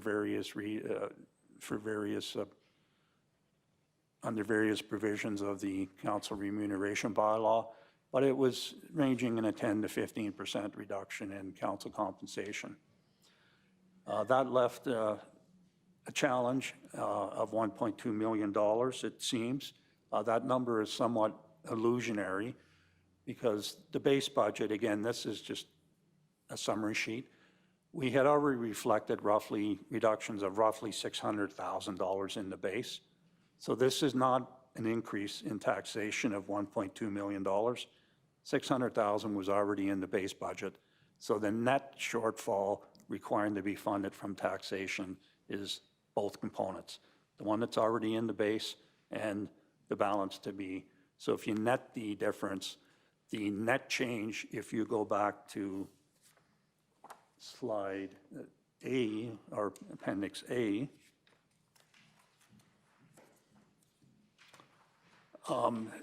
if you look under property taxes, that is the net change that is resulting from all this mismatch of all these numbers. So to put it in perspective, the property taxes, that's the net change. It's not the 1.2 million. The net change in total property taxes is 526,000.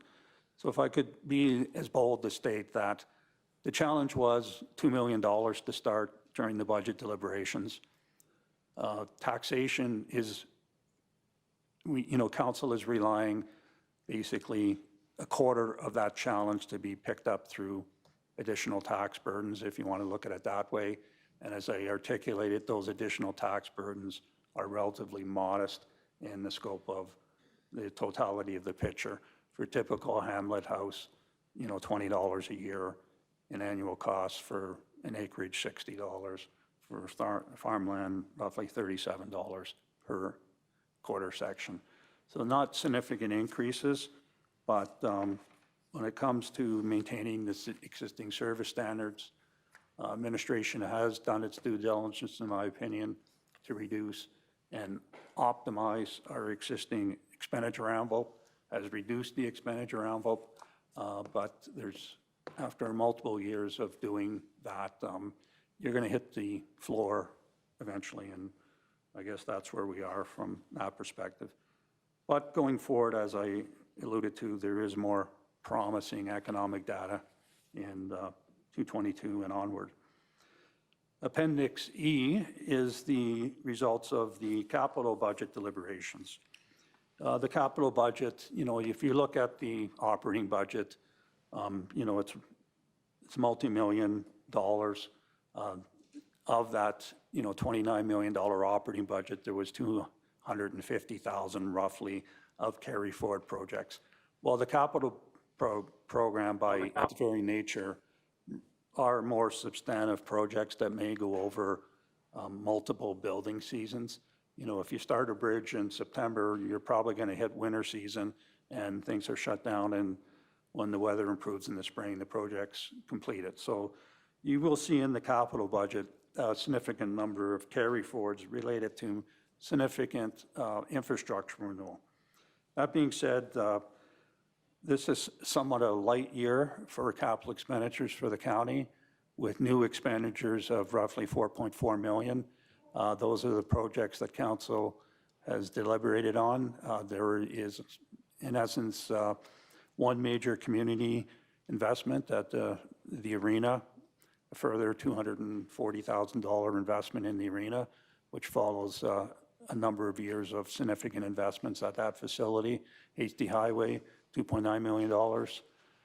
Again, the emergency communication addition may look light, but if you go to the bottom, there is almost $1 million in fire communication for protection of the residents included in the 2021 expenditures. So that is the totality of the expenditures, and it's predominantly being funded through reserve draws.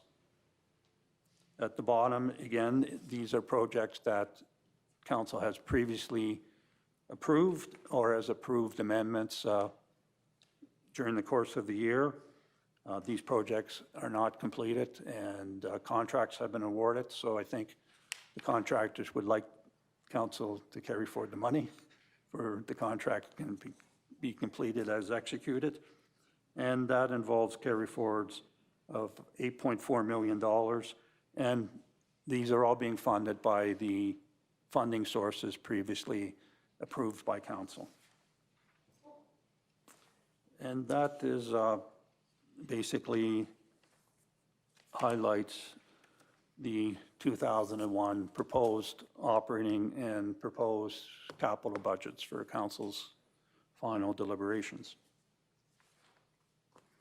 And if I could, just through the reeve, as council members are well aware, there will be a little law once the budget's approved.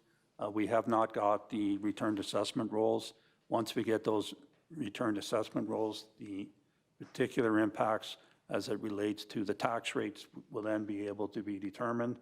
But as we stand now, I've given you some indications of the dollar magnitudes that are likely to be in the equation.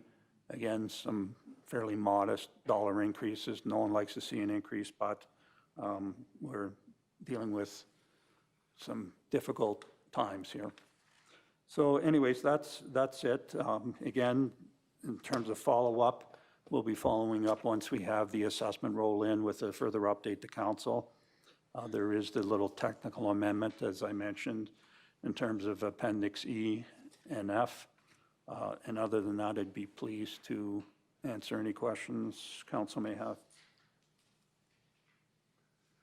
Does council have any questions for Mr. McKinnon?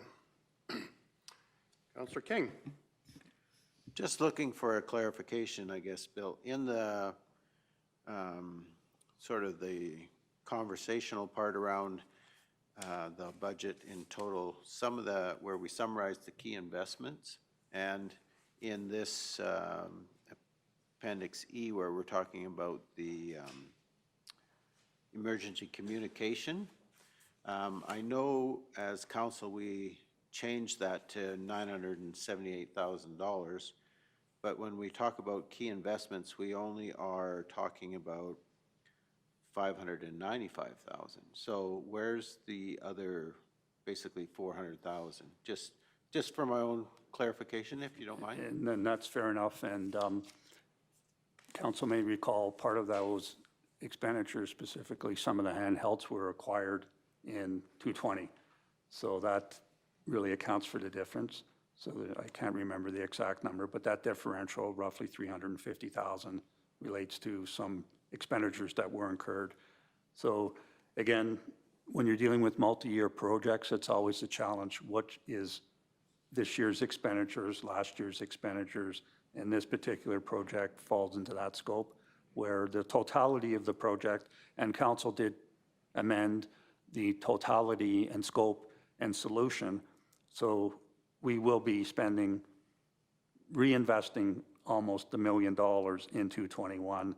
Some of those decisions in terms of handhelds and the like, we'll be getting credits and all that things that were outlined through various other reports to council. But you're correct, that is sometimes difficult to articulate when these expenditures are happening in what fiscal year.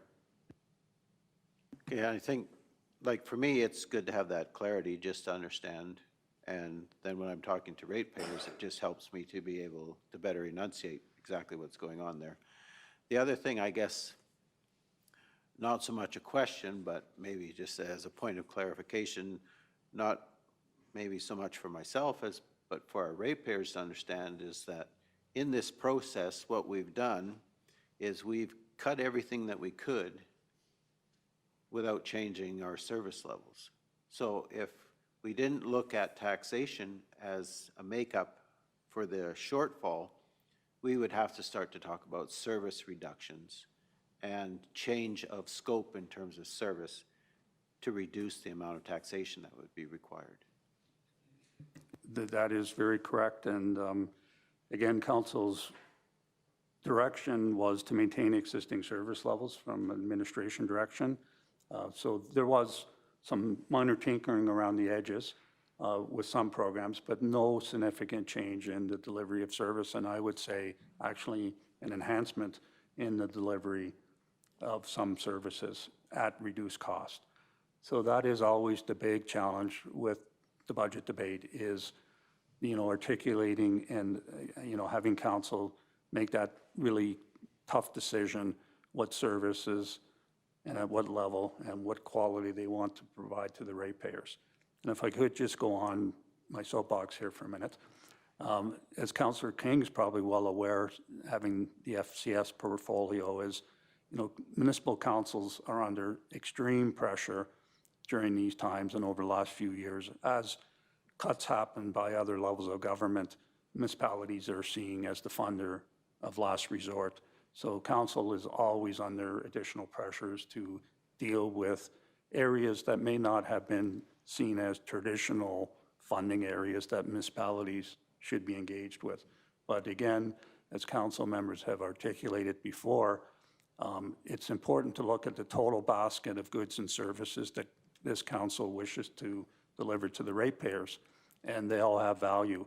You may not, any individual ratepayer may not use every particular service, but the community as a whole benefits from the basket of services being delivered within the budget. Again, thank you, and I appreciate that clarification. It's just, again, when we're talking with our ratepayers, they often don't really understand the background that goes on and how much hard work goes into making the the cuts that we see, that $2 million of reduction in the budget from last year to this year, there's a lot of work that goes into that. And at some point, you either have to say, we can't do as much grading, we can't do as much graveling, we can't do as much of whatever, or we have to increase taxes to maintain those things. And so I just appreciate having that clarified in terms of being able to communicate it. So thank you.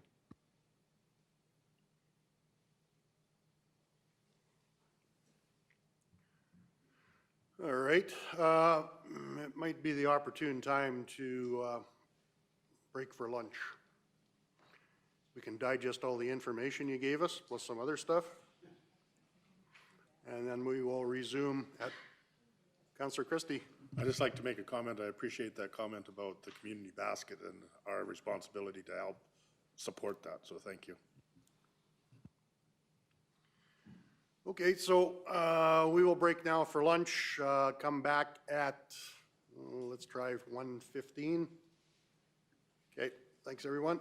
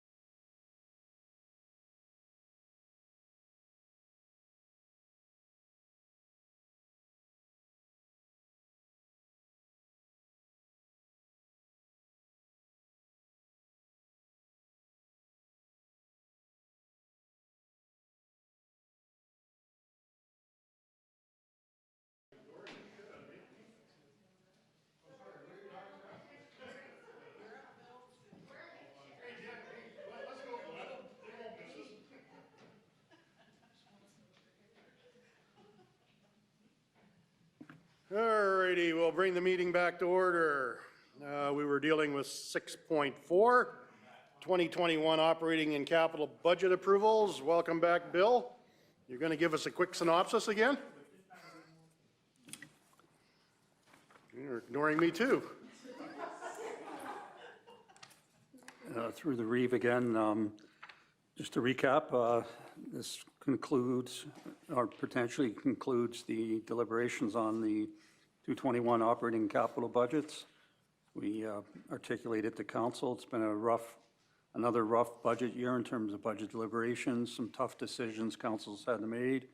But again, as it's been stated more than once, the existing service standards and services to the ratepayers will be maintained if this budget is adopted as such, and it puts the county in a good position to meet the financial challenges of 222 and future years.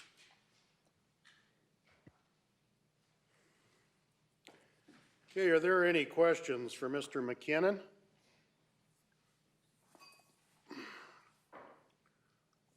Or any motions coming forth? Just have just for my own, Bill. Policing seems to be with us now, cost of policing for some time. What's the implementation or the ups and downs of putting it as a line item on the tax return?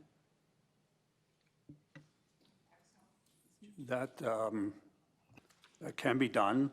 Some municipalities split out their tax rate bylaw into numerous components. So for instance, if you look at Red Deer County, they have a general mill rate, they have a protective services mill rate, they have numerous mill rates included in their bylaw. If you ask municipal affairs directly, they will give you the suggestion that you shouldn't do that as a council. You should approve a mill rate in this prescribed format, but it's all over the map of what is actually done in reality in the province. So some municipalities do similar to do that. In terms of the communication strategy, that's a different story. But in terms of the tax rate bylaw, you know, we will take direction from council, but again, predominantly most municipalities just say what the prescribed rates are. Here's your prescribed municipal rate, education rate, your housing rates. There are numerous municipalities that do provide differentials of components within the tax rate bylaw, but at the end of the day, it's, regardless of which way you look at it, it's an aggregate levy on the ratepayers. So it's a presentation issue if you want to look at it from that perspective. But we do endeavor, in terms of the communications, to articulate those type of unique circumstances within the communications to the ratepayers. Councillor King. Just a follow-up on Councillor Penner's question. So when we articulate that in our communication, do we just articulate it as policing costs this year is $240,000? Or do we articulate it in terms of, on your tax bill, you know, this much would be going to policing? So how do we communicate that message? Yeah, I should know this because I get a tax notice every year. And my wife shows it to me. I didn't bring it, but and I don't know if we have it handy online. Tax rate, tax bulletin. Yeah. Anyways.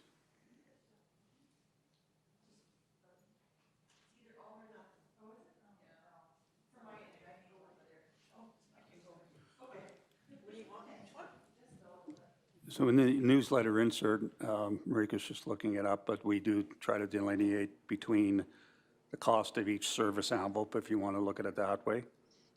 Policing hasn't been, up to this point, been a major item within our, totality of the budget, but we can sort of do like a pull-out chart. We try to articulate, here's what the municipal levy is, here's what the education levy is.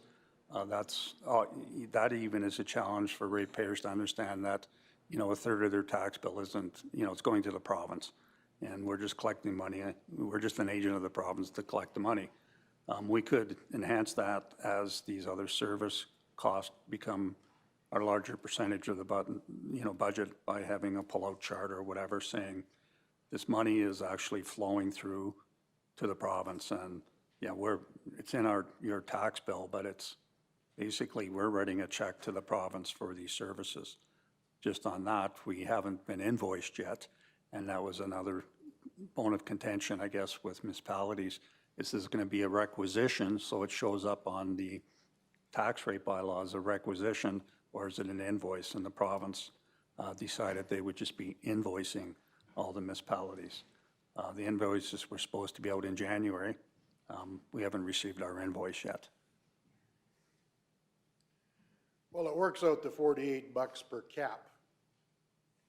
And this one, you might as well figure that it's per cap because only a person's gonna phone 911 or talk to the RCMP. Land, oil wells, none of that will. So.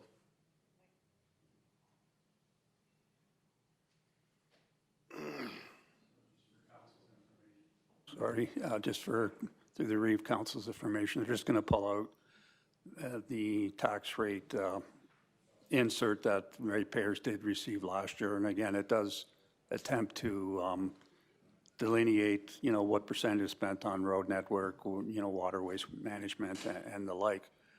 Obviously, in the $30 million budget, prior year's contributions for policing didn't have a major impact, but once it gets into the $500,000 range, that's a different issue.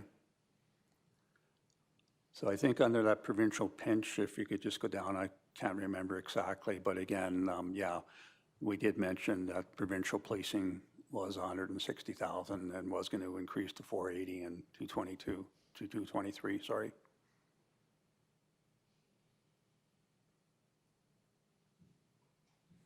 Yeah, I get what you're getting at, is how do we communicate the fact that we really have no control over this, and it's one of the ways the province is balancing their budget by downloading onto us. And I don't know, it's aggravating, but it's such a small amount right now.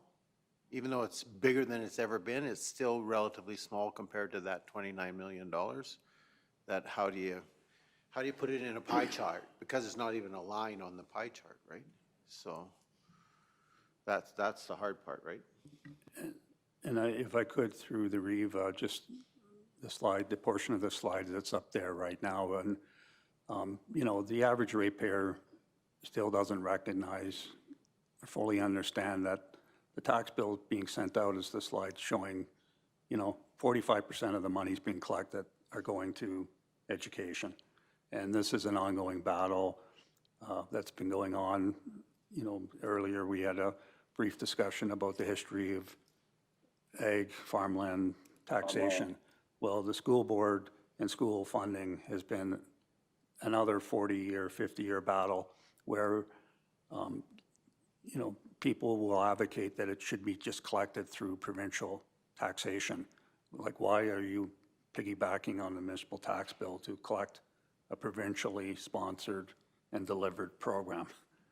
And there's a lot of history there where there used to be independent school boards and, there's a lot of stuff there. But again, the ratepayers, municipalities have the misfortune of sending out a bill once a year, and it's a sticker shock when you get it in your hand. If you're paying it through the pumps or through your other mechanisms and it's piecemeal throughout the year, it's not as big as impact. And if I could just go on, during the budget deliberations, I noted that of the total household taxes that are paid, whether it's, sales tax, income tax, and sales tax, I mean like gas tax, that, excise tax that are buried in the cost of some goods and services that we all consume. At the end of the day, municipalities are getting 10% of the total taxation, and the province and the feds are getting the balance of taxation. So, you may have whatever it is, the $1,000 property tax bill, but when you add up your income tax, the gas taxes you're paying at the pump, you're paying $1 a liter. Well, 46 cents of that is tax going to the provincial and federal governments. You know, the ratepayers quickly forget what a bargain the services they're getting from municipalities are relative to their total tax burden.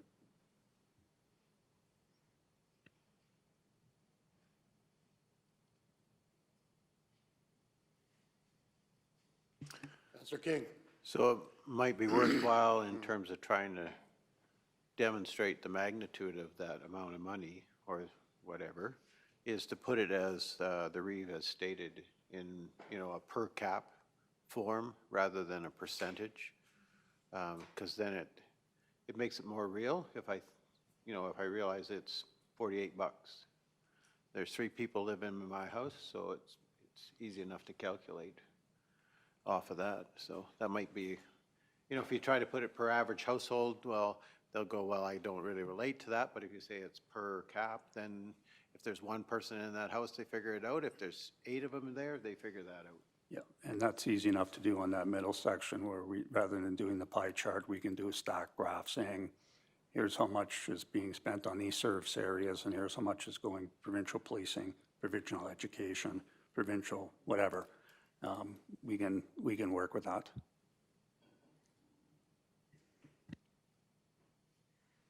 And I'm certainly not complaining because you have done a good job in the past of, just my memory didn't go back as far as last year's tax notice, that's all.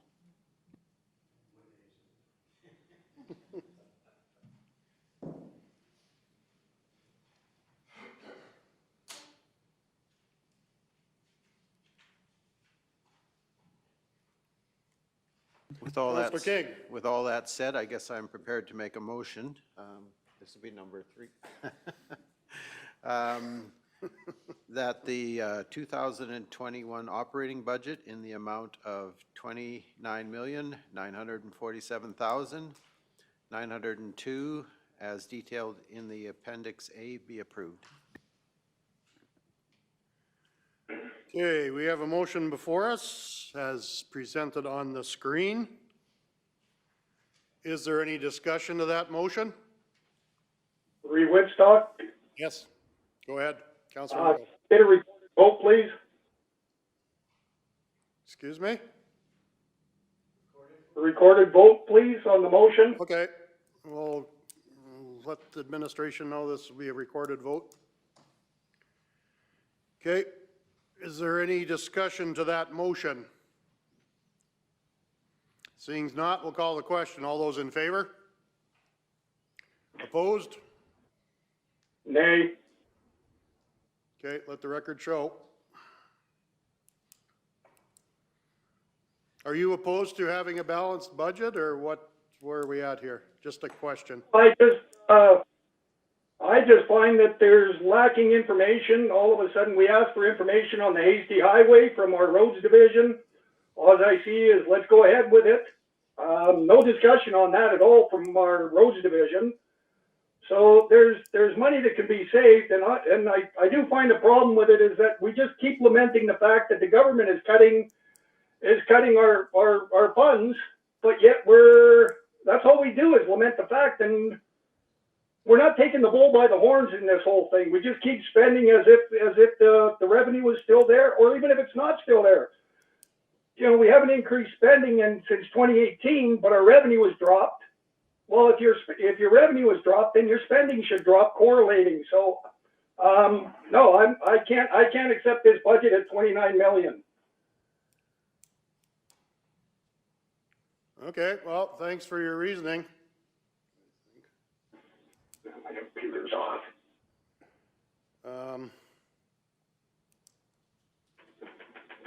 Any thoughts? Good. Well, I have a comment, and I guess my personal feeling is when we engaged when we first got the budget binder and we had each of the divisions go through what their plans were for the coming year, there was opportunity for us as councillors to have input at that time. I recall a conversation around the Hasty Highway and the plan that was there, and there was options presented to us as council. And we made a decision based on the recommendation of Transportation Manager and on our own thinking about what would be best as the approach to take. So I think there was opportunity for us to have that conversation.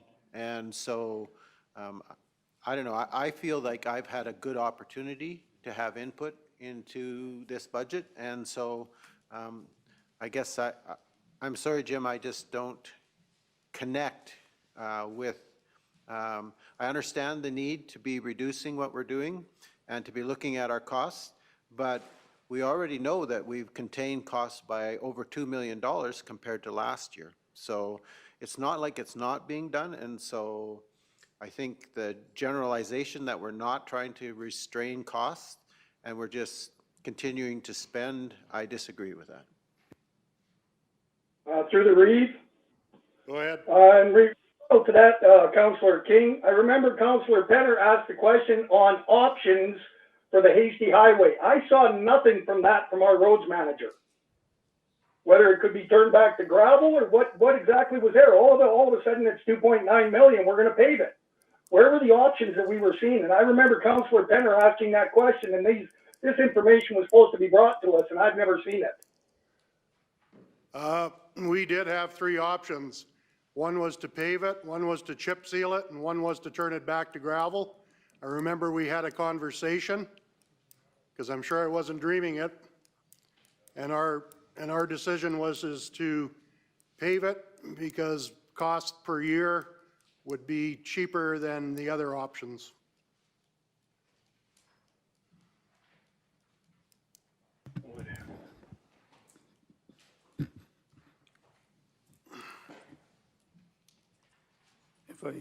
If I could, through the Reeve,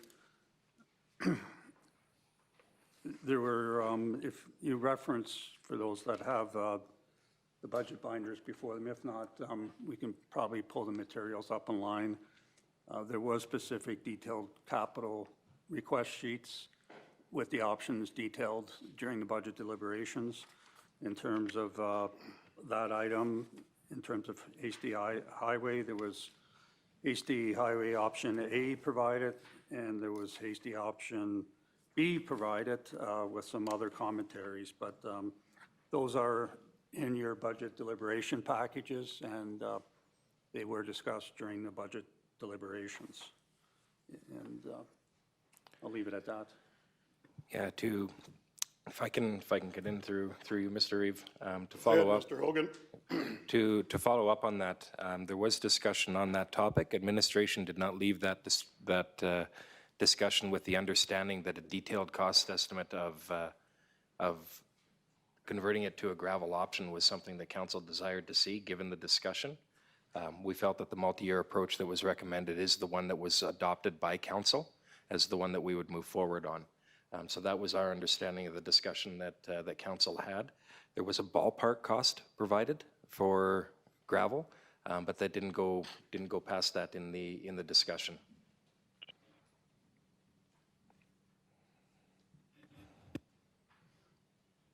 Yeah, whether it was an option or not, I think there was discussion around turning it back, which was not an option for council. Yeah. Okay, we still have some motions to deal with 6.4. Is anyone prepared? Councillor Kiever. Move that the transfers from reserves and contributions to reserves as detailed in Appendix B be approved. All righty, we have a motion before us as presented on the screen. Is there any discussion to that motion? Seeing as not, we'll call the question. All those in favor? Opposed? Aye. Okay, so that would, you were in agreement, Councillor Hugo? I was opposed. Okay, so that's a nay. Okay. Okay. All right, so that's carried. Deputy Reeve McGee. I'd like to move that the 2021 capital budget and funding sources in the amount of $12,815,858 as detailed in Appendix E, be approved. All right, we have a motion before us. It's presented on the screen. Any discussion to that motion? Councillor Penner. This is just for no. Clarification, the number on the screen is right.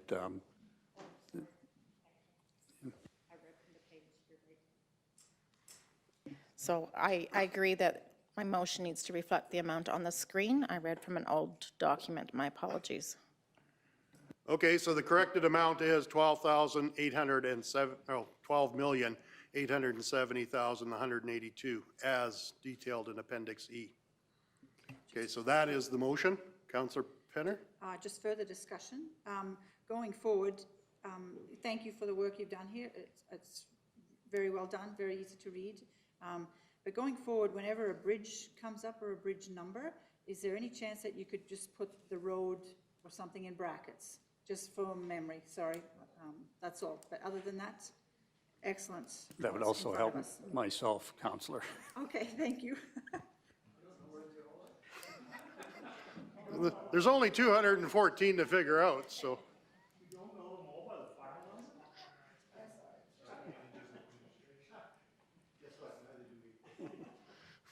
Okay, so we have a motion as presented on the screen with the correct amended amount.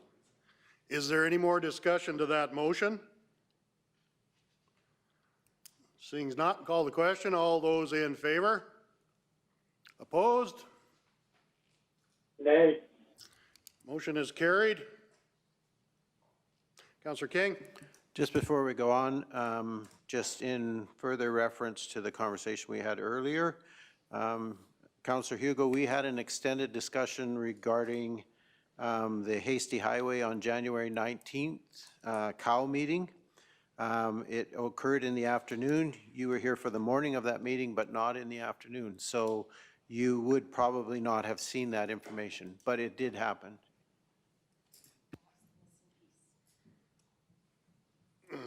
Okay. Councillor Christie? I'll make the motion to receive this report as for information. Okay, we have a motion to receive for information. Any discussion? Councillor, sorry about that. Mr. Hogan.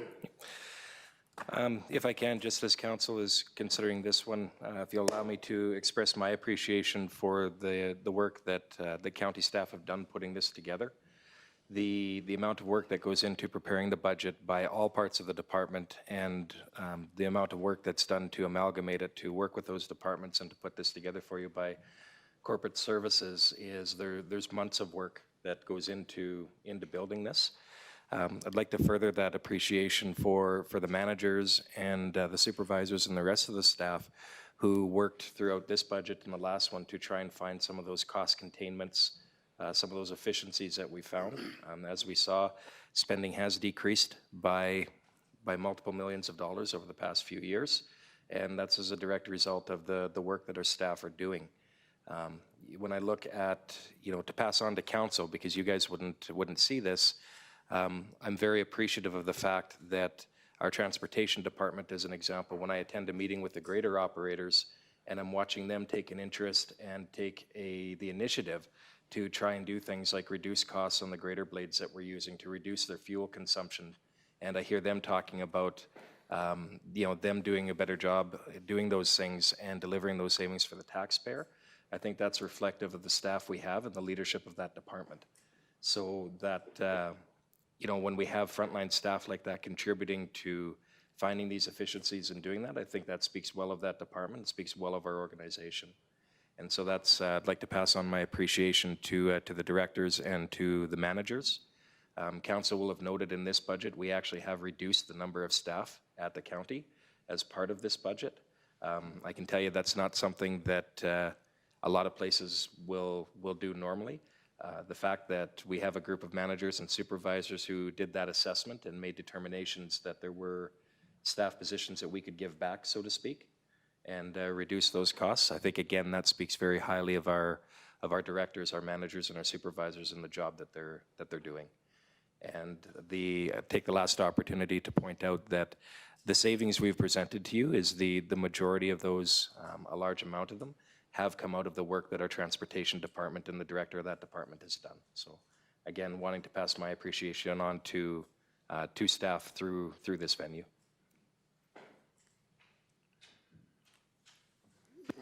Deputy Reeve McGee. I appreciate hearing that, Mike. I wanted to just offer my observations as well.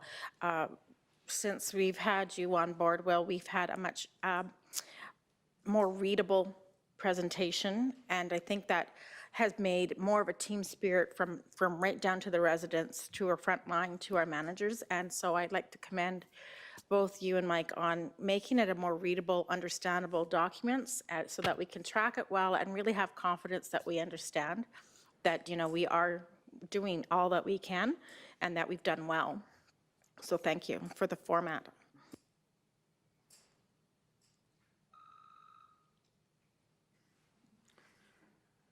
And I would like to echo the comments of the CAO and council.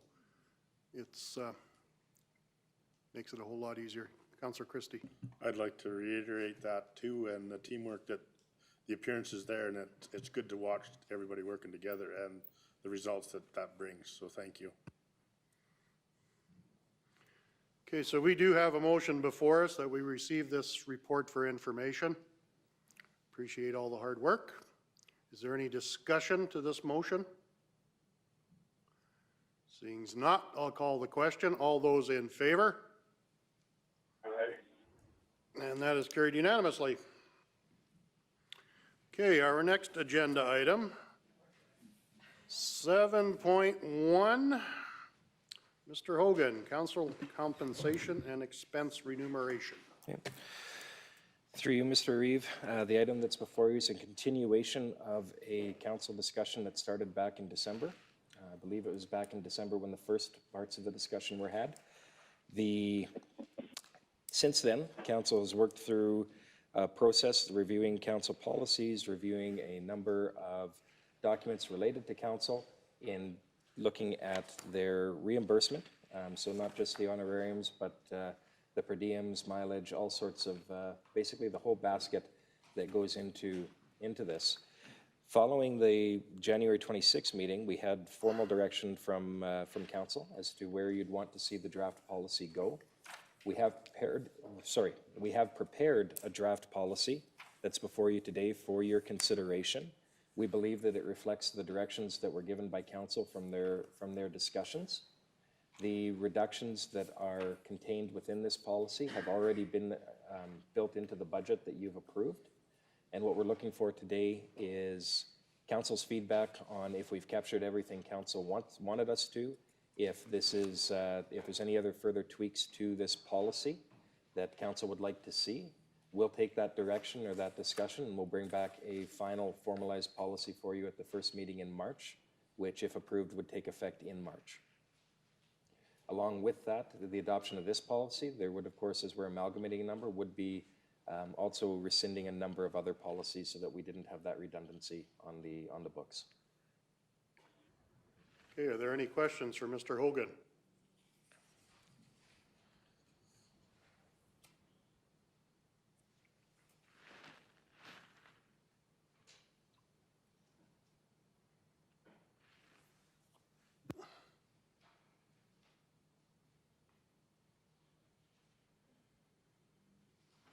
I have a question. Councillor Hugo, are you online?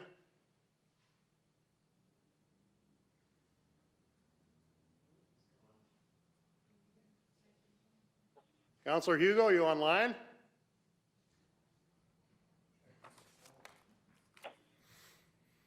Does somebody want to table this for later in the meeting, or Councillor King? I guess I would make that motion, assuming Councillor Hugo is going to rejoin us.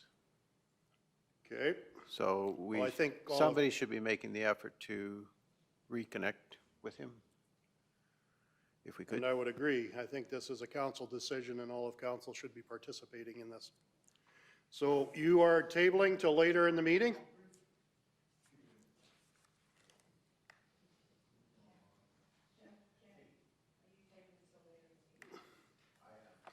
Okay, motion's been made to table in the meeting. Tabling motion is no discussion. All those in favor? Okay, we're tabling till later in the meeting. Our next agenda item is 8.1. Council correspondence. Mr. Hogan. Through Mr. Reeve, the item that's before you is again part of the ongoing policy review that we're conducting. Again, to refresh council on that, the intent would be to, throughout each term of council, to make it through all of our policies. We're playing a bit of catch up right now, but this is one of the many that we're consistently bringing back to you. As this policy itself governs council correspondence, so as council is aware, the way that we and pretty much all municipalities do that is there are letters, there are items that come in addressed to members of council, addressed to the county, or particularly to the chief elected official, the Reeve in our case. And those are really administrative documents. They're not documents that need to be distributed to all of council. Some of them are cold calls from businesses. Some of them are all sorts of other information. How we process those, how we take those forward, and what we distribute is the nature of this policy. And so this is essentially putting out that we would distribute those policies through one venue, and essentially if council wanted to, or sorry, not the policies, we would distribute those correspondences through one venue, and if council wanted to see them, you could go to that venue and do that. But what this ultimately, the important part of this is that there is a process for it.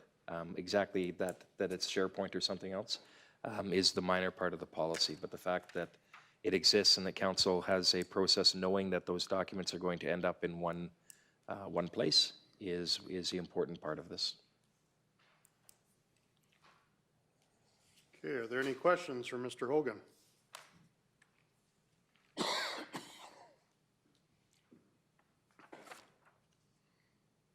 And what are council's wishes?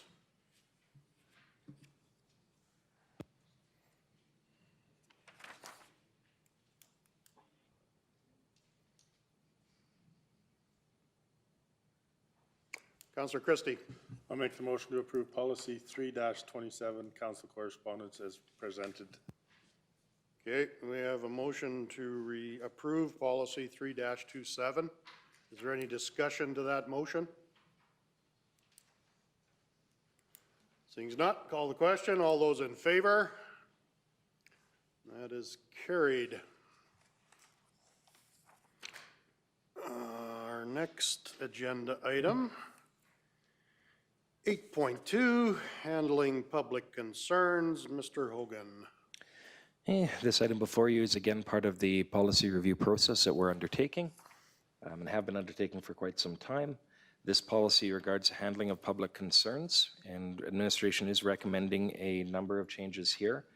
We do recommend that there still be a standard in place in terms of what we're attempting to do when we address concerns, and we want to improve our customer, our client satisfaction, so that of the ratepayers and anybody else that we're dealing with, by providing timely and accurate responses to concerns and considering them as an opportunity to improve program and service delivery. We did want to note in the policy that some of the complaints or concerns we received, there's actually a legislative process, so those would not normally come through while we receive them, we're not the entity that necessarily deals with them, or if we are, there is a regulated process that we have to go through, which would be different than just a ratepayer just writing a letter of concern about some topic to us. So those generally fall into the areas in red there as assessment complaints, peace officer complaints, code of conduct complaints. All of those are governed by other legislation rather than just a standard process. So we wanted to note those. We also wanted to note that all county employees have the responsibility to try and address or resolve concerns that we receive, and that we want to be proactive in heading off some of those concerns. So as we're undertaking projects, as we're doing things like that we are proactively communicating those things. That's practice as it is now. Council's well aware of the number of items that go out as an example for road closures because we're doing bridge or culvert work or other items like that, and wanted to outline the process for filing a concern which is listed there under policy guidelines number 2. So with that, I'll field any questions that council may have. Any questions for Mr. Hogan?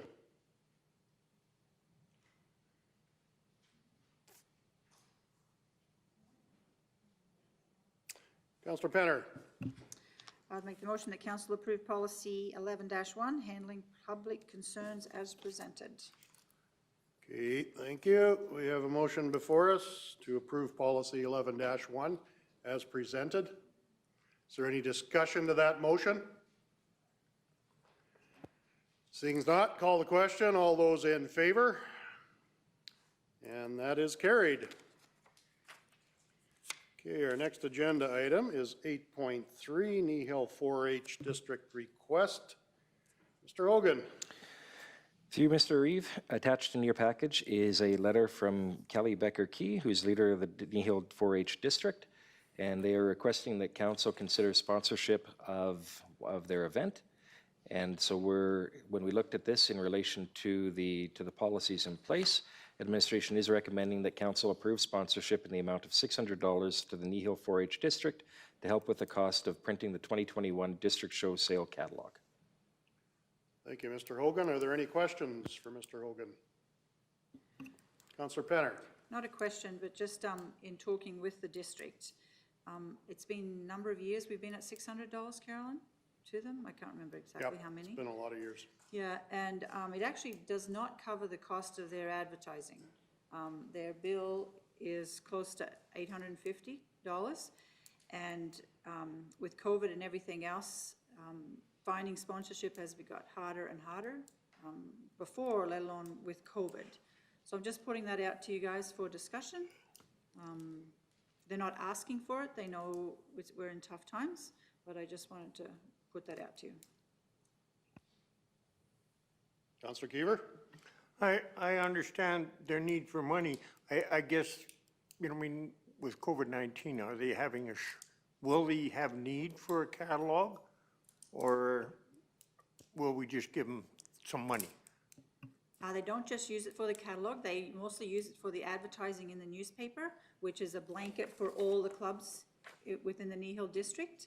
So what's left over, like in the past, we have used it. I'm not part of the association now, but it was used for the catalog, as well as anything extra went towards advertising. But now, especially last year, was the big one with no show and sale. And then I hear today that their show will be virtual, but they still have to advertise it and get out there how it works to purchase and what it really costs you.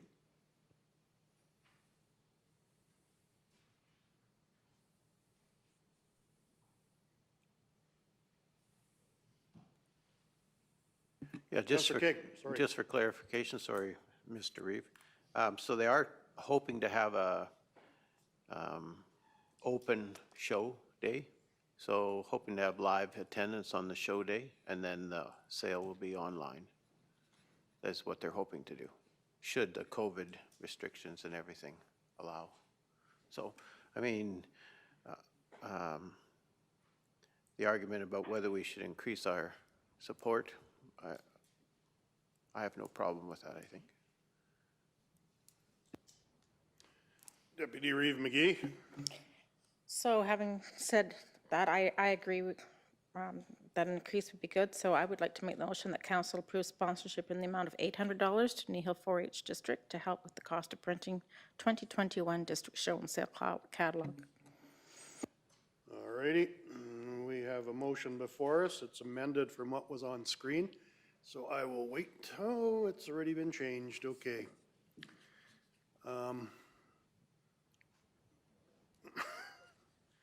So it is on screen. Is there any discussion to that motion prior to the question? Councillor Penner. Just to put in there, that's not necessarily for the show and sale catalog. It's for, part of it could be for advertising the show and sale itself, because that is their biggest expense. And just to further to it, not to change, I better ask you if that's a friendly amendment. Yeah, I like that idea. I'd like it to just say with cost of the 2021 district show and sale. So whether it's the printing, whether it's the weigh scale, I don't think it really needs to be identified. Okay, so we are amending the motion. I'll wait for it to come on screen. Is that the way you would like the motion to read, Deputy Reeve McGee? Yes, thank you. Okay, so I will read it out loud. Deputy Reeve McGee moved that council approve sponsorship in the amount of $800 to the Kneehill 4-H district to help with the cost associated with the 2021 district show sale. Is there any discussion to that motion? Councillor Penner. Sorry, everybody. Just to so that you all understand, you may have seen in the paper where the Swalwell Club gave a large donation to the Swalwell Hole. The clubs not necessarily are hurting, it's more the district that's having the trouble. Each club, totally up to the individual clubs, how much they want to raise, the fundraising, that kind of thing. So this, just to make sure we're clear, this is for the district. Okay, thanks for the clarification. Is there any discussion to the motion prior to the question being called? Okay, I'll move on to the question. All those in favor? And that is carried. Our next agenda item, 8.4. Mr. Hogan. Through you, Mr. Reeve, to council, this item is wanting to ascertain if council would like to recognize a member of the Kneehill County community for accomplishments and achievements that they've recently been awarded. So every 2 years, Alberta's Agricultural Hall of Fame recognizes up to 3 individuals whose outstanding leadership, innovation, and business practices have advanced Alberta's agriculture and food industry at the provincial level or beyond.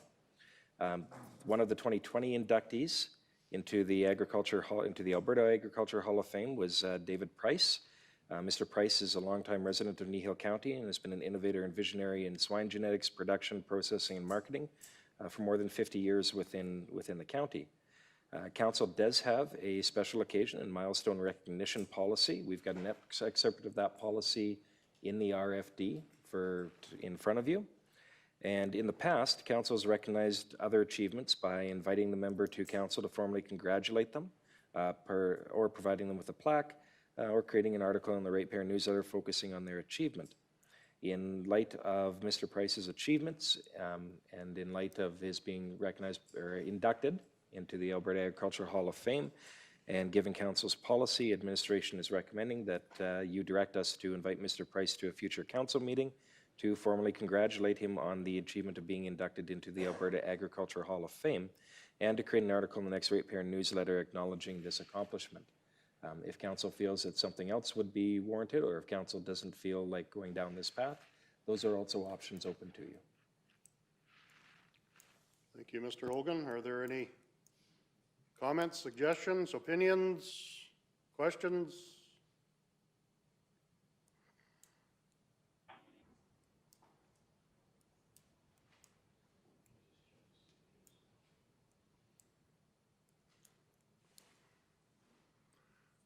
Councillor Hugo, are you back online?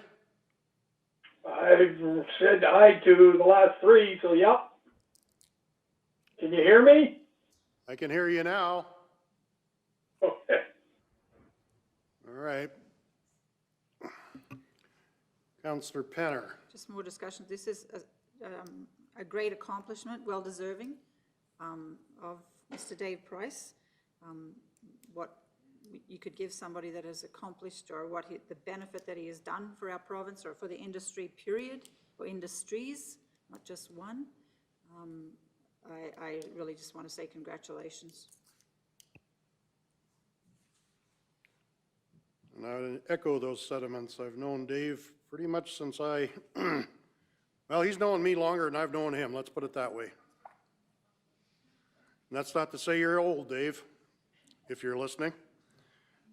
But yes, he has done a lot of things for the industry, the province, and Kneehill County. And he continues to.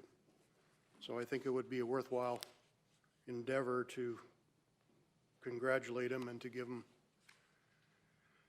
him something for his recognition here at the county. Deputy Reeve McGee. So I'll make that motion that council direct administration to invite David Price to a future council meeting to formally congratulate Mr. Price on his achievement of being inducted into the Alberta Agriculture Hall of Fame, and to create an article in the next Ratepayer newsletter acknowledging this accomplishment. Okay, thank you. We have a motion before us. It is up on screen. Is there any other discussion to that motion? Deputy Reeve McGee. I know it's finicky. I'd rather say this accomplishment than his.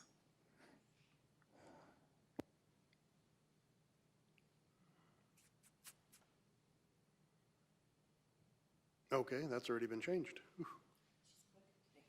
Ooh. Okay, so we have a motion. Any other discussion to that motion? Seeing as not, call the question. All those in favor?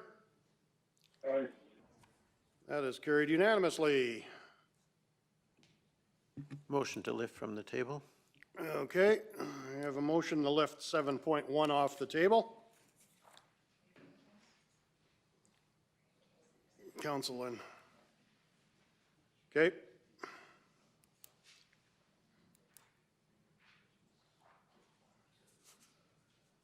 Were you part of the council compensation and expense remuneration?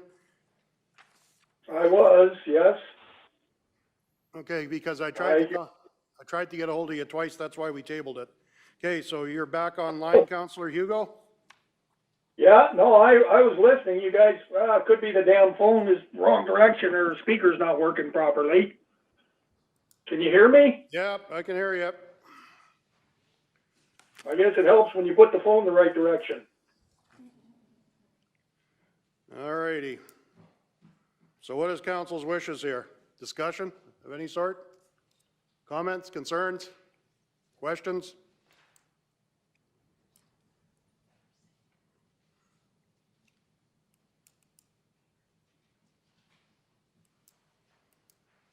Motions?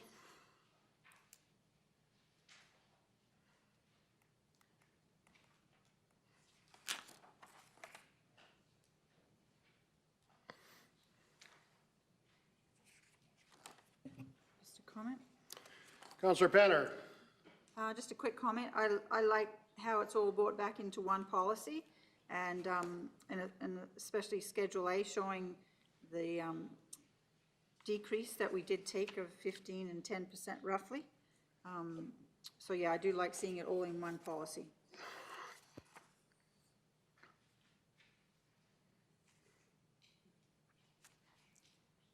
What are council's wishes? Councillor King. I'll make the motion that council direct administration to bring back the council compensation and expense reimbursement policy for ratification to the next council meeting. And then my comment would be is I just appreciate the work that this council did to review that and to take the reduction that we did. So anyway, my motion. All right, we have a motion before us. It is on screen. Is there any discussion to that said motion? Seeing as not, I'll call the question. All those in favor? You voted in favor, Councillor Hugo? Aye. Okay, there we go. Can hear you now. All right, that is carried unanimously.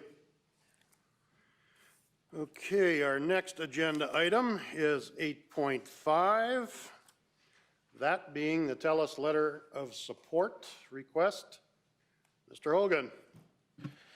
Hey, council will recall at the previous council meeting, you provided a letter of support to ExploreNet to accessing the Universal Broadband Fund.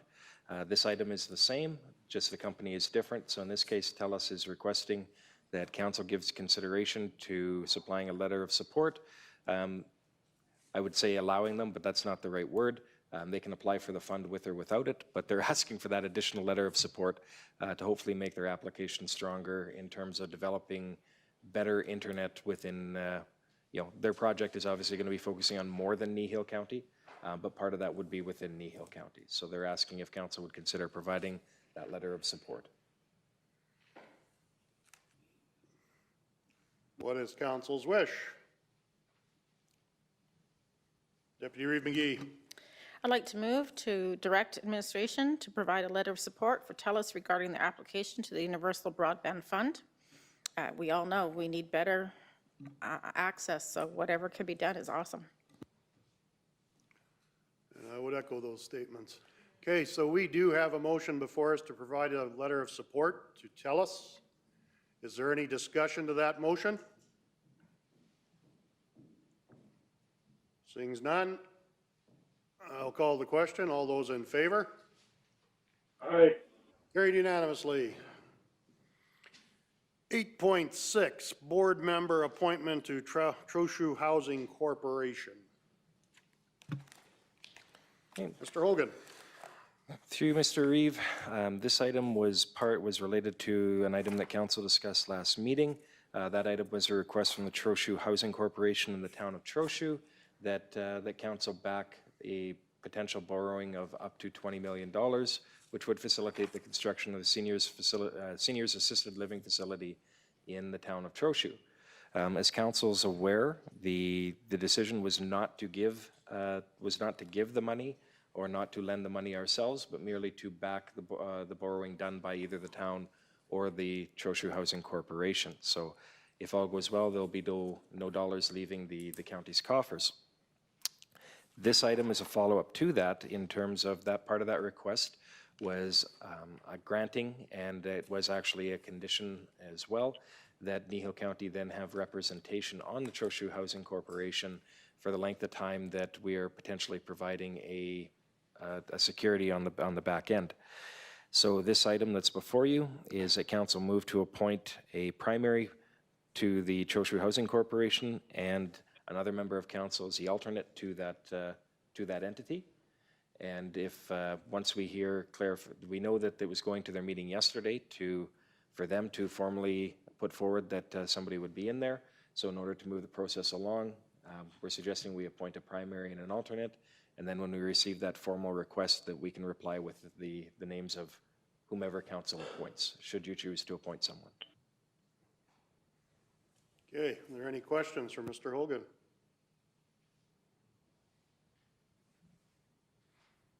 Councillor King. If council was willing, I would be willing to serve on that, in that position, and I would consider it as part of my base councillor responsibilities, so the per diems would not be required. Councillor Keever? Nice offer, but I wonder if our interests wouldn't be better served by somebody that isn't in that community, sitting on that board? You volunteering? No, you forget how I voted. I'm looking at you. You're looking right through me. Oh. I am willing to do whatever council wishes. That's not a problem for me either way, so.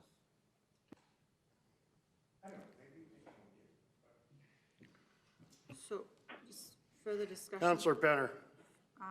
Councillor Kiva, so you're just thinking in the eyes of the ratepayer, it would look better if it was somebody that not from that district, or? If things go real sideways on this whole project, wouldn't we be better having somebody that, wasn't going to be in the middle of the kerfuffle?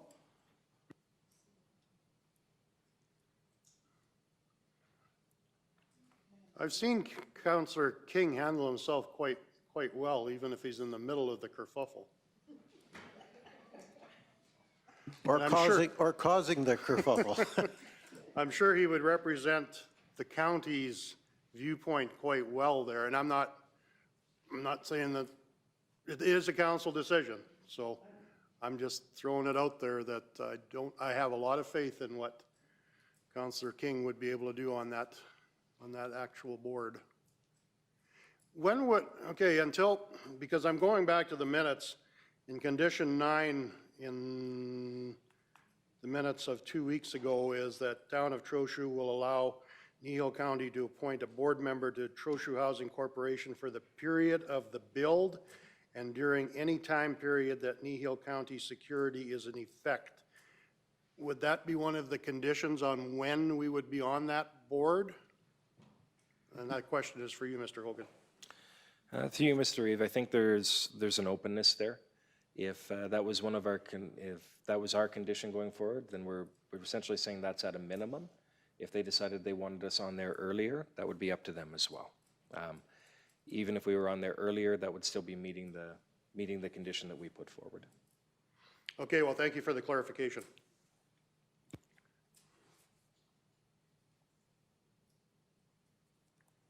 What is council's wish?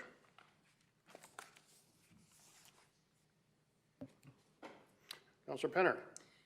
I have no objections to Councillor King sitting on that. Is there anybody that would like to be the alternate? Councillor Christie. Seeing as how I'm involved in the Trochu Hall and the Trochu community, I'd just like to be the alternate.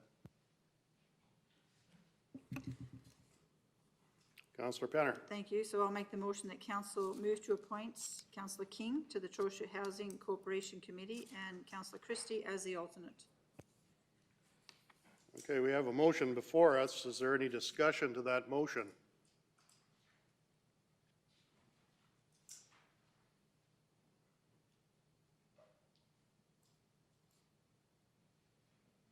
Okay, seeing none, I will call the question. All those in favor? Aye. That is carried unanimously. 8.7, newspaper delivery. Oh, Ms. Anderson, welcome. Must have snuck in through the side door.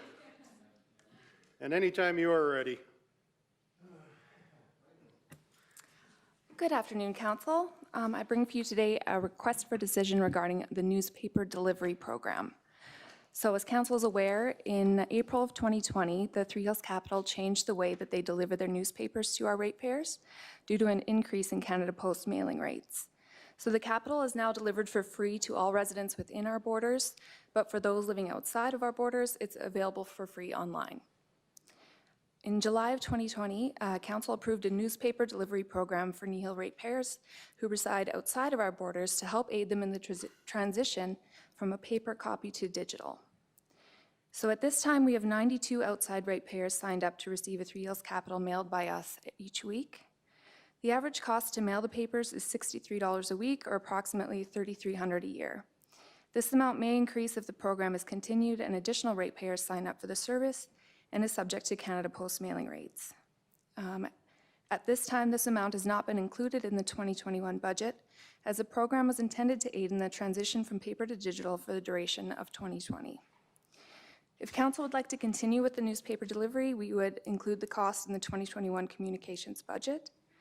So Council options are to discontinue the newspaper delivery program or continue, and if you do choose to discontinue, I will advise residents of the program's discontinuation by letter. Thank you, Ms. Anderson.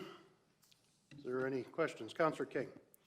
My question relates to when we started this program as the transition, did we communicate to those specific ratepayers that this was just a transition program that we were engaging in, and that the expectation was that they were no longer going to receive an actual physical copy of the paper, and that the expectation was they were eventually going to move to digital?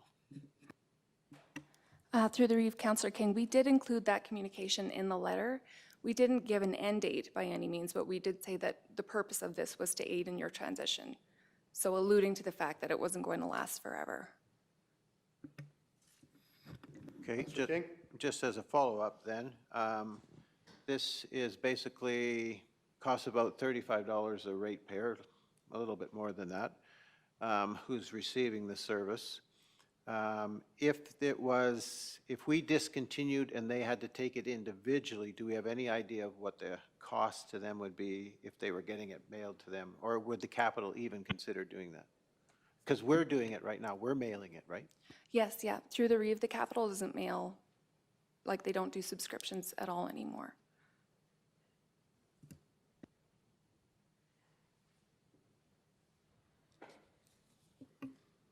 Councillor Penner. I had a few ratepayers contact me the previous time about this. They were upset, and they're elderly, that they may not be getting it forever, you know, and they were quite upset. I know there's a lot more than 92 live outside the county. There was I should have looked it up, sorry, before I came. But I find this very positive that 92 of our absent landowners really want it. And to me, I think if they want it, it's valuable. The day will come, I think it seems to be getting thinner and thinner, the paper, but that it may not even be issued, but they may not even print it. It will just all be online. But while it's being printed, I would like to see those 92 receive it.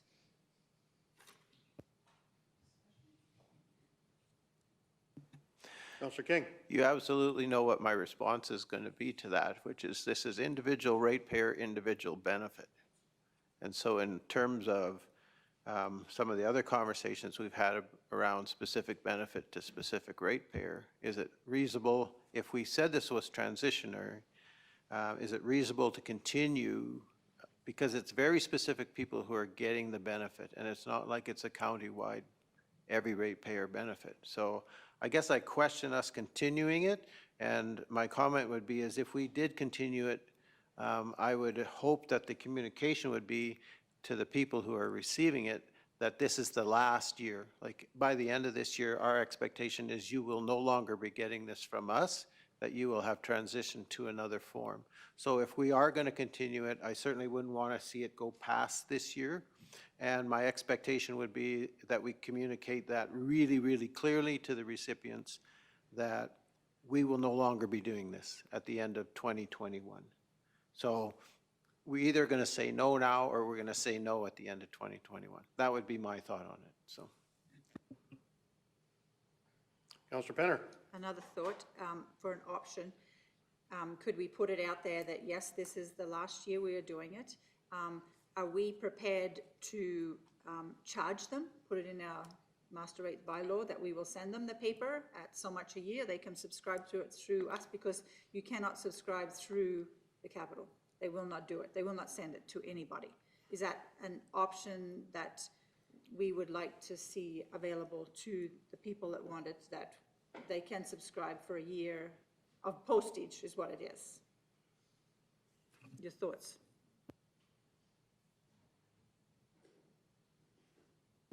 takes the wind out of my argument then if we actually are going to pay for it. And so I would be supportive of a concept like that if they felt. It depends too on our end, is it reasonable for us to continue, and at what point does it get to be so few people that is it worth continuing, right? Just some thoughts on when we might pull the pin on it completely or not, if we're going to continue forever. As long as they're paying for it, are we happy to pay to do it, right? So just as a point of clarification, we now grab the papers from the Capitol, bring them here, address them, and send them out? Yes, Mr. Eve, that's correct. Okay, so if we do send a bill with that or a letter stating that if you want to continue this, it'll cost you X number of dollars per year, that wouldn't be onerous on county staff? Unless a large number of ratepayers signed up for it, it wouldn't be any more work than it is now, really. Okay, so if it increases, then it'd be more work. Okay. Councillor Keever? I guess the hard part of this whole deal is the original policy was that every ratepayer would get a paper. So that doesn't necessarily mean that a ratepayer lives in the county. And now we're breaking it down to residents versus ratepayers. So my own personal feeling on it is, if you live in the county, you get a paper. If you live outside of the county, you've got to figure out on your own how you're going to get this valuable piece of information. Deputy Reeve McGee. So to clarify, there's quite a few people on the south of number 9, which would be actually Drumheller mailing. They don't get it. They have to sign up, don't they? Yes, there has been certain instances, right, through the Reeve, where people do actually reside in the county, but they get their mail in, say, Olds. So then it's outside of the borders, and then they're not receiving the paper anymore, though they do still live within the county.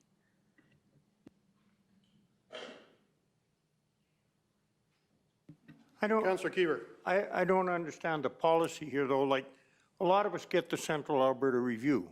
That's free. We're not paying any taxes out there or anything. Why are we getting it for nothing, or how do they manage to do this for nothing?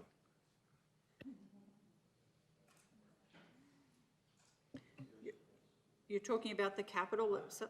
No, the Oh, these.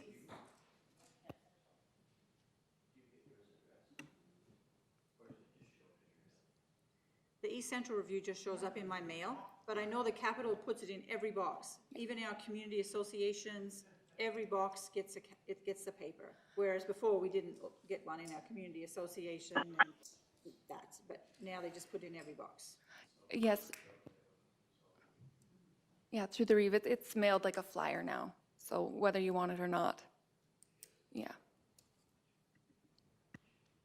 The old Albertan and Gazette are free. You know, I mean, wherever it's sitting on a newsstand, you help yourself. I don't understand why the Three Hills Capital has all these costs. They don't, we do.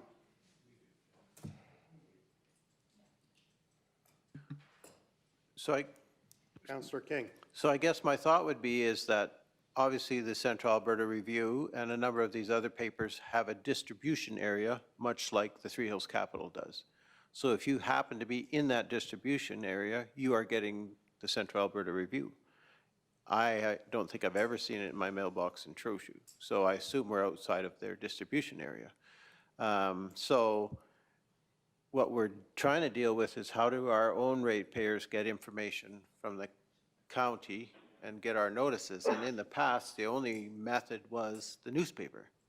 And so we chose to subscribe to allow our ratepayers to get that information.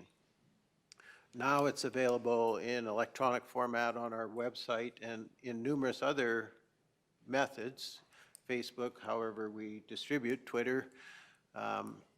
Plus they can subscribe to the, or they don't have to subscribe, I guess they can just go on the Capitol website and get the paper electronically. So do we have a responsibility? In my mind, I think yes, we do, to make sure that our ratepayers are getting the notifications that are required from us. And if the answer to that is yes, then is it our responsibility, now that the world is changing to electronic formats and so on, to ensure that they get a paper if they're outside of the normal distribution area? Those are all sort of philosophical, you know, service level, all of those kind of conversations, right? So where do we as a council want to come down on that? Do we want to continue for an undetermined length of time and maybe go to a you pay, we mail, or do we want to continue a free service? How do we want to do it? I have a personal objection to a free service to a very specific number of ratepayers, where county's picking up the cost. And you all know my philosophical arguments around that one. So if we went to a paid service where they actually paid us to send it to them, can we do that? Or do we just say, we're done? I don't know. That's just further kerfuffle, using the Reeves word. Hey, I didn't say it, you did.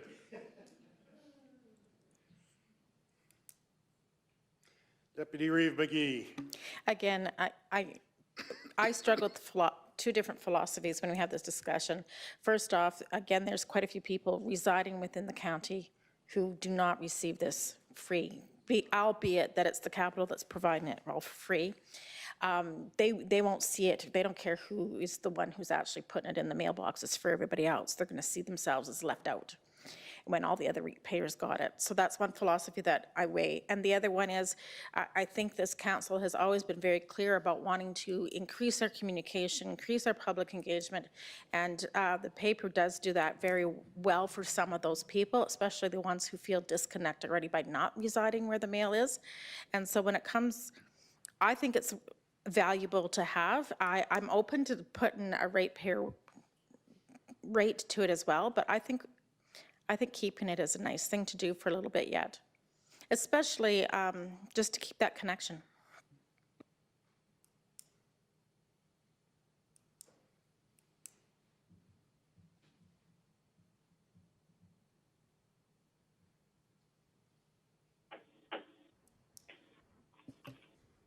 Councillor Penner?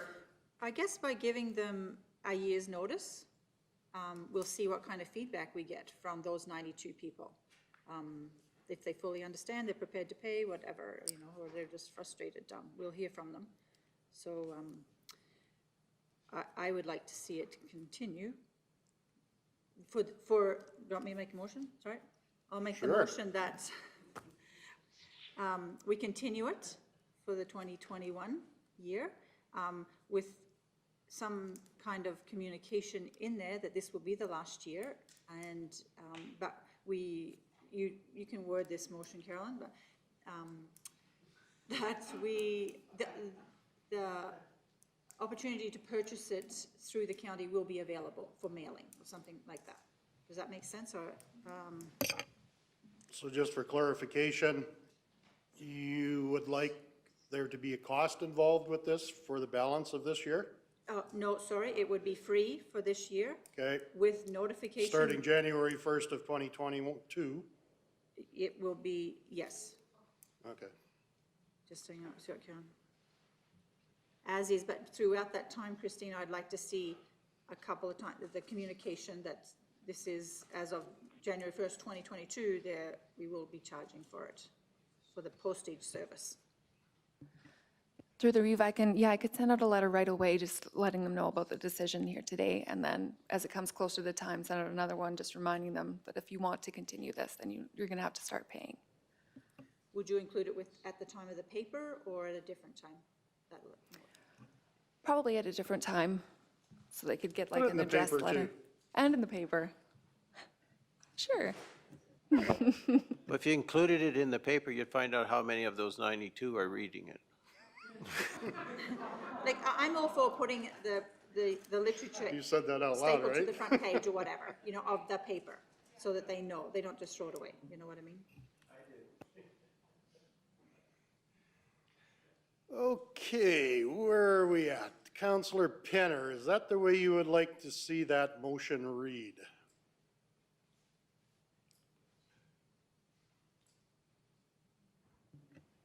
Sorry, through the Reeve, if I may, if we're going to be developing a pay-for-service program in 2022, would we then offer it to, again, to all those ratepayers outside of the county, or would it just be whoever is signed up currently, we offer that to them? Sorry. No? You got to cover your butt.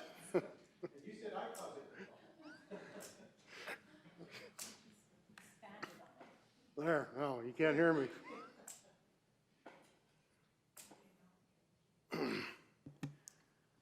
My comment on that question would be, I think it would be valid then if we're going to go to a paid-for service, perhaps to offer it to anyone who's in the non-resident mailing areas. So if they're getting their mail in Olds or getting it in Drumheller or wherever, that they have the option of paying for that service. And then we would have to evaluate how many we're going to have to send out and what the cost is, and then we might have to evaluate what the cost of that service would be. It might not be the $35. It might be $50. It might be whatever. My objective would be to have as close to cost recovery as we could for the effort we're making.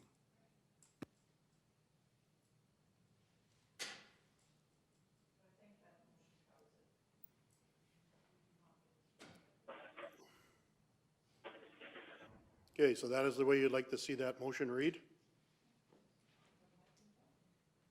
Okay, I will read it out loud for Councillor Hugo. I'm assuming you're still out there, Councillor Hugo.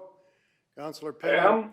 Councillor Penner moved that council continue the capital newspaper delivery program for 2021 and that staff be directed to develop a pay-for-service program to begin in 2022, offered to ratepayers who do not get the Three Hills Capital in the mail.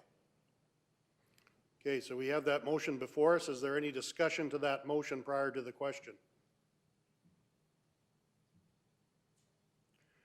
Hearing none, I'll call the question. All those in favor? Aye. Opposed? Motion is carried. Thank you. Oh, thank you, Christine. 8.8, next agenda item, new councillor orientation. Mr. Hogan. Through you, Mr. Reeve, the item that's before you is regarding new councillor orientation. As I'm sure council is aware, there's a general municipal election coming in October. Under the Municipal Government Act, it is mandatory that new councillor training, that an orientation be offered to members of council. This came up at the recent Kneehill Regional Partnership meeting. As council is aware from the terms or from the protocol for that group, one of the things tasked to the group is to hold a new councillor orientation for elected officials in the region to attend. The discussion really aimed around two parts, and the partnership is looking for feedback on which direction that they should go.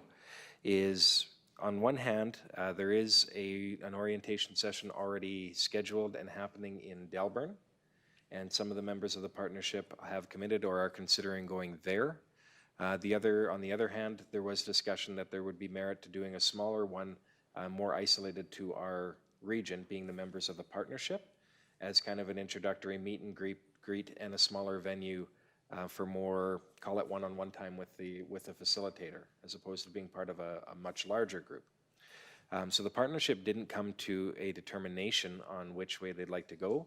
They asked that people canvass their municipalities for feedback on how they would like to proceed.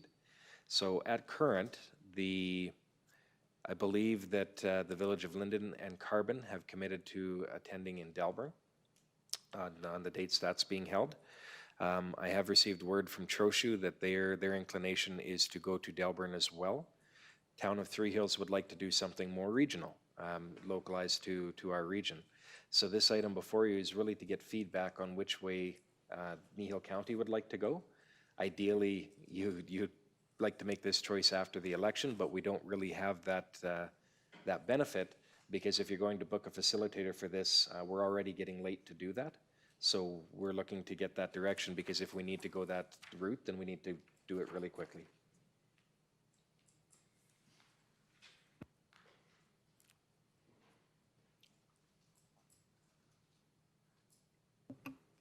Councillor Penner. I'll start talking again.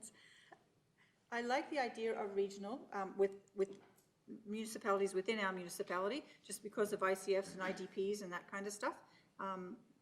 Get to know one another right off the bat. But the other thing I'd like to say is, just as a council, I found it very beneficial when that we went on a tour of the county, and I'd like to see that as an extra thing for ourselves. But for the regional, it's a shame that they've already said to go to Delburn for that one. So I'm not sure if they'll be able to participate if we say we'll go ahead with a regional one, if they've already spoke to go to that one.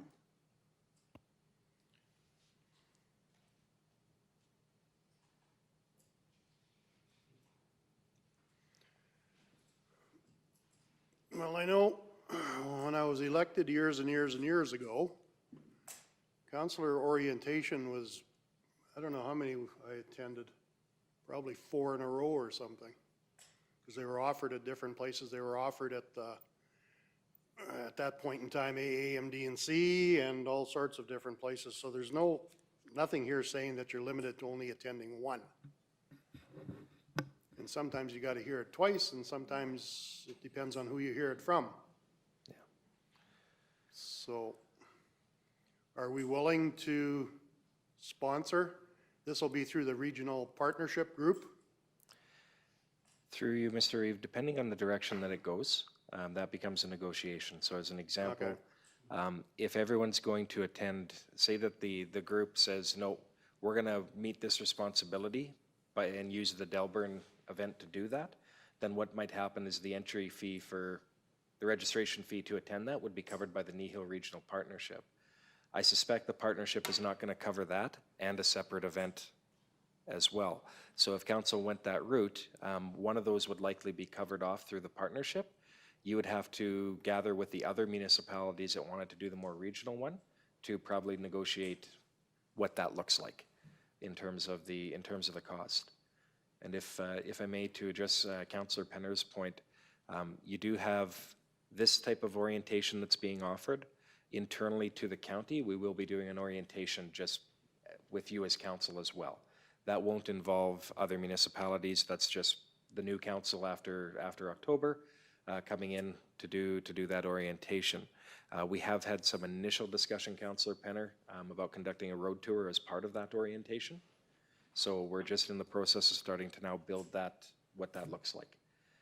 Not specifically the road tour, but the overall orientation itself. The other discussion at the partnership would be, again, as you commented, Reeve Whitstock, there are other events that are held as well. The discussion did come up about utilizing the Muni 101 as the orientation. And that's a joint offering made by our RMA and AUMA as part of their elected officials education program. Where that administratively, what we put forward and what I believe was accepted by the group is saying that's a good program, but it's maybe not an orientation of the type we're talking about, where there's a number of consultants and stuff that are out there and do a very good job of these things. It's a bit of a different venue, but it would be worthwhile, following the election to see if as a region we could host one of those as well as whatever orientation that we went to. So that is on the radar for the partnership. Okay, thank you, Mr. Hogan. So currently it has to be offered, but currently attendance is not mandatory. That is correct. Okay. It's council's wishes.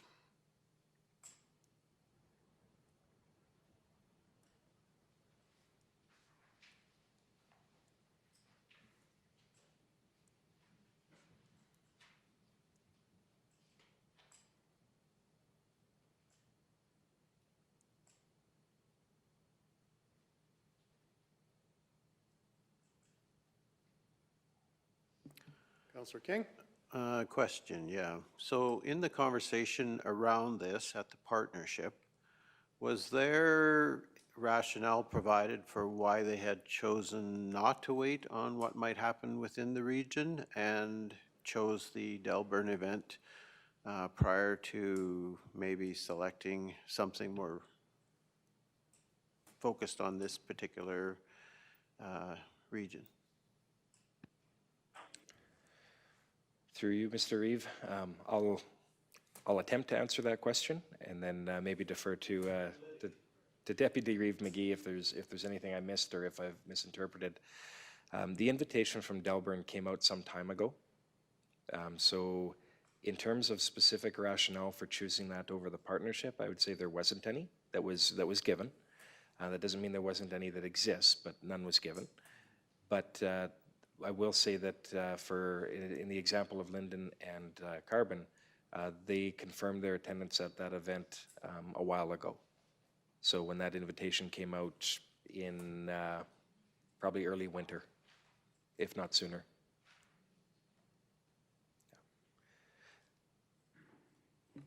Yeah, that is, when I asked unofficially, that was basically the feedback, is that they wanted to secure an option, and that was the only option at that time when they got the letter, so they secured that option.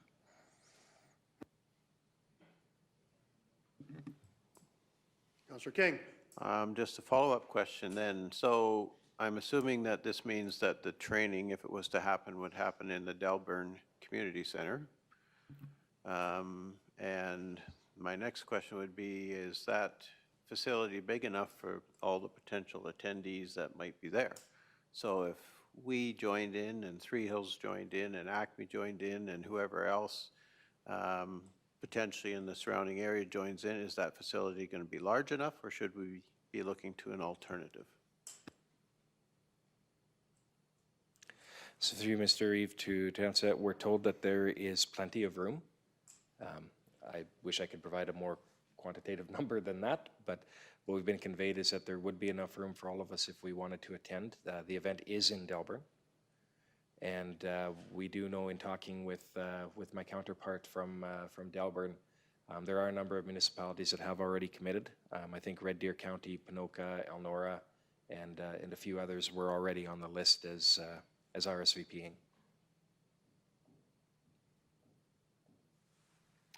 Deputy Reeve McGee. If I could add, we have one of the other municipalities in the partnership, and possibly two, that I would rather not go to Delburn, just for various reasons. So that also leaves an opportunity for us to consider hosting whoever's available. We could also do it in the suggestion about the Muni was also so that we could have some sort of event where all of those municipalities are together to meet each other, and recognizing that there'll be a lot of training. Maybe that'd be a good follow-up the following year.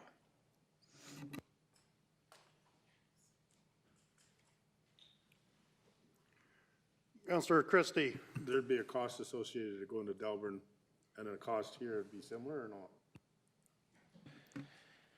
A lot of it would depend on the individual and the rates that they come in with. So when you're looking at the Delburn one as an example, if you were to RSVP right now, the cost is probably around that $200 a person mark. Closer to the date when more people have confirmed, the end cost is expected to be around that $150, which is probably normal for these types of events. In terms of hosting one here, the overall cost, it would depend on who else was involved. Say if it was us in Three Hills versus if it was us, Three Hills and Acme, half versus a third, it changes the scope of things. There is a discussion there that the partnership would have to have. So as an example, and again, this is off the cuff, this is not something the partnership has discussed, but I think there would be the opportunity where if the partnership was going to cover the costs for people to attend the Delburn event and was going to use that to meet there, philosophically the partnership would be looking at, well, is that just going to be across the board? Or is that going to be, they'll put that in per elected official to attend Delburn, and for the ones that aren't, they'll contribute to whatever one that they're hosting, right? Which would subsidize the cost again, and be less less that the two or three would have to pay. So there's a couple different ways that could unfold, but there'd be further discussion there that would have to happen. Depending on who was involved, you could look at different scenarios. If that was hosted in a place that had a community hall and donated that use, well, there's a cost you don't need to incur, right? Not that that's a large cost, but it is one. And again, differences in the ranges that the differing individuals who do this type of work charge, there is some difference there.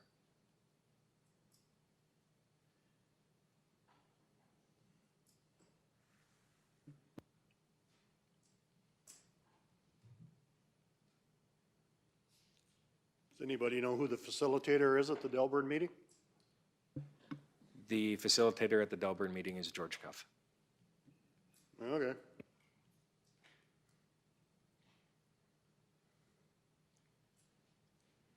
He does a fine job.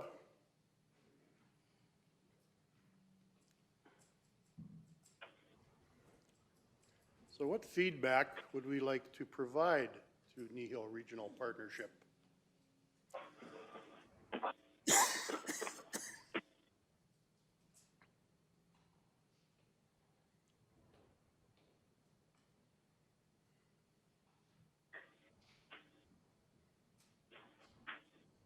Councillor King?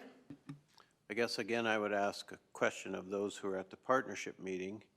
So what would be the plan for the two municipalities who are currently, along with us, not planning to participate? If we went to Delburn, where does that leave them?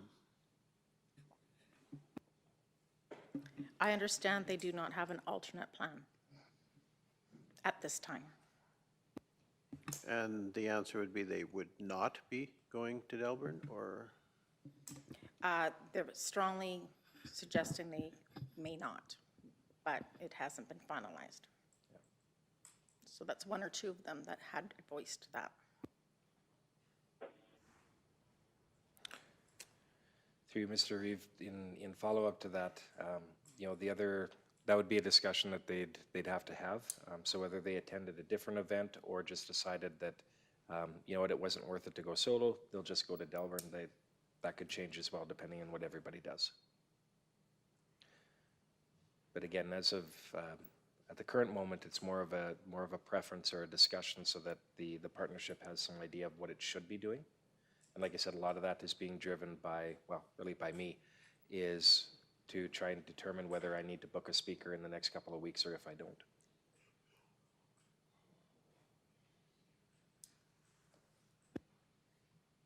Deputy Reeve McGee. Mike, have you had a chance to see if there are speakers available still, and there would be some options in a reasonable time? Through you, Mr. Reeve, there are some options. When I say we need to make a booking soon, largely through Carolyn, is we do have some people and dates penciled in, but they're only in pencil because we haven't confirmed any. So we did, you know, while it is getting late to confirm somebody, we did start the process of seeing who is available on what dates earlier than now.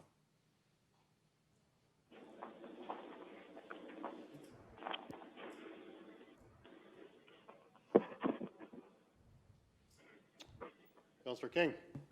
Okay, I'll jump in. I guess my preference would be local,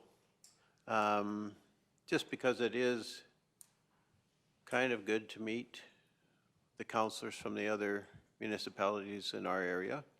I quite enjoyed that the last time we did this. However, I would be open to participating with Delburn if that ended up having to be our choice. But certainly, I know we are going to do some specifically for our own council in terms of orientation to Kneehill County, but my preference for a post-election training for councillors would be to do it locally. So if we're going to be doing our own councillor orientation, say in the afternoon, we could book for the local community, local partners in the morning, and then ours be specific to the afternoon. We would book a facilitator for us, and I guess whoever comes. Is that the direction we're headed? If the preference was to look at our own, we'd probably pick different dates that would give people the opportunity to attend both should they want. There'll be a cost associated with that. The one in Delburn is an evening followed by a full day the next day. So it's a sleepover. Yeah. It's a day and a half session, so there is, yeah, we wouldn't want to coincide that, because the other thing is that if somebody was simply unable to attend the one we were hosting, they would still have opportunity to attend the other one. So we could put them very close together, hopefully, depending on availability of the speaker, but we wouldn't want to necessarily overlap them.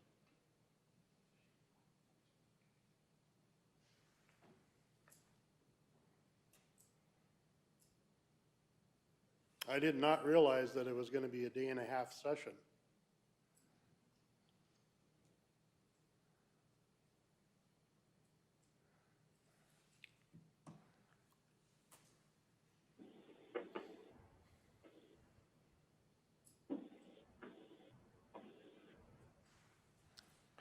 Mr. Reeve, if that's council's preference that we pursue, if council's decision is that our first preference is that we pursue something more localized, then that's the feedback that that's all the feedback that we would need right now.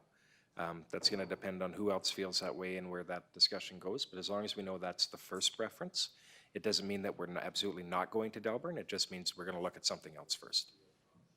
Yeah. I appreciate that information, Mr. Hogan. Deputy Reeve McGee. It also was suggested that we could, even if not every municipality came, we could still have a meet and greet tagged onto it. So maybe the evening piece, we have all the people come and do a meet and greet without any training, but more of just a gathering.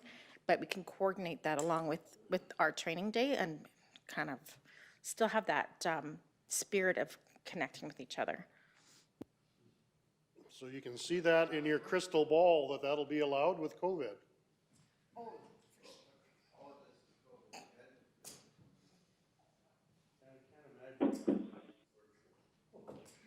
Well, we've been told by our leader that by September we will all have our vaccinations.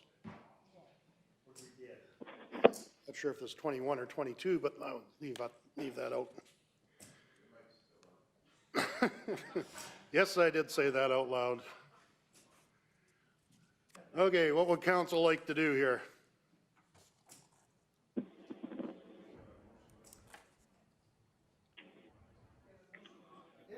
Oh.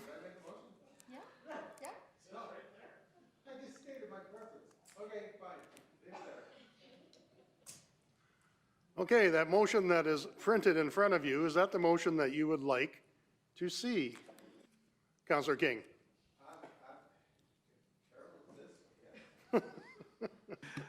That's fine, yes. I was stating my own personal preference, but I certainly don't mind putting that into a motion form. Well, that could be feedback for the group and then see where they go from there, I guess. Okay, so the motion reads, Councillor King moved the council prefers to have a smaller regional orientation for member municipalities. Is there any discussion to that motion? Yep, seeing I'm making the motion. I'm going to say that Councillor King moved that council provide feedback to the regional partnership that our preference would be to have a smaller regional, Kneehill Regional Partnership. Our preference would be to have a smaller, there we go. Sound reasonable? Because really, it's the partnership that's asking us for this feedback. So yes. I guess administration will provide it, or Faye or somebody, but that. Okay, so that is the way you'd like that motion to read?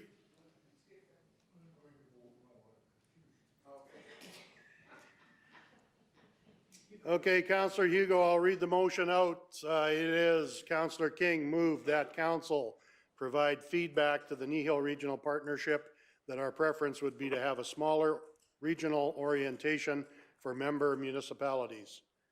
Is there any discussion to that motion? Seeing none, I will call the question. All those in favor? Aye. And that is carried unanimously. Phew. Okay, our next agenda item was an addition, 8.9, CN Rail and Grain Corp. Councillor King.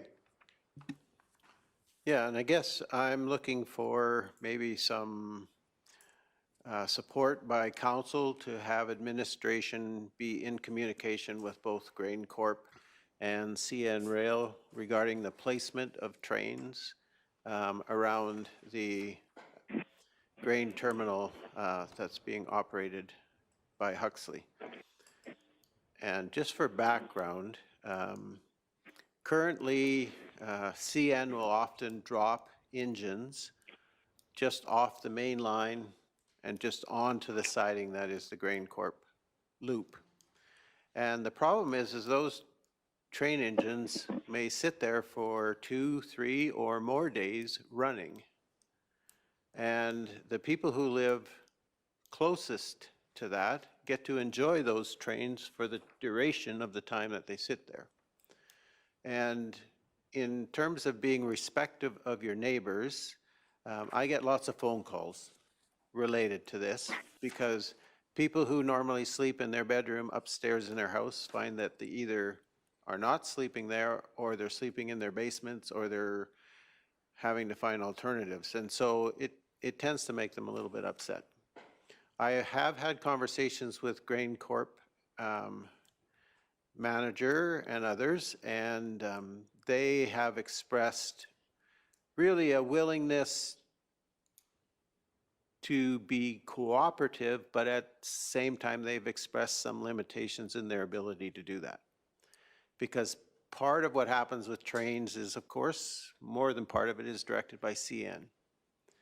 So I would really like to have council and Kneehill County engage in a conversation with CN and Grain Corp to say, can you be more respectful of your neighbors? And can we find a way to either not park trains there, or if they do get parked there, to move them closer to the elevator or something, just so they're not right next door to Huxley.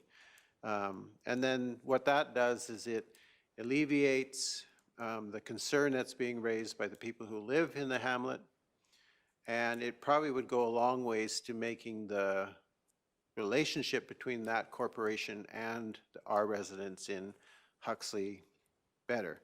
Not everybody in Huxley's upset by this, of course, because not everybody lives right next to where the trains are, but the ones who are closest have concerns about it. And so I'm looking to council to say, do you think this is a good idea or not? And I've told these people, when the trains park there, call me. And they said, well, we didn't think you were serious about that. And I said, yeah, I am serious about that. Just call me, because then I'll call Grain Corp and I'll call whoever to see if we can get those engines moved. The gentleman who operates the trains for Grain Corp actually lives in Huxley. So if that train was there and it wasn't planning to be moved anytime in the next hour or two, they could easily go move it further down the track and just get it away from where it's sitting. Trains are not quiet. Even when they're just parked, they're not quiet. And so I'm looking for some either support or saying this is a crazy idea, but I think that what's happened is, you know, maybe we have a little more influence, might be the word, not necessarily with CN, but maybe with Grain Corp, to be able to engage in a respectful conversation around this issue and see if there's something that could be done to resolve it. So, and I'm just a small backcountry councillor. Kneehill County maybe has more influence and leverage than I do. So can we use our collective voice to try to solve a problem? Deputy Reeve McGee. I really agree. When that engine is sitting on the track for the elevators, it's actually sitting on Grain Corp property, isn't it? It's not CN property that engine is sitting on. So it's really Grain Corp's say as to where that engine should be parked, I would think. The only comment I would make to that is what I'm told by Grain Corp is CN is very possessive of their trains. And oftentimes they'll say, we parked those there with the intent that we're going to be here in a couple hours and we're going to move that train. And that's what they were told on the weekend. The trains were dropped, the engines were dropped, they were coming back, they were going to move that train and be out of there. Well, the reality was they dropped them there Saturday, and on Monday they're still sitting there. And they run that entire time, and of course the immediate neighbors are not very happy any longer.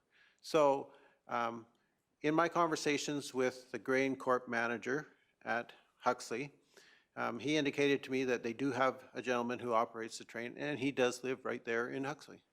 And so I said, is it possible that we might arrange somehow, if we know that happened, that we could get that train moved? It would just solve a lot of problems. And so oftentimes they're told, yeah, we're going to be right there. But I don't care if they say they're going to be there in the next 10 minutes or not. If they have to drive to the terminal to get into those engines as opposed to drive to Huxley to get into the engines, No difference, really.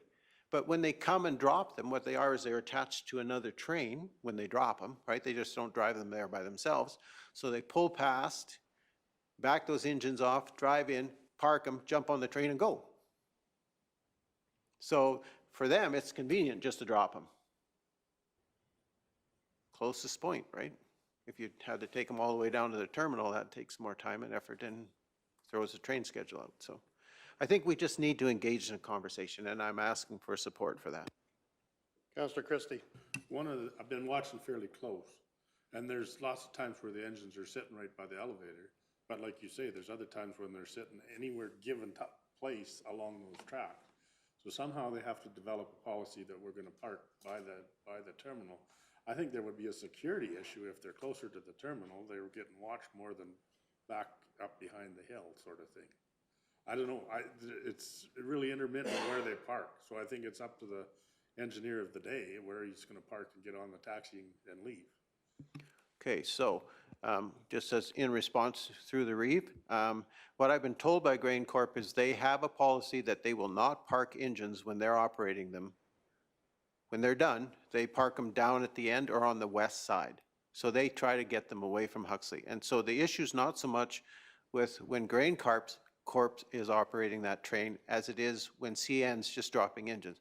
So generally what they do is they can't, with the engine that they leave to load, they can't pull that train out of there with that, so they need additional engines. That's what I'm being told. And so they bring additional engines in, they drop them there, they attach them to the train, and eventually they pull out of there.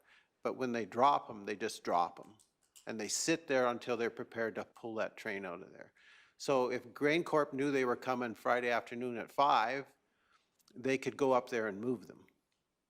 If they knew they were coming Saturday at 2, they could go up there and move them. But they need to know that, plus they need to have a process in place that would say when those train engines get dropped.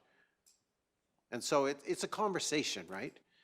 But for them to have that conversation with the affected ratepayers sometimes is difficult. And so I'm thinking that we might have a place as a council and as a municipality to engage with them in that conversation that might get listened to a little bit more than perhaps a single ratepayer.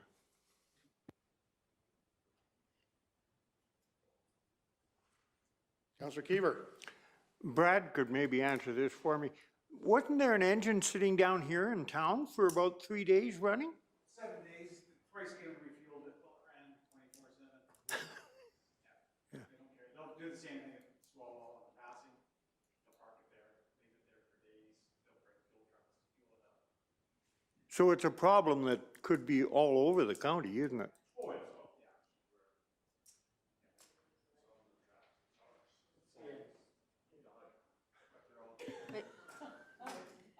Councillor Penner.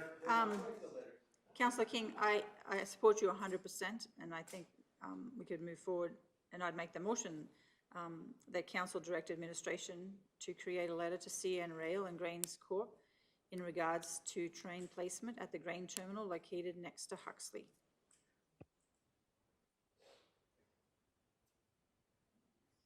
Okay, I see the motion is on the screen. Is there any discussion to the motion? That is the way you'd like it to read? Councillor Penner? Okay, is there any discussion to the motion? Seeing as not, I'll call the question. All those in favor? Aye. And that is carried unanimously. Thank you for your consideration and support. Well, there's no steering wheel. All you gotta do is find reverse. Okay, our next agenda items are disposition of delegate and public hearing business. 9.1, Don Ferguson request. Oh, you're monopolizing our time here, Mr. Hogan. Yeah. Through you, Mr. Reeve, I guess the item that's before you is what direction you want to take regarding Mr. Ferguson's request. Administratively, we'd note that while the municipality does have powers to acquire land, we do not recommend that we use them whenever we can avoid it. So in that case, there's not necessarily a there's not a course of action that we would recommend to obtain that easement. The other option that we could do in terms of broaching that, again, administratively, we would not recommend that, as that is something, that's something Mr. Ferguson himself could approach the other landowner about acquiring an easement or even a sale of property that would allow him to potentially develop a panhandle, or if he's just looking for the right-of-way, to obtain that, no different than the county could. Administratively, we would be concerned about getting into, quote, that line of business on behalf of ratepayers throughout the county. I would concur with your sentiments. If there is just an easement taken, is there, and this would be to the planning staff, I guess, would there be surveying involved? Just thought I'd bring you back into it, Barb. So there's a couple ways easements can be done, and it's usually a grantee to a grantor. We don't have an interest in this case, and it would be similar to the one that we tried doing to rectify a situation for a bunch of landowners. At the end of the day, we couldn't force that issue without doing something more along the expropriation lines. So it could be a blanket easement where he just has an opportunity to go through, or it can be an actual surveyed thing, or he could subdivide out that panhandle and we could force a consolidation into his. So basically he has a big long line or lane. But it's really going to be whether or not the adjacent landowner is open to any of those options. So we see him both ways. Yeah, I was just trying to get to whether or not it'd have to be surveyed or whether a descriptive plan would be sufficient. We did a survey for the other one that we had tried. Yes. And so the survey gets, it's not an official registered plan, but it's registered on the easement in the way that this is where the easement is, this is the width of the easement, this is what you get to use, so that there's no confusion. So I would recommend, if that's going to be an approach taken, that gets done, but it's not an obligation. There's lots of easements that don't have any survey plans attached. But yeah. Yeah, and possibly in that area, even the fence line might not be in the proper spot. Well, completely.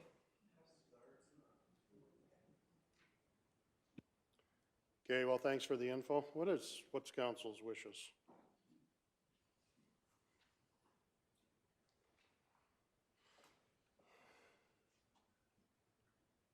I agree with Mr. Hogan, expropriation is not a great way to go. Or setting that precedent.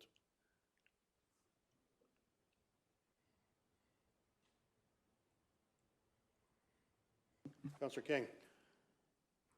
When Mr. Ferguson was here, he said he had not talked to that specific landowner. I guess my preference would be that he engage in that negotiation himself before we ever get involved. If he came and he had said that he had talked to them and they were open to it, but they wanted us involved, then I would maybe be more willing to be involved, but that hasn't happened. So I guess my preference at this point in time would be to leave it in Mr. Ferguson's hands and see if he can't work out some access agreement with his neighbor.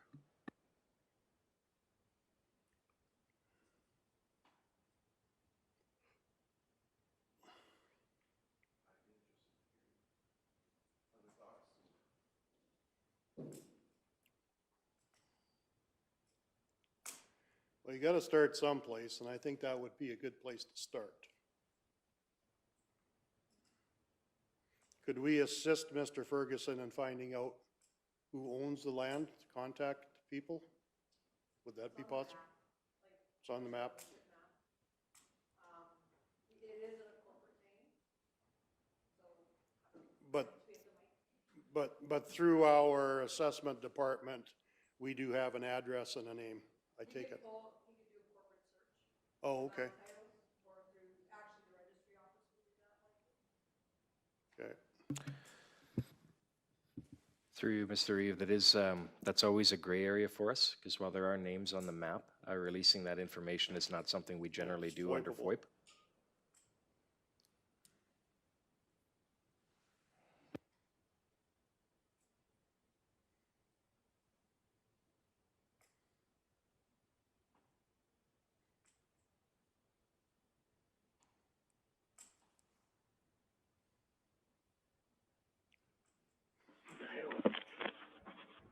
Things die again. What's going on here?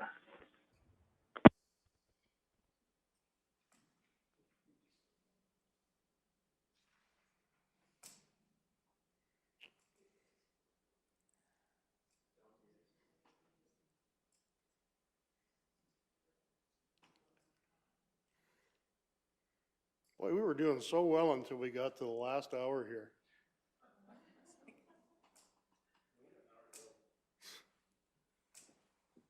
Good luck.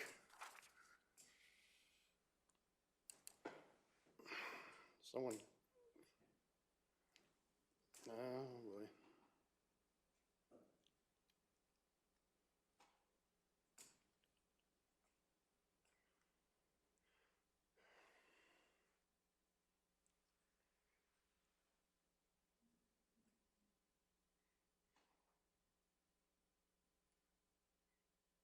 Councillor Keever? If I may be so bold, I would like to make a motion that we not get involved in this situation.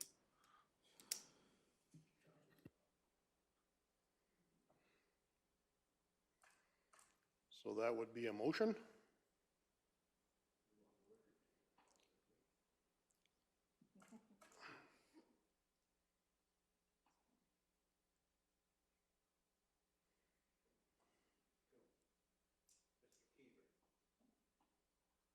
Just as a, maybe, before you go too far there, yeah, okay, receive for information.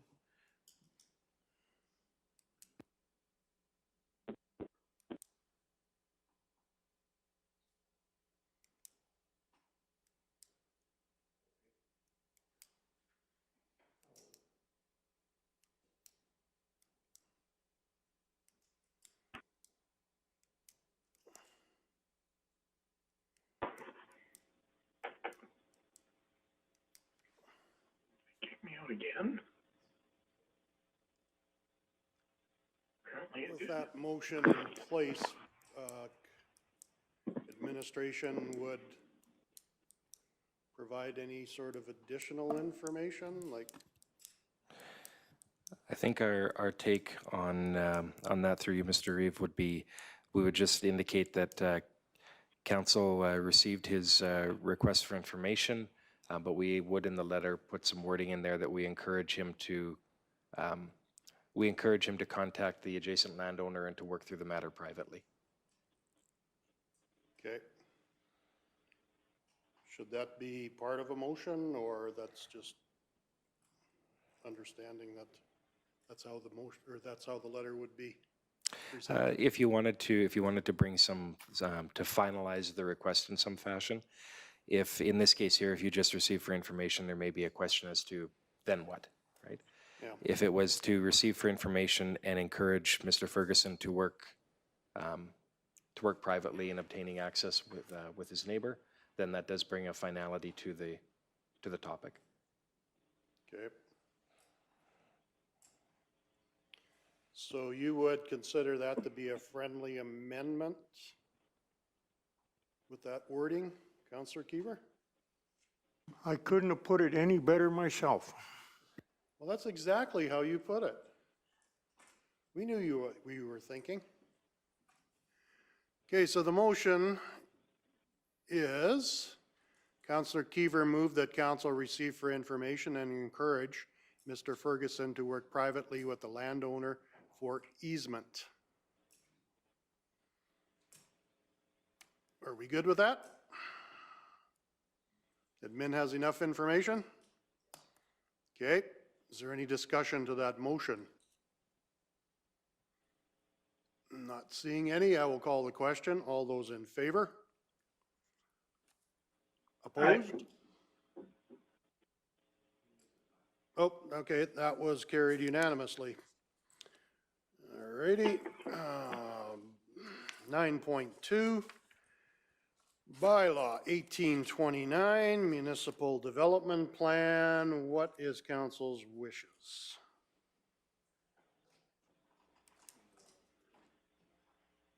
Well, I guess we'll let Ms. Hazelton Oh, thank you. jump in. Again, we had the public hearing this morning for the municipal development plan, and we know it has to be consistent with the rest of our planning documents. So this is providing an opportunity. Okay, do you guys need sugar or what? This is providing the opportunity for you to do second and consider third reading. I just had Carolyn change a word in there. That was my fault. So it should be a purpose of adopting the municipal development plan as amended. So, and we would include that one policy that we talked about today in the updated document.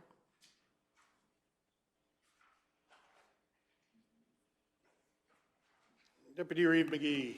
I move second reading. All righty, we have a motion before us.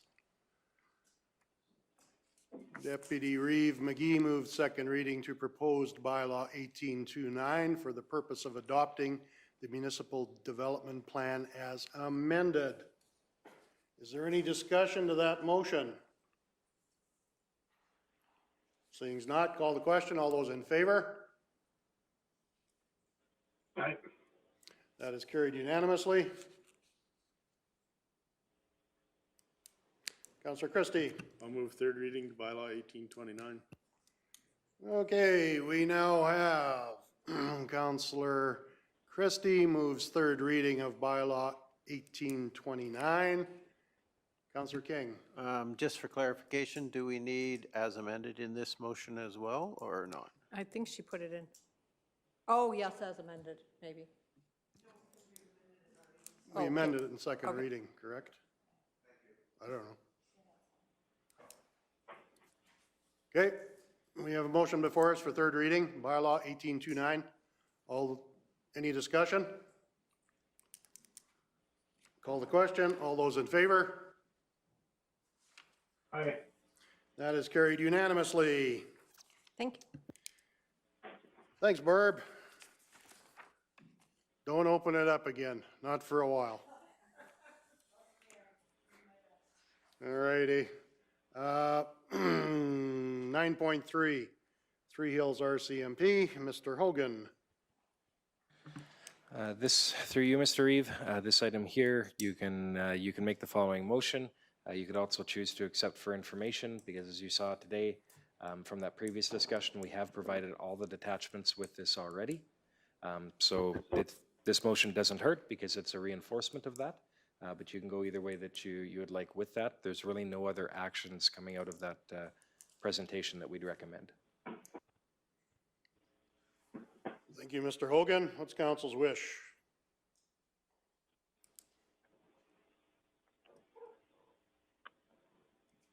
Councillor King. Well, I'll make this motion that we receive for information the Three Hills RCMP report and the rest of it there, I guess, that we provide them with this list. And then my only other comment would be is I was very thankful for the fact that the two of them came today, and just the report they provided was excellent, I thought. And I'd love to see more of that, so. Should we add Bicycle RCMP or Bicycle Airdrie RCMP into that motion? Seeing so. Yeah, I think that Give would them be, some that would be appropriate credit. since they were here. Okay. Yeah, I was quite surprised. We have two RCMP detachments working together. I shouldn't have said that out loud either. Okay. So where are we at here? There we go. So that is the way you would like that motion to read, Councillor King? Okay. Yes, Mr. Reeve. Okay, we have a motion before us. Is there any discussion to that motion? Seeing not, call the question. All those in favor? Aye. That is carried unanimously. Thank you. We are now off to council and committee reports. We have Community Futures Wild Rose. We have Kneehill Regional Doctor Recruitment and Retention Committee. And there's also a Kneehill Regional Partnership. Would you like to do that one as a verbal? Sure. Deputy Reeve McGee? That'd be great. Awesome. You can start off. Oh. We're going to work backwards here. We've never done that before.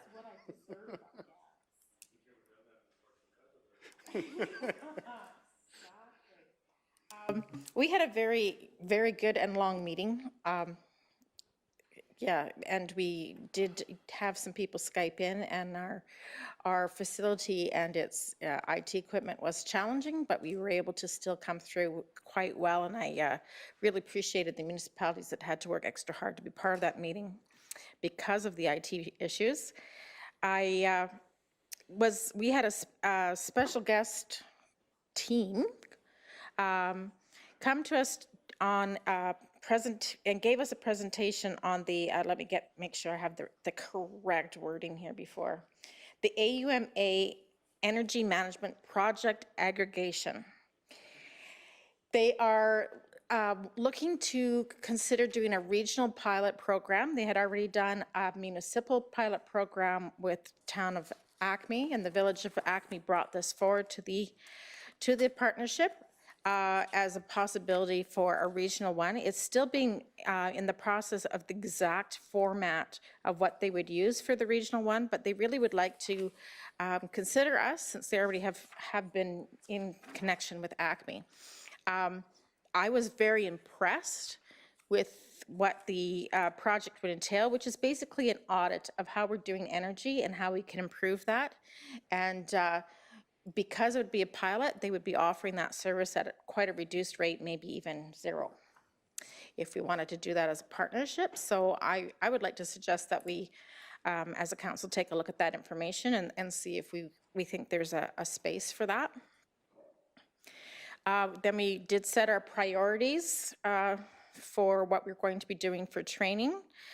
And we heard most of that discussion already through our earlier request, but we also are looking at providing a prospective counselor training program. So we would like to do a regional-wide opportunity to have anyone who's considering taking part in the election come and be able to have a better understanding of what that would be looking like as far as your duties once you and if you were elected. And the other one is purchasing law for elected officials and staff.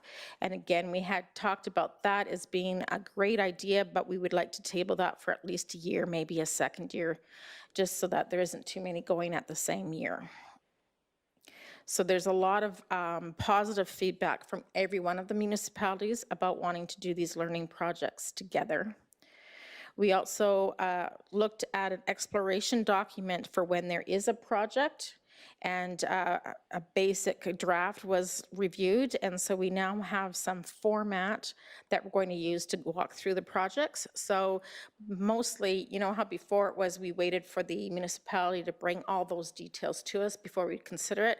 Instead, once we put it on the priority list, we will assign people on the partnership to fill that out, whoever's taking the lead. So it's not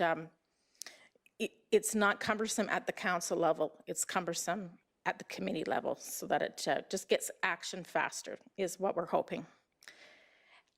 Is that everything I need to report, I think? I didn't miss anything, did I? The only thing I'd add, Deputy Reeve McGee, is there were 3 projects with a forthcoming that were put forward, and you talked about those. So as of right now, it was determined that Three Hills would be the lead on the Business Customer Service Training Initiative. The county, so ourselves, are the lead on the Doctor Recruitment and Retention Task Force Review. We are also the, and wow, in mid-sentence, I missed the other topic that we're the lead of. Tourism, thank you. The thing we have a meeting on tomorrow to do the exploration document, that one, yeah. So sorry about that, but yes, so that is the other one that the county is the lead on. we're anticipating at the next regional partnership, the energy management item is going to come forward, and it's sort of been looked at as Acme would likely be the lead on that project. So we are seeing already that as these are coming forward, there is a bit of a dispersal among, it's not one party doing everything.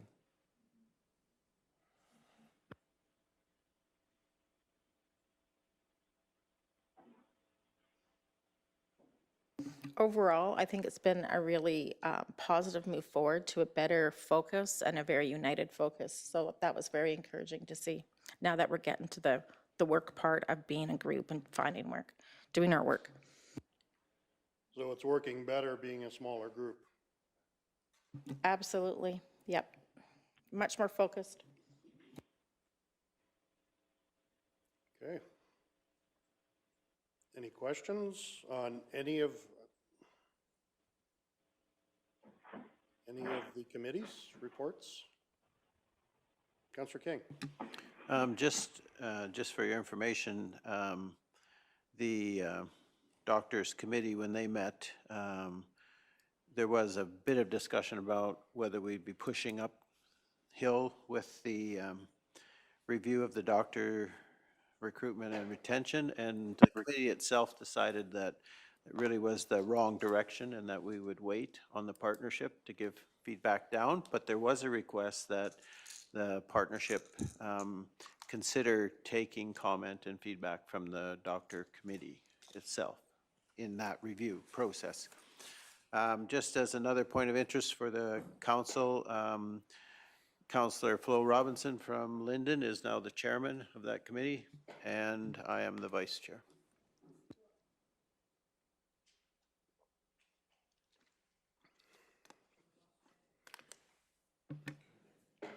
And is there anything from Community Futures that you would like to highlight?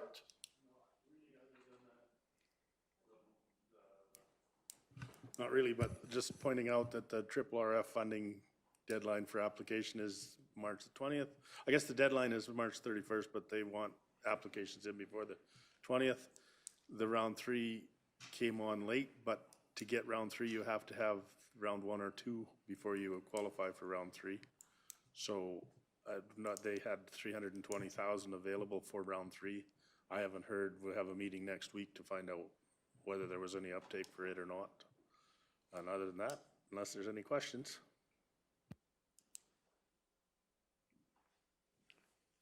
Okay. Are there any questions, Councillor King? No questions, just a motion to receive for information. Okay, we have a motion to receive council and committee reports for information.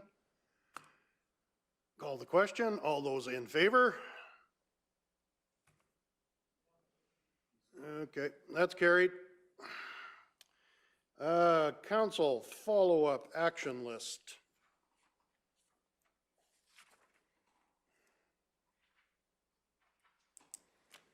It's been pre-circulated. Give you an opportunity to go through.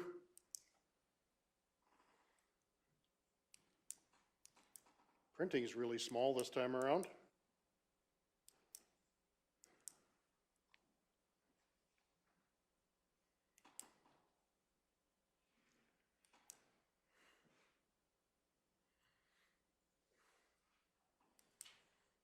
Whoa. Deputy Reeve McGee. I simply see that everything's done quickly in a timely fashion, and that we have excellent staff keeping the follow-up moving quite well. So I appreciate that, and I don't see any concerns from the report. So you'd like to move that for information? Yes, I would. Okay. Motion's been made to move council follow-up action list for information. All those in favor? And that is carried. That brings us to the end of our agenda. So I will adjourn at 3:24. Thanks, everyone.